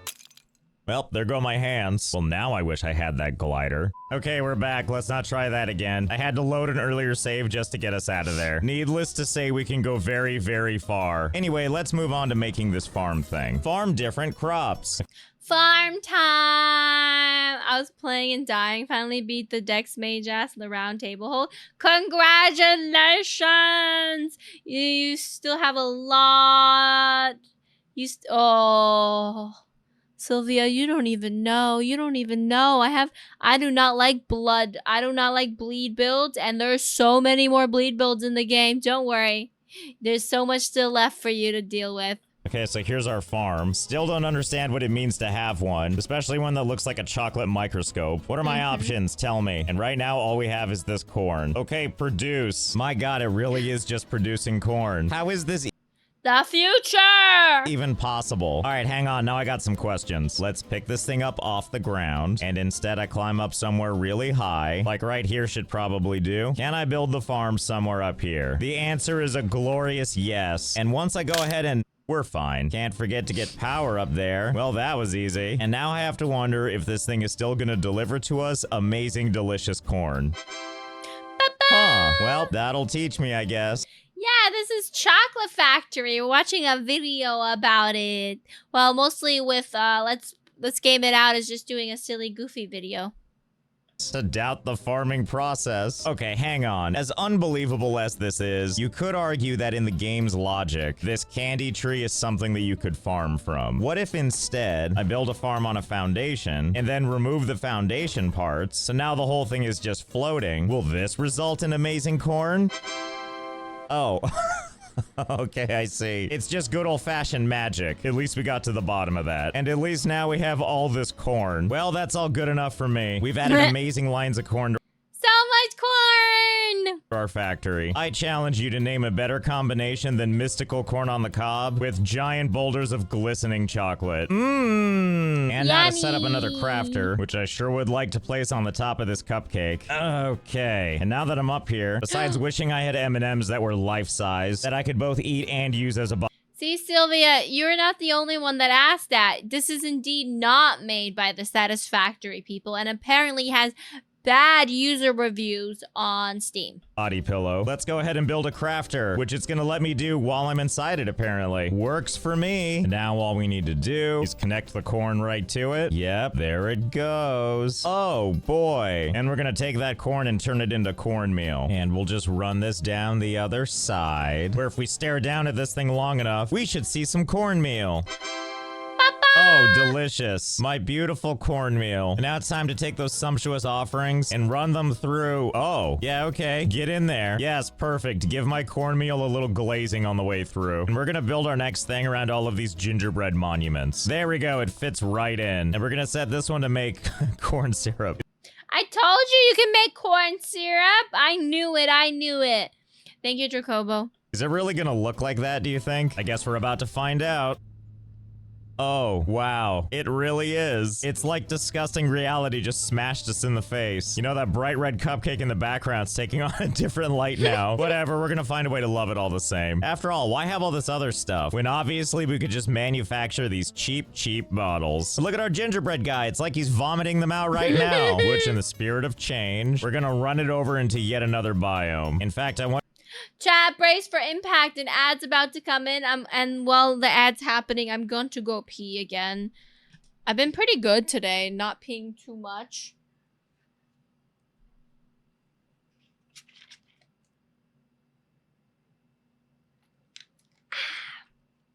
Where's this ad? Where's this ad? I can't believe I'm like, I have to pee, and then I'm like taking a sip of my soda pop. Being like, where's my ad? Ad should be here. Where is ad? Sag. Sag ad. Sad ad ad jag. 20 seconds! Guys. How you doing? How you doing?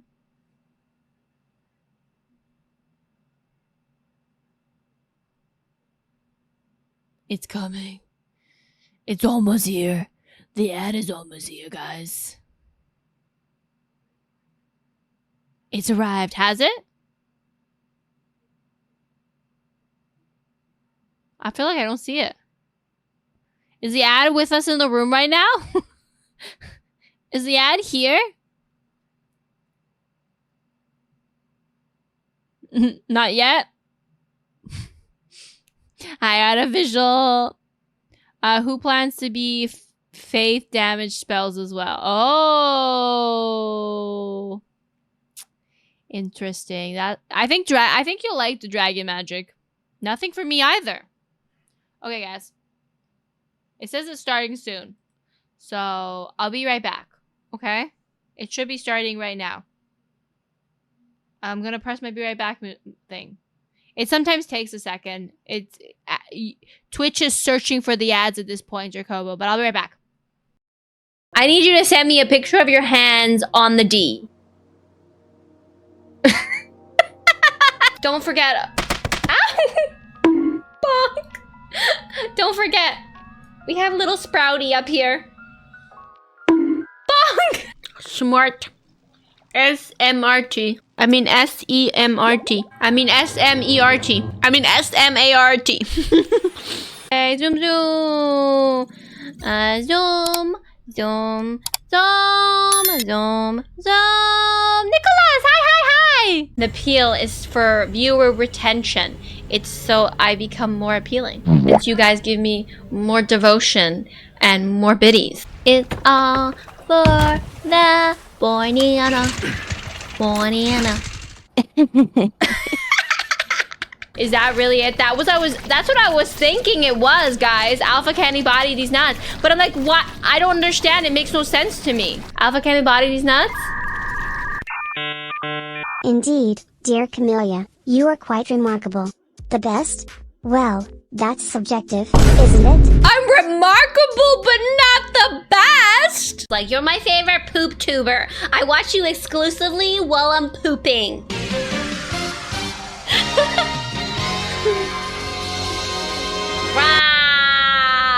I am Camellia. Wholesome Christian content. This is so wholesome. Wholesome content. C570442 secured. They do not mess around. Being administered. 70 milligrams dopamine, 110 Dopamine. Can I have 70 milligrams dopamine and norepinephrine, please? I don't know why SiriBot said there was 2 ads coming in. Wait, my ads just went back to 1 out of 3? Oh no. I don't know what's happening with ads. Ads are confusing. Ads break things. But it should only be 1 more minute left, guys. Also, I got chocolate. See, lucky you, artificial. I got chocolate. These are Dream Pops. Vanilla Sky Crunch.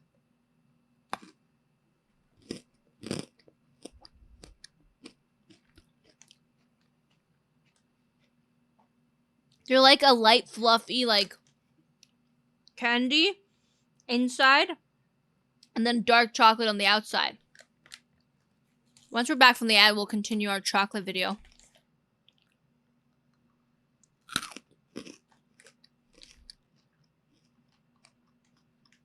Ooh. Meow? They're very good chocolate balls. They have a nice crunch.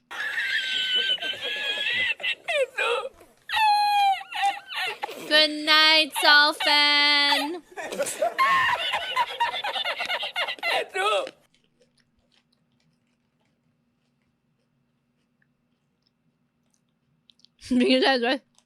I think Rocket, I think it's because I pressed my BRB screen, and when I press my BRB button, it automatically runs an ad. So I think it ran like my ad plus the Twitch ad. I don't know. It's confusing. But welcome back from the ads. Cameo's chocolate, and we can finish watching our chocolate video.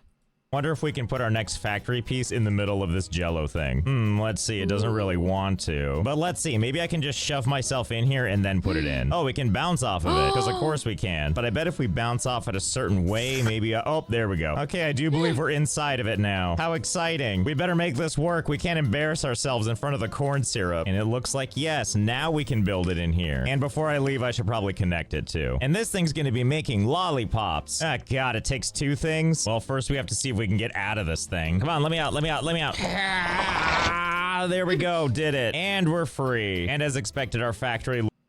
I kind of love it in the... I love how it looks like in there.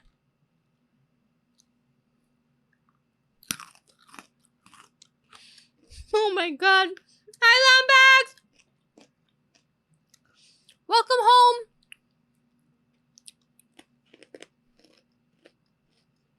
Would you like a chocolate ball? They're delicious and chocolatey.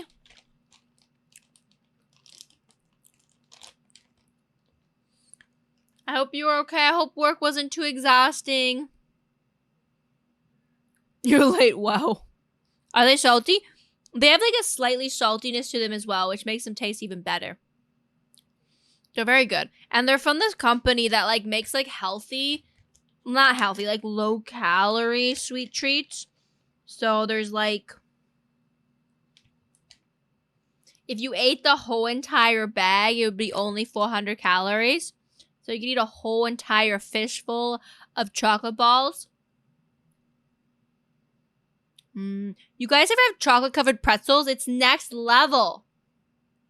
Looks absolutely amazing. Actually, I really do like that. Except for these Me too. bottles. Optical illusion ruined. That's okay, corn syrup. I forgive you. Anyway, the other thing we need is sugar, which is around here somewhere. Oh, yeah, Sugar. here we go. I remember it now. Well, obviously, we need to wait until after it's soaked. And somewhere after that is where we're gonna put a splitter. And now it's time to run this all the way back. Can you get in there too? I hope. Can you get in there? Okay, there we go. In you go. Ooh, this one maintains the illusion. And look, out goes the lollipops. Absolutely breathtaking. Oh, the magic that only corn syrup can. Lollipop, lollipop. I don't like these lollipops. These lollipops suck. They always taste like wax. Bring us. Okay, we're almost to the paraglider. We just need to make these reinforced chocolate plates. Wait a minute, what the hell is this? Lollipop weapon. Hold to unlock. Tell me more. Oh, I see. Well, let's go test it out. Hey there, little guy. How'd you like to face my blade? Yeah, feels good, doesn't it? Well, glad we have that, I guess. Okay, we're almost there. We just need to put down one more machine to make one more thing, which I've gone ahead and put at the top of this, like, meringue thing. And gotta just connect one other thing, since we can't really make the reinforced plates without these. And here's the reinforced ones. Wow, they're just so dark chocolate-like. How scrumptious. Whatever, we have all the supplies we need. Now it's time to unlock the paraglider at last. Okay, let's... Finally, we unlocked the paraglider. Just 20,000 hours into the game, and we have the paraglider. Let's see how this works. I believe if we just jump, we can deploy with spacebar. Yep, great first test. Okay, let's try that again. Spacebar. Oh boy, there we... Ah, my goodness, that was so fast. Well, we saw it for a split second. That means it's ready for prime time, which means running all the way to the top again. Now we're ready to go. Okay, let's try it. Yep, we're hang gliding now. And it's a fun little jaunt where we get to look at all of this. But uh-oh.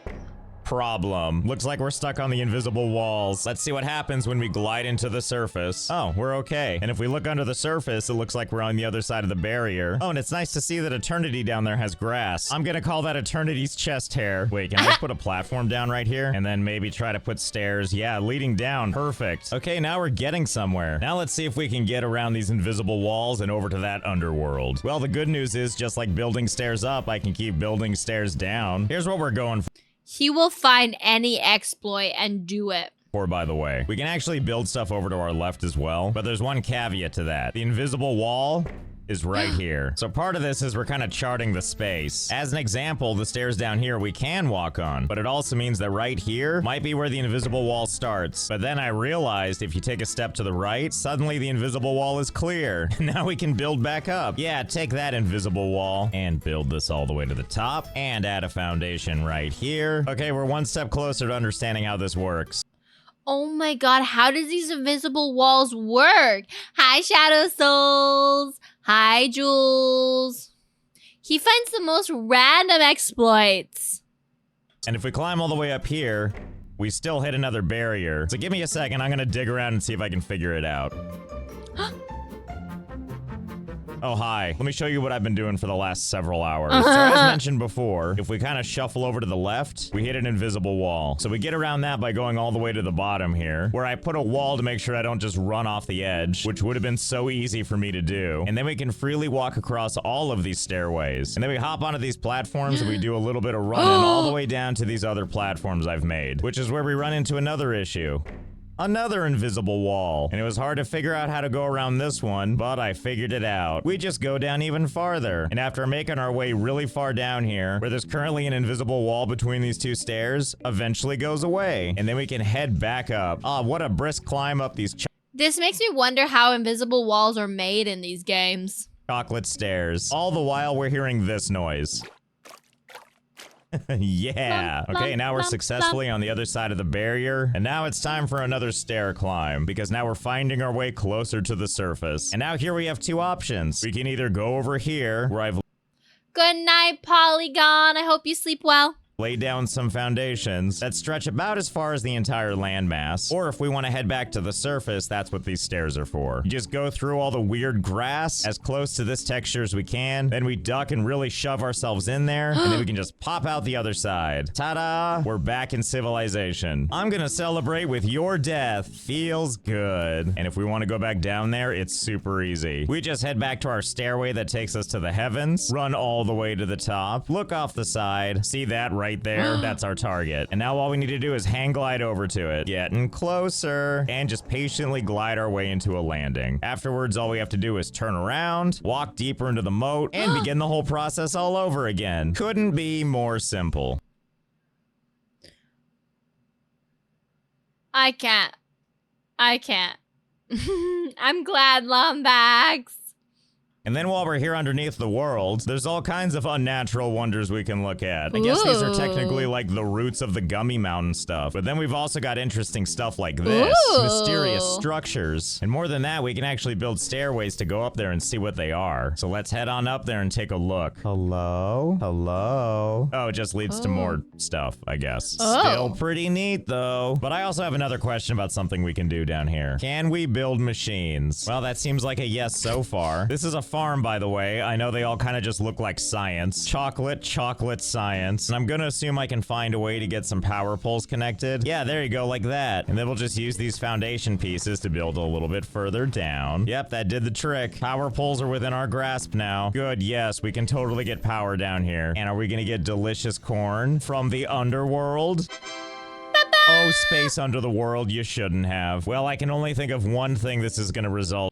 Honestly, Dix, that is his power. His power is patience that I lack. I need to take some of his patience via osmosis, because I would have caved so much longer ago. And that's Corn Mania. I like to call this space corn because it's just out of this world. And hey, did you know this game has windmills and that they work down here in the underworld and that you can aim them any direction and they seem to work? Because all of those things are true. Anyway, you're probably wondering what happens to our amazing corn. Oh, you know, just getting processed into cornmeal just like before getting turned into our true pride and joy, sumptuous corn syrup. Sure is nice to be able to ramp up production for this with so much open space around. Really nice to see everything running like a dream. And as you can see, the corn syrup is going up and up to this beautiful chandelier looking thing that's actually just a bunch of hollowed out shells of some cakes. Drips and everything. And watch as we follow it higher, we emerge from the chocolate ocean. And that's where their journey ascends to the surface. But that's not the route we're gonna take. We have class, so we're gonna take these stairs. The surface awaits, at which point we can really get a good look at our production line. Look at them just coming out of the earth. And if they came out of the earth, that means they must be natural. And if it's natural, that must mean it's a health food. Well, I have a plan for all that corn syrup. Hey, you, come with me. Can't forget your friend. Yep, follow me. Follow me to a little thing I've made. Come on, come on, come on. Don't be shy. Okay, now follow me in here. Now stay put while I lock you in with a wall. Well, I got 2 of them anyway. I'll just go ahead and finish you off the old-fashioned way. There you go. Anyway, there's 2 more running around in there. And now that they're nice and secure, we can go on to the next stage of our plan, which is feeding tons and tons of corn syrup into that room. Don't worry, I'm sure it's good for them. And don't you worry about those graphical glitches. These bottles are truly a mystery. Oh, they've gone remarkably still. I guess that's it. And let's see what we're left with.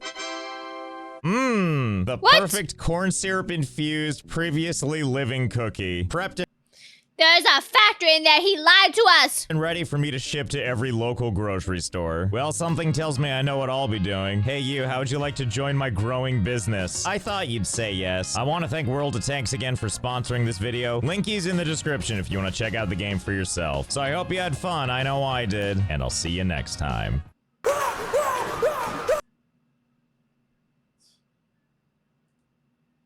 He lied to us, guys. He lied to us. Have you seen Wild Outlaws trailer? I have not. What is that? What is that? What is that? Just one bingo? Only one bingo, Rocket? Not multiple bingos? I'm not a huge shooter fan, so I'm not surprised that I haven't seen it.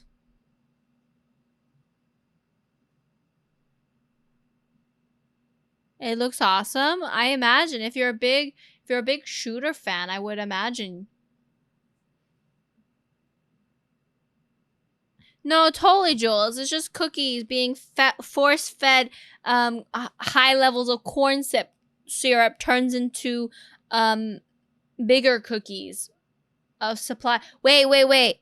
Is he breeding them? Are those their children? He's probably breeding the cookies, and that the corn syrup is to feed the cookies so they can continue fueling their heavy breeding sessions.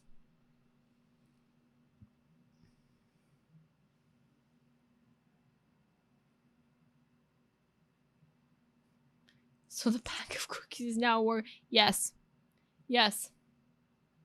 The lore is so cursed. Not as cursed as this picture. I don't even know what's happening in this next video. I don't even know. How's everybody feeling? I can't believe I have to work tomorrow, which makes me sad. But how is everybody feeling? What's the video after this? Let's see what we have on my video list. I also think I forgot to shuffle that.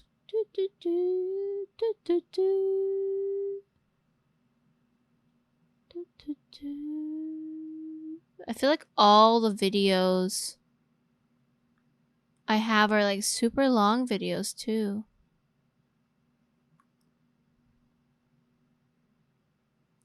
$52 Maybe we should find one more Tear Zoo video and finish off the night with a beautiful Tear Zoo. You know, we do like a good Tear Zoo, right, guys? Wait, I think I have Tear Zoo open. Yeah, I do. You have made the shell cheese? Yummy! I'm so glad it's delicious.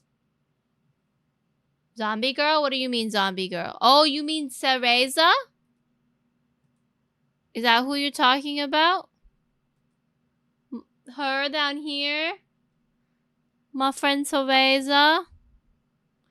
My beautiful friend Cereza. You guys should go follow Cereza. She's sweet. And I'm her model papa. I rigged her. I brought her to life. She did her art and I brought her to life. I made her move and shake and jiggle and wiggle. No, but I am accepting video submissions in the Discord. So if you're not in the Discord, you should go check out the Discord. I have a Cami React, and if you add something, as long as it's appropriate and doesn't have copyright music, if you put that in, I will. Model dad, I am papa. I am a papa to 2 children. Yes, and TOS safe. Yes. How long does it took you to rig your model? So my model didn't take very long. She's not too fancy. I'm a pretty fast rigger. My friend, I can show you guys. Hold on. Let me show you guys. This is my channel, but if you scroll down here, you go to Cammy's alt channel. Cammy's alt channel is where I have VODs. But I also have the showcase. This is Cereza's model. I rigged this. I made her move and jiggle. She can lean. She can be bald. I am a rigger. She can blushies. Thank you for shouting out, Cereza. Her braid can move forward. She can lean with her braid. I haven't made Arc Showcase yet, but I've rigged other models. So hers is the most fanciest one. I've also done mine. Technically, I have a showcase of mine too on here. I made Zombro's feminine model. This one here. This one is a lot simpler. The artist didn't cut things up as much. I bullied Cereza into cutting the model nice. But I really like the face movements with this one. The head looks cool. Yeah, it's Zombro's lady model. Have you not seen it? I rigged this one a while ago.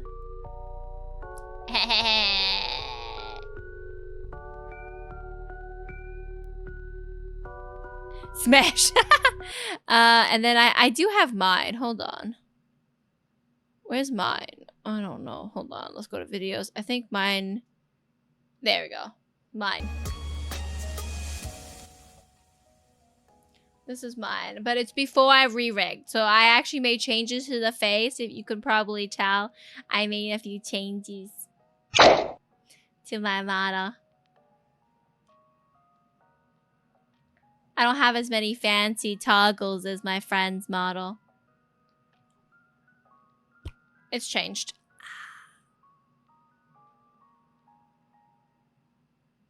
But my 2.0 is going to have a lot better rigging. More fancier rigging. I also made my hair shorter, if you guys noticed. I don't think anybody noticed that my hair was longer previously and is now shorter.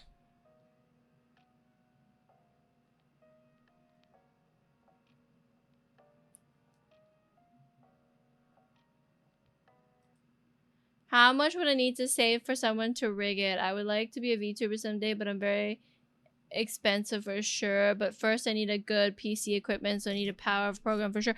I mean, you'd also have to pay for art, of course, right? Unless you are an artist yourself. So it depends. I do have a VGen.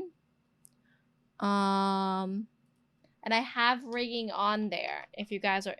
Oh my god, vegan. No, not vegan. VGen. There we go. I do have commissions on there. Hold on. Let me show you. Oh, can I copy this? Can I copy the link? I can't even copy my own link. My god. Boop, boop. I never self promote. I'm really bad at that, guys. There you go. VGen. I do little emotes. And my favorite thing, my derpies. I have so many. That's Cereza. We got Spooky. Look, we got Red. I need to do a new one for Red with her new model. And then here we got rigging. Via de la dong ding, how's the little witchling?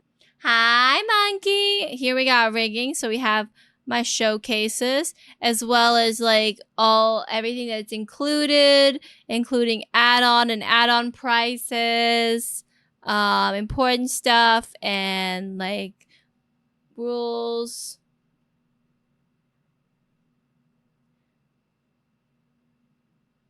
What if the artist, you mean prompt engineer? What do you mean prompt engineer? I'm talking about art. I also make gremlin models. I'm pretty proud of these guys. Look at these guys. Why is it? It says HD. Why are you not giving me 1080p? Come on. There we go. I made these. This is Cereza's old one. She has a newer one, and then I made her other chibi. I know, but I want to make a new one, Red, so that you can be more like how you are. And then when you get your 2.0 model, I'll make another one. I love the gremlins. I think they're very precious and perfect. I also have spookies on here. I have art. I don't have a thing. So we got spookies here, which is one. I went above and beyond. She has so many toggles. Too many toggles, to be honest. We got Cereza. We got Camellia. Yeah, the Gremlin arc. So for 400 Canadian dollars, you get art, rig, and everything. You get all included. So if you guys are looking to be a VTuber, you can commission me. I have a wait list for the Gremlins, but you can commission me for Gremlin. It includes everything. I made Spooky's Gremlin, not Spooky's model. I made this. I made this one. I made this one. But this is for everything. This is art and rigging included. So this does everything. You'll have a little derpy dude at the end, and this is just rigging. And hopefully eventually I want to offer more things. But yeah, I'm still learning to promote myself better as a artist and a rigger. Spooky's model artist and rigger, like her actual model, is gorgeous. Gorgeous. But yeah, I never talk about it because it's one of those things I just keep kind of hush hush. I don't know. I'm very bad at self-promoting, you know? I just don't like to be like, oh, guys, watch me, pay for me to make art for you. I don't know. I have a really hard time with it. But if you know anybody looking for somebody and they're like, oh, I want a chibi model, I make the cutest gremlins. They are goofy and have silly toggles. My ginger ale got warm. Okay, guys, let's watch one more video. We're going to watch a silly tier list video. And then I think I need to call it a night.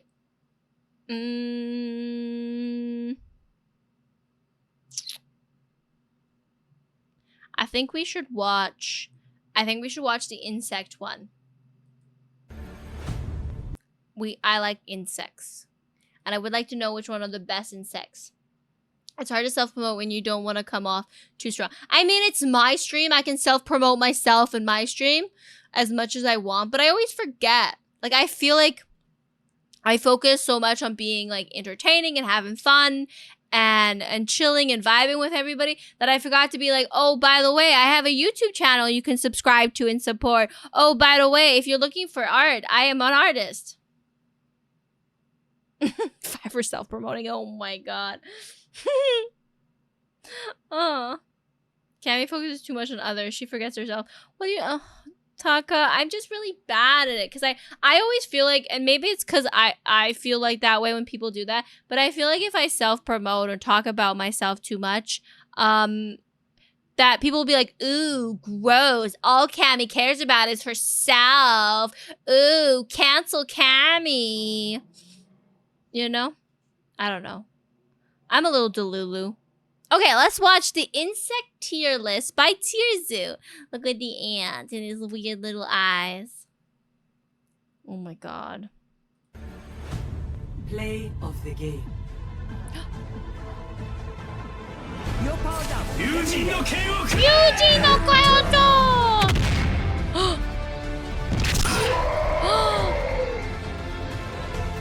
I need healing.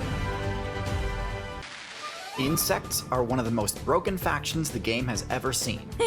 Nowhere else in nature will you find such an incredible concentration of abilities that are not only overpowered, but also extremely unique.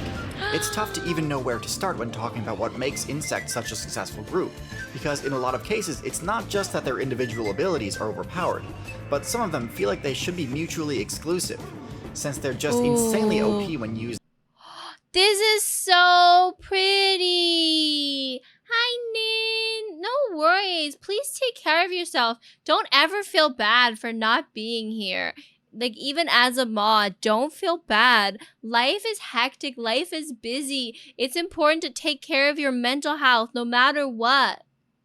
But I work on the weekends. But today's my Thursday, so I'm almost at my weekend, Nin. But I hope you are taking care of yourself. We're watching cute, beautiful. Oh, this is so beautiful. See, part of me wants to rebrand as a moth VTuber, but there's so many moth VTubers, I could not. In combination with one another. You'll see what I mean once I get into the tier list, but first, a brief overview of the insect faction's general attributes and history. Insects were added to the game during the early Carboniferous expansion. The devs bumped up the atmospheric oxygen level, which allowed members of the arthropod faction to adopt larger sizes and more costly abilities. And while most of the arthropod player base was trying to dominate the land by leveling up their size, a small offshoot of the crustacean player base opted to forego the gigantism trait, and instead used this oxygen bonus to unlock an ability never before seen in-game: flight. Because these new creatures were the very first to gain the ability to fly, the air became entirely their domain for the time being, and would remain that way until reptiles unlocked the ability several expansions later. Insects are extremely diverse in their abilities and stat spreads. In fact, they're so diverse that it's impossible to include them all in a single video. I'll be keeping things fairly generalized. I love this blue. It's so pretty and shiny. Oh, by the way, are you using a camera or phone for moving your stuff? So I use my phone so I can use the iPhone to make my face move more accurately. But you can use a webcam as well.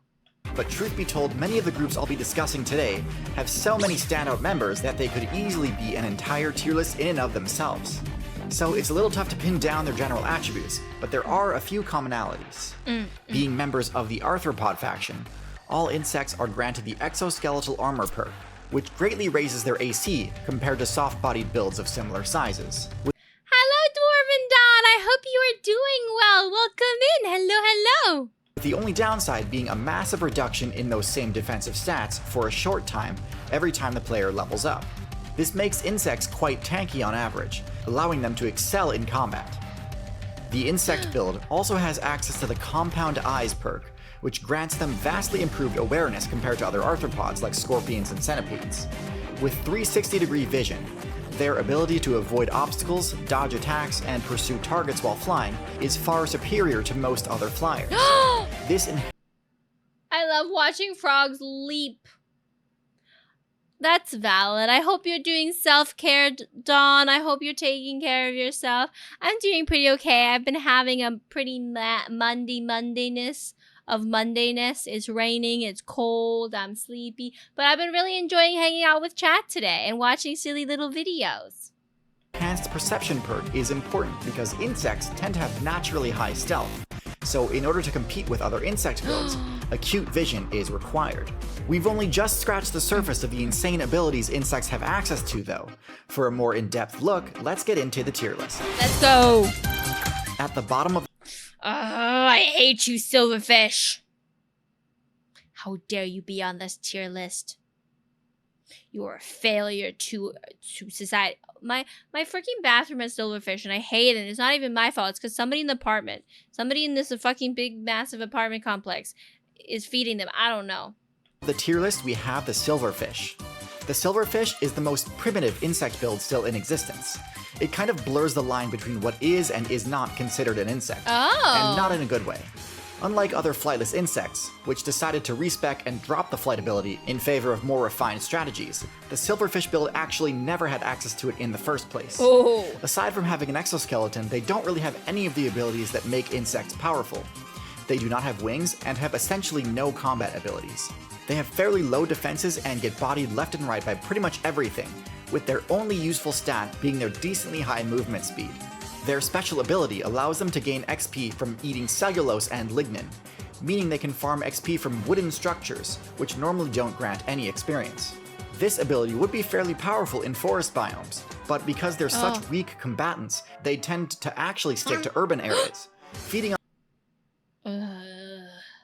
Silverfish are disgusting. Ugh. That makes sense, Izazi. on things like paper and cloth, in the relative safety of houses, apartments, and office spaces. Even there, they aren't completely safe though. And while no build is ever truly safe in the insect meta, the silverfish's extreme lack of useful abilities places it firmly in F tier. That's honestly the only insect build I believe deserves an F tier ranking. Most insects are quite viable, and even the less viable ones tend to have at least a few useful things going for them, even if those things aren't necessarily broken. First in D tier, we have the Phasmid build, which includes walking sticks and leaf mimics. These builds sport what are unquestionable.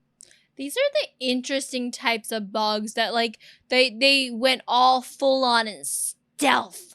Some of the most impressive camouflage abilities in the entire game, second only to color-changing builds like the octopus and chameleon. As impressive as these are, though, the question I constantly end up asking is this really necessary?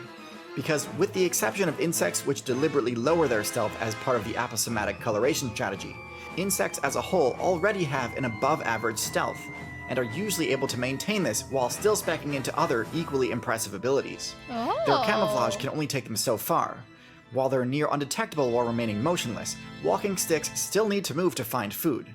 And while they do mimic the movement of a swaying leaf or branch, this certainly isn't perfect.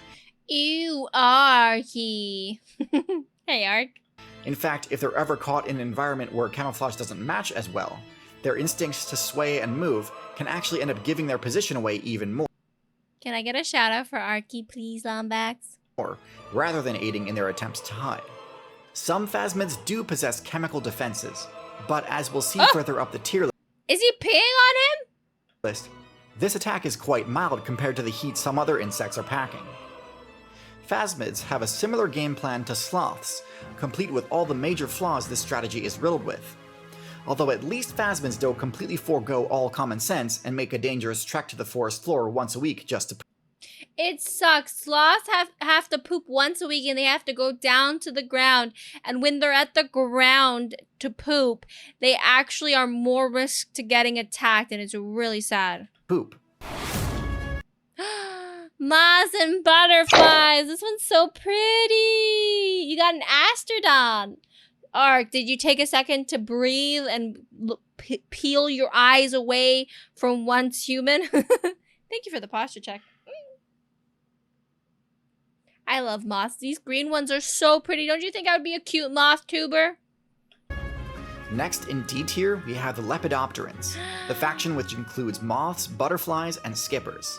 At first glance, these may seem like absolute bottom tier builds. They're among the most vulnerable builds in the game when it comes to combat, with extremely squishy defensive stats and utterly abysmal offensive abilities.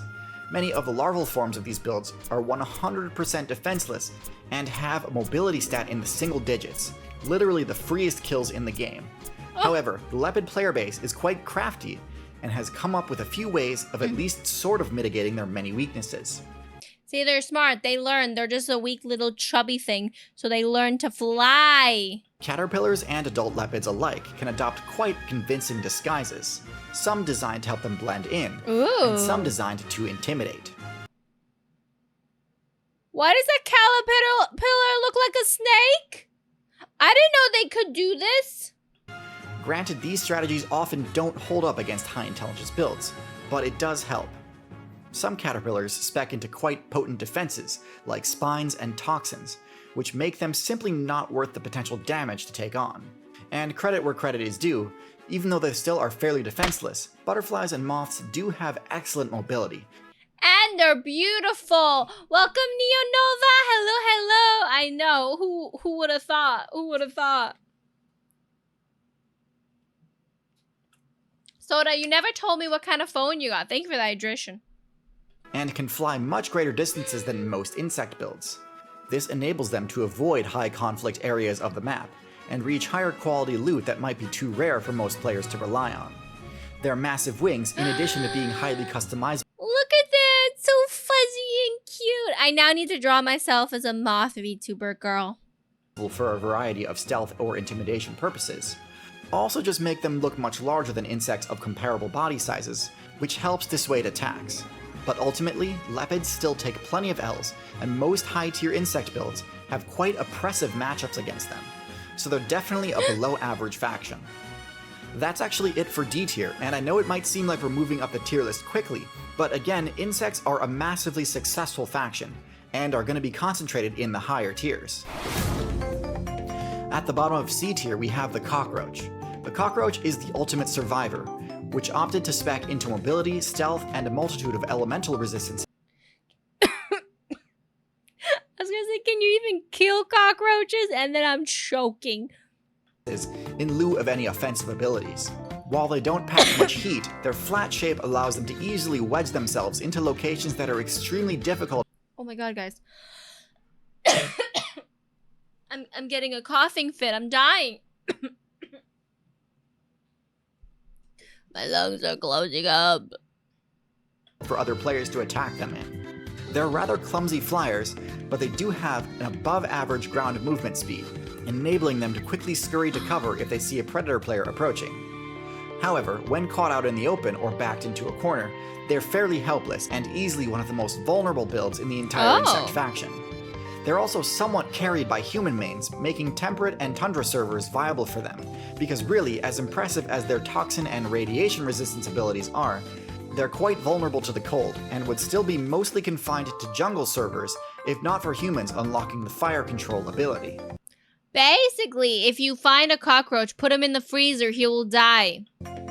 The biggest variants may be able to tank 1 or 2 hits, but even then, with no way to fight back, they're still pretty screwed if they fail to outright escape a fight. Next in C tier, we have the earwig. This thing is disgusting and horrible and awful. Oh, I'm so sorry, Don. Make sure you're taking care of yourself. Drink lots of soup. A fearsome-looking generalist build, which appears to have a giant pair of mandibles on its rear end, called Circe. As fearsome as these Circe forceps are, if we actually check the earwig's base stats, we quickly notice that, just like all of its other stats, its power stat is actually quite mediocre. As menacing as the Circe are, the actual piercing damage they can deal is... Why are they called earworms? Like, or earwigs? What, do they go in your ears? And do they have wigs? ...fairly minimal, and can even be deflected by the most basic of armor. And even against builds without armor, the damage is so low that larger builds still don't really need to be wary of approaching an earwig, and can attack without restraint. Still, just because they can doesn't mean they do, as the earwig's intimidation factor alone is oftentimes enough to protect it from conflict. And credit where credit is due, the forceps are actually fairly decent in matchups against soft-bodied insects, and allow the earwig to carry their targets much better than they could with their jaws. And while it may seem silly to have opted for rear-facing weapons instead of the more typical forward-facing ones like mandibles and rostrums, the position does actually serve a purpose, in that it allows earwigs far greater access to burrows and tight spaces, where they can hide out and avoid conflict altogether. Of all of the weapons insects have... That's probably why they bury into your ear. It's like a warm, cozy, safe cave in your ear hole. access to, Circe might be some of the most unorthodox, which probably contributes to its ability to intimidate other players. However, I think to get out of mid-tier, earwigs need to actually have the ability to back up their threat display. They would do well to spec into some sort of venom. Venom-infused stings are a fairly common attribute for insects, so this feels like a bit of a missed opportunity. So, while certainly a viable mid-tier, don't overestimate this build's abilities. At the top of C tier, we've got the orthopterans, including grasshoppers, crickets, and katydids. These are the first mobility-centric builds on our list. While they're quite capable flyers, their true power comes from their saltatorial. When I was a kid, I used to go to the field and we used to catch crickets. We used to catch them, grasshoppers and crickets. We'd try to catch them, and they would be really weird. They were really massive. And then we would feed them to our lizard. Hind legs rather than their wings. Flight is an excellent defensive ability, as it allows the user to get out of reach of an attack's range.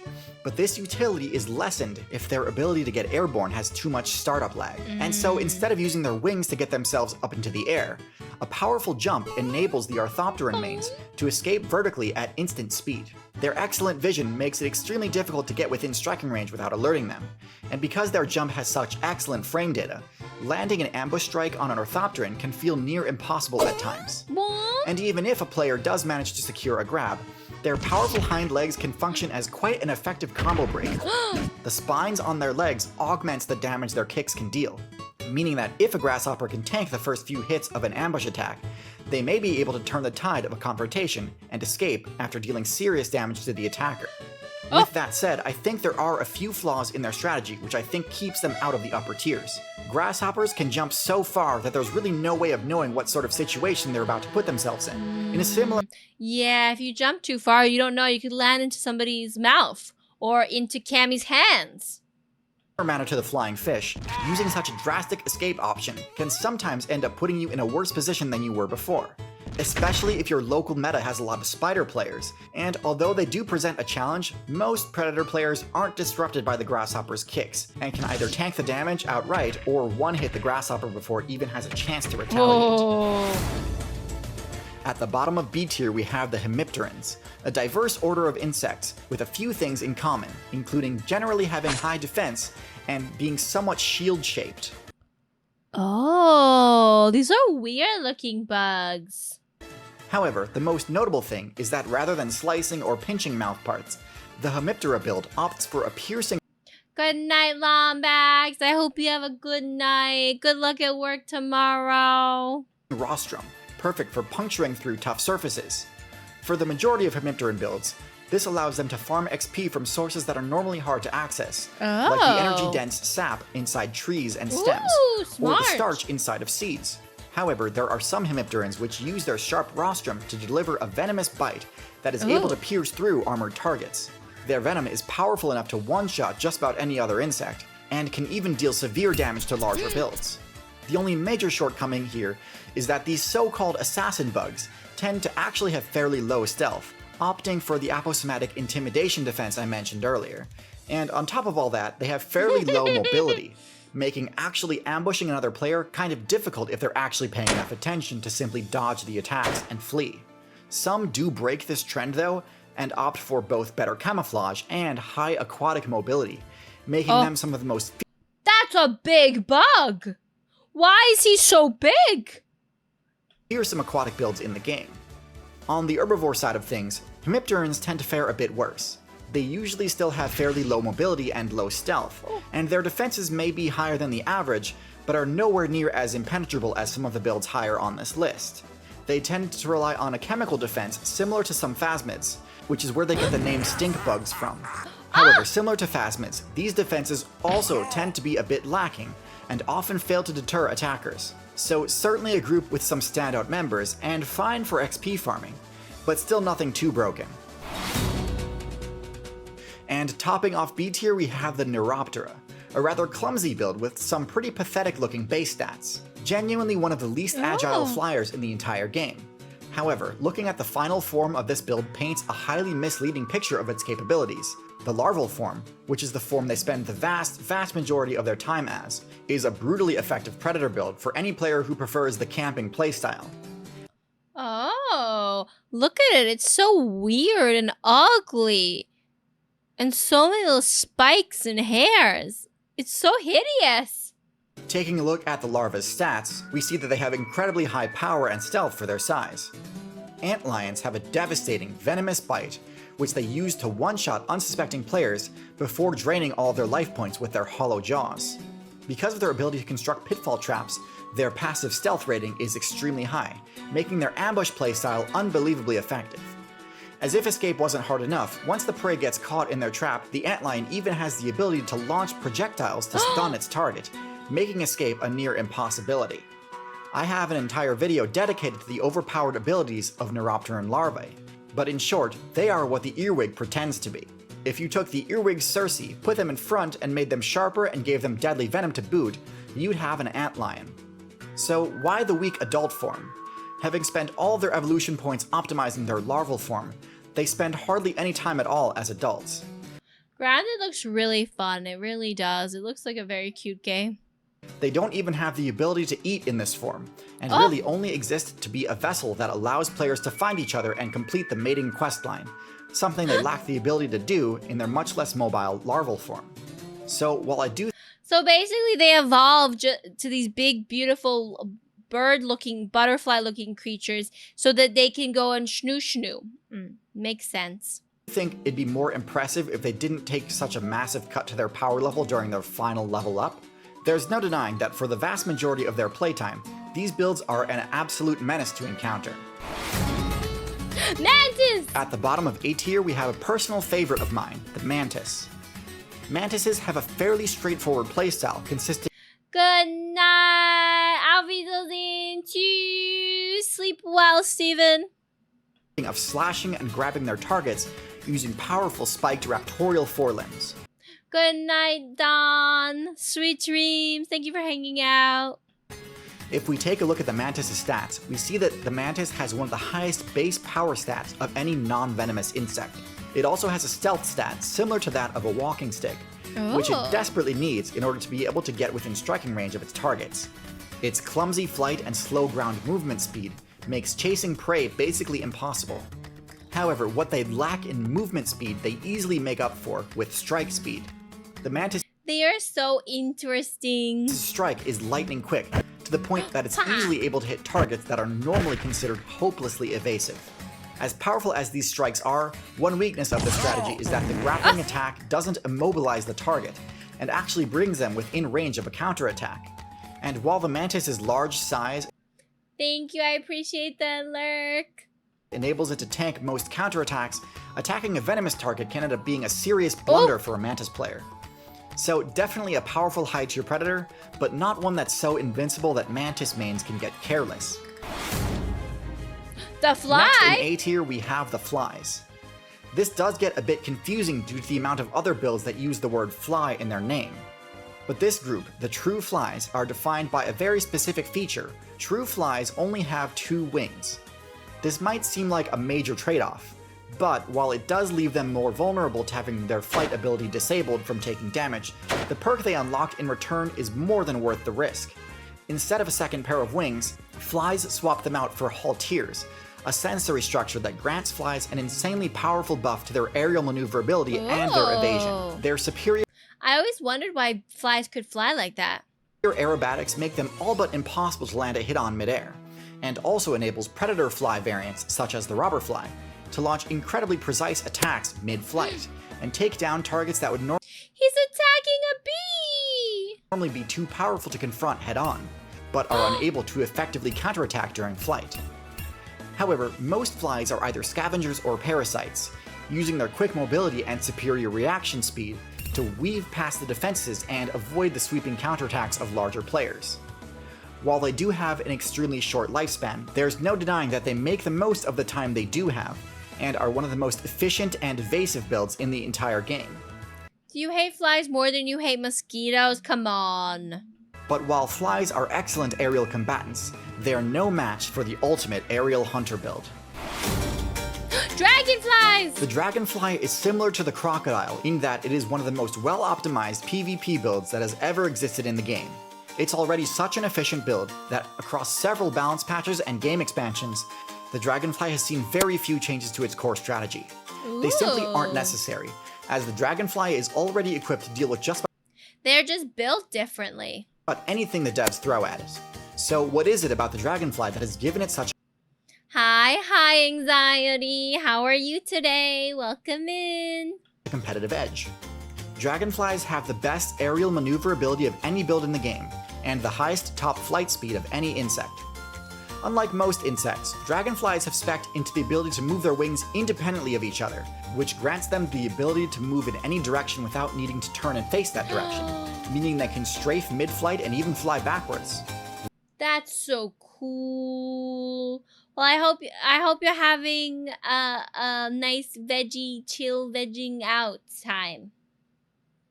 Well, me when I wake up. Hello, hi anxiety. Welcome in.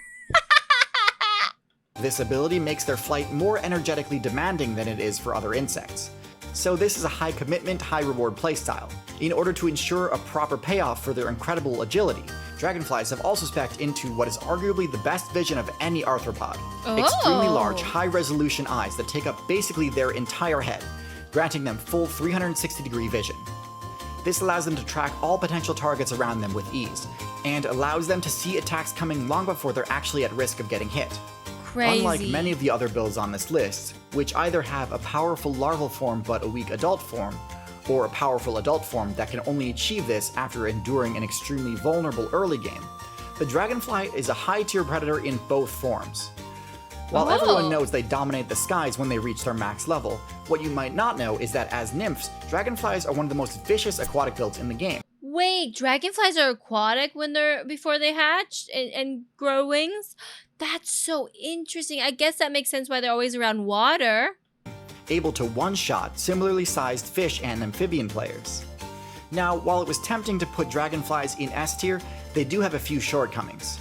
While they are generally able to see approaching predators before it's too late, they aren't particularly good at avoiding accidentally flying into dangerous situations. They're easily trapped by spiderwebs and are often snatched out of the air when flying too close to another player. In addition, dragonflies cannot walk, meaning that their energy-expensive flight ability is their only option if they need to reposition themselves. Not that devastating of a weakness, but it's enough that this ancient build can't quite break into S tier. Now we're gonna get to see the S tier. First off, beetles. Yes. First in S tier, we have the beetle. The beetle is the epitome of the insect build. A bunch of extraordinarily powerful abilities that seem like they shouldn't really function properly when used in conjunction with each other, yet somehow actually end up synergizing unbelievably well.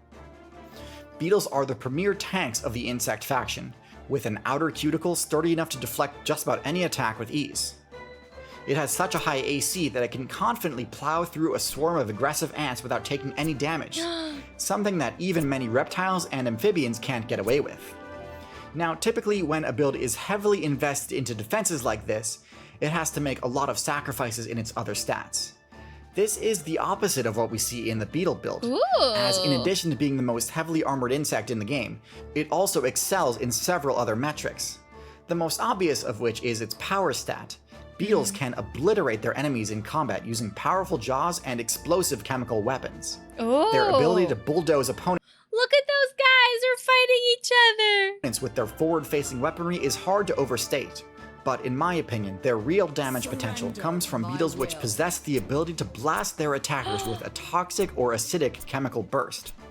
But that's not where the They can spray chemicals at bugs? I didn't know that they could just spritz like that.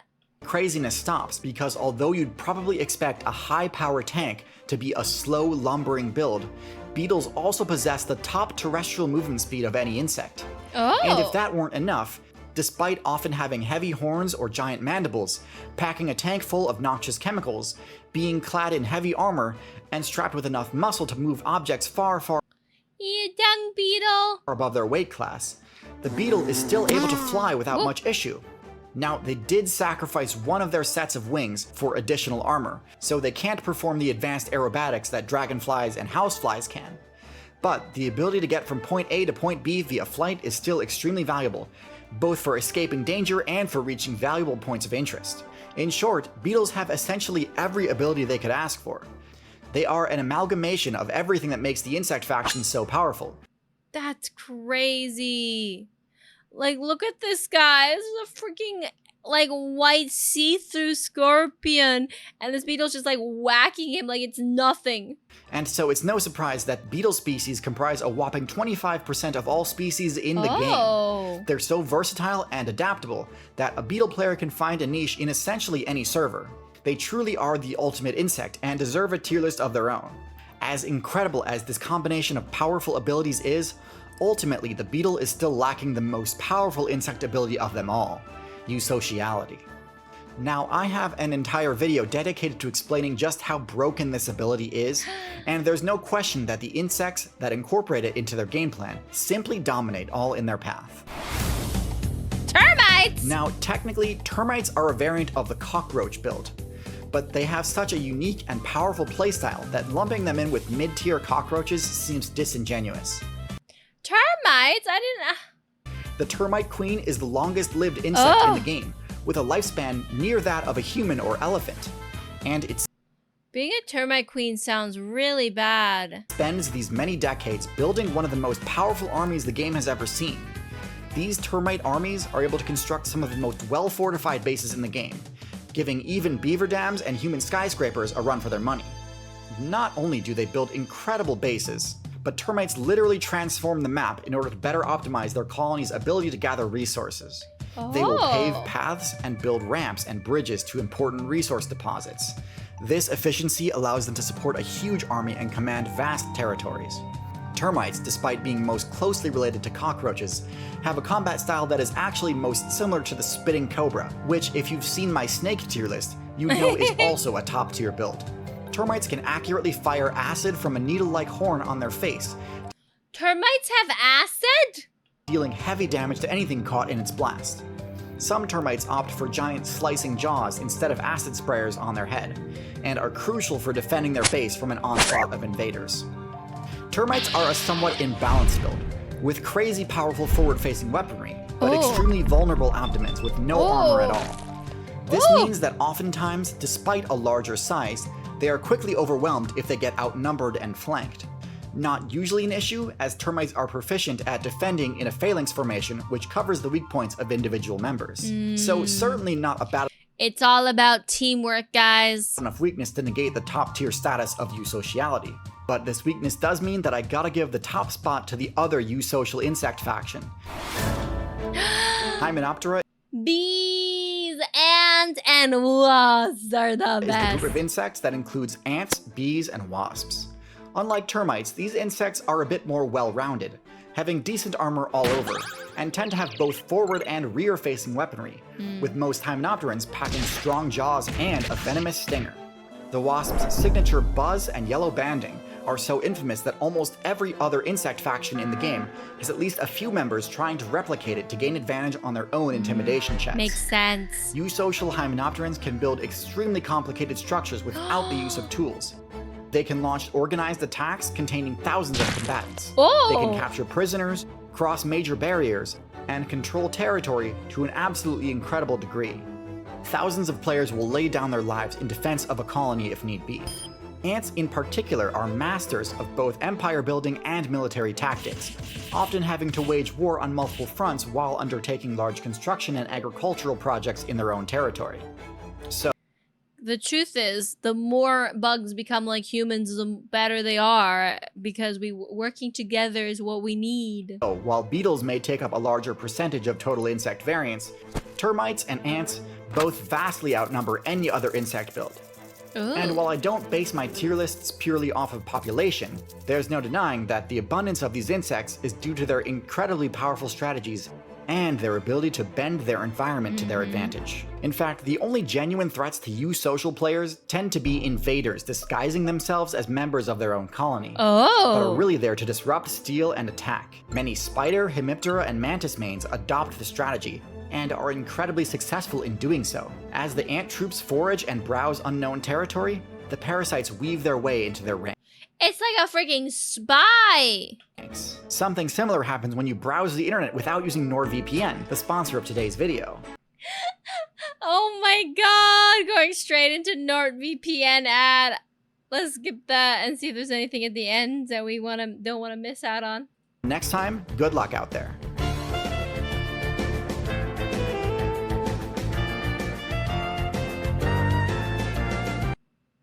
Imagine if a creature became human-like to feast on humans. Oh my god. What the heck are you imagining, Ark? What kind of crazy imagination are you going off of? Got Norded. I'm not being Norded. We are not letting Nord us. We've already been Norded today. We've had enough Nording. We've been Norded too many times today. No, I actually think we only saw one NordVPN video. But I feel like Nord is everywhere. I feel like Nord is, you can't escape the Nord. Everybody likes a good NordVPN ad. I don't know why. It's just everywhere. I guess they have a lot of money probably. But what do you guys think of today's videos? There were lots of fun videos. At least I feel like there was a lot of fun videos. I had lots of fun.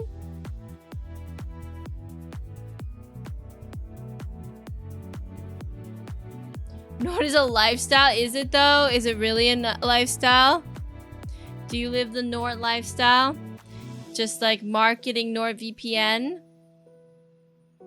Is that what you guys do? Ooh,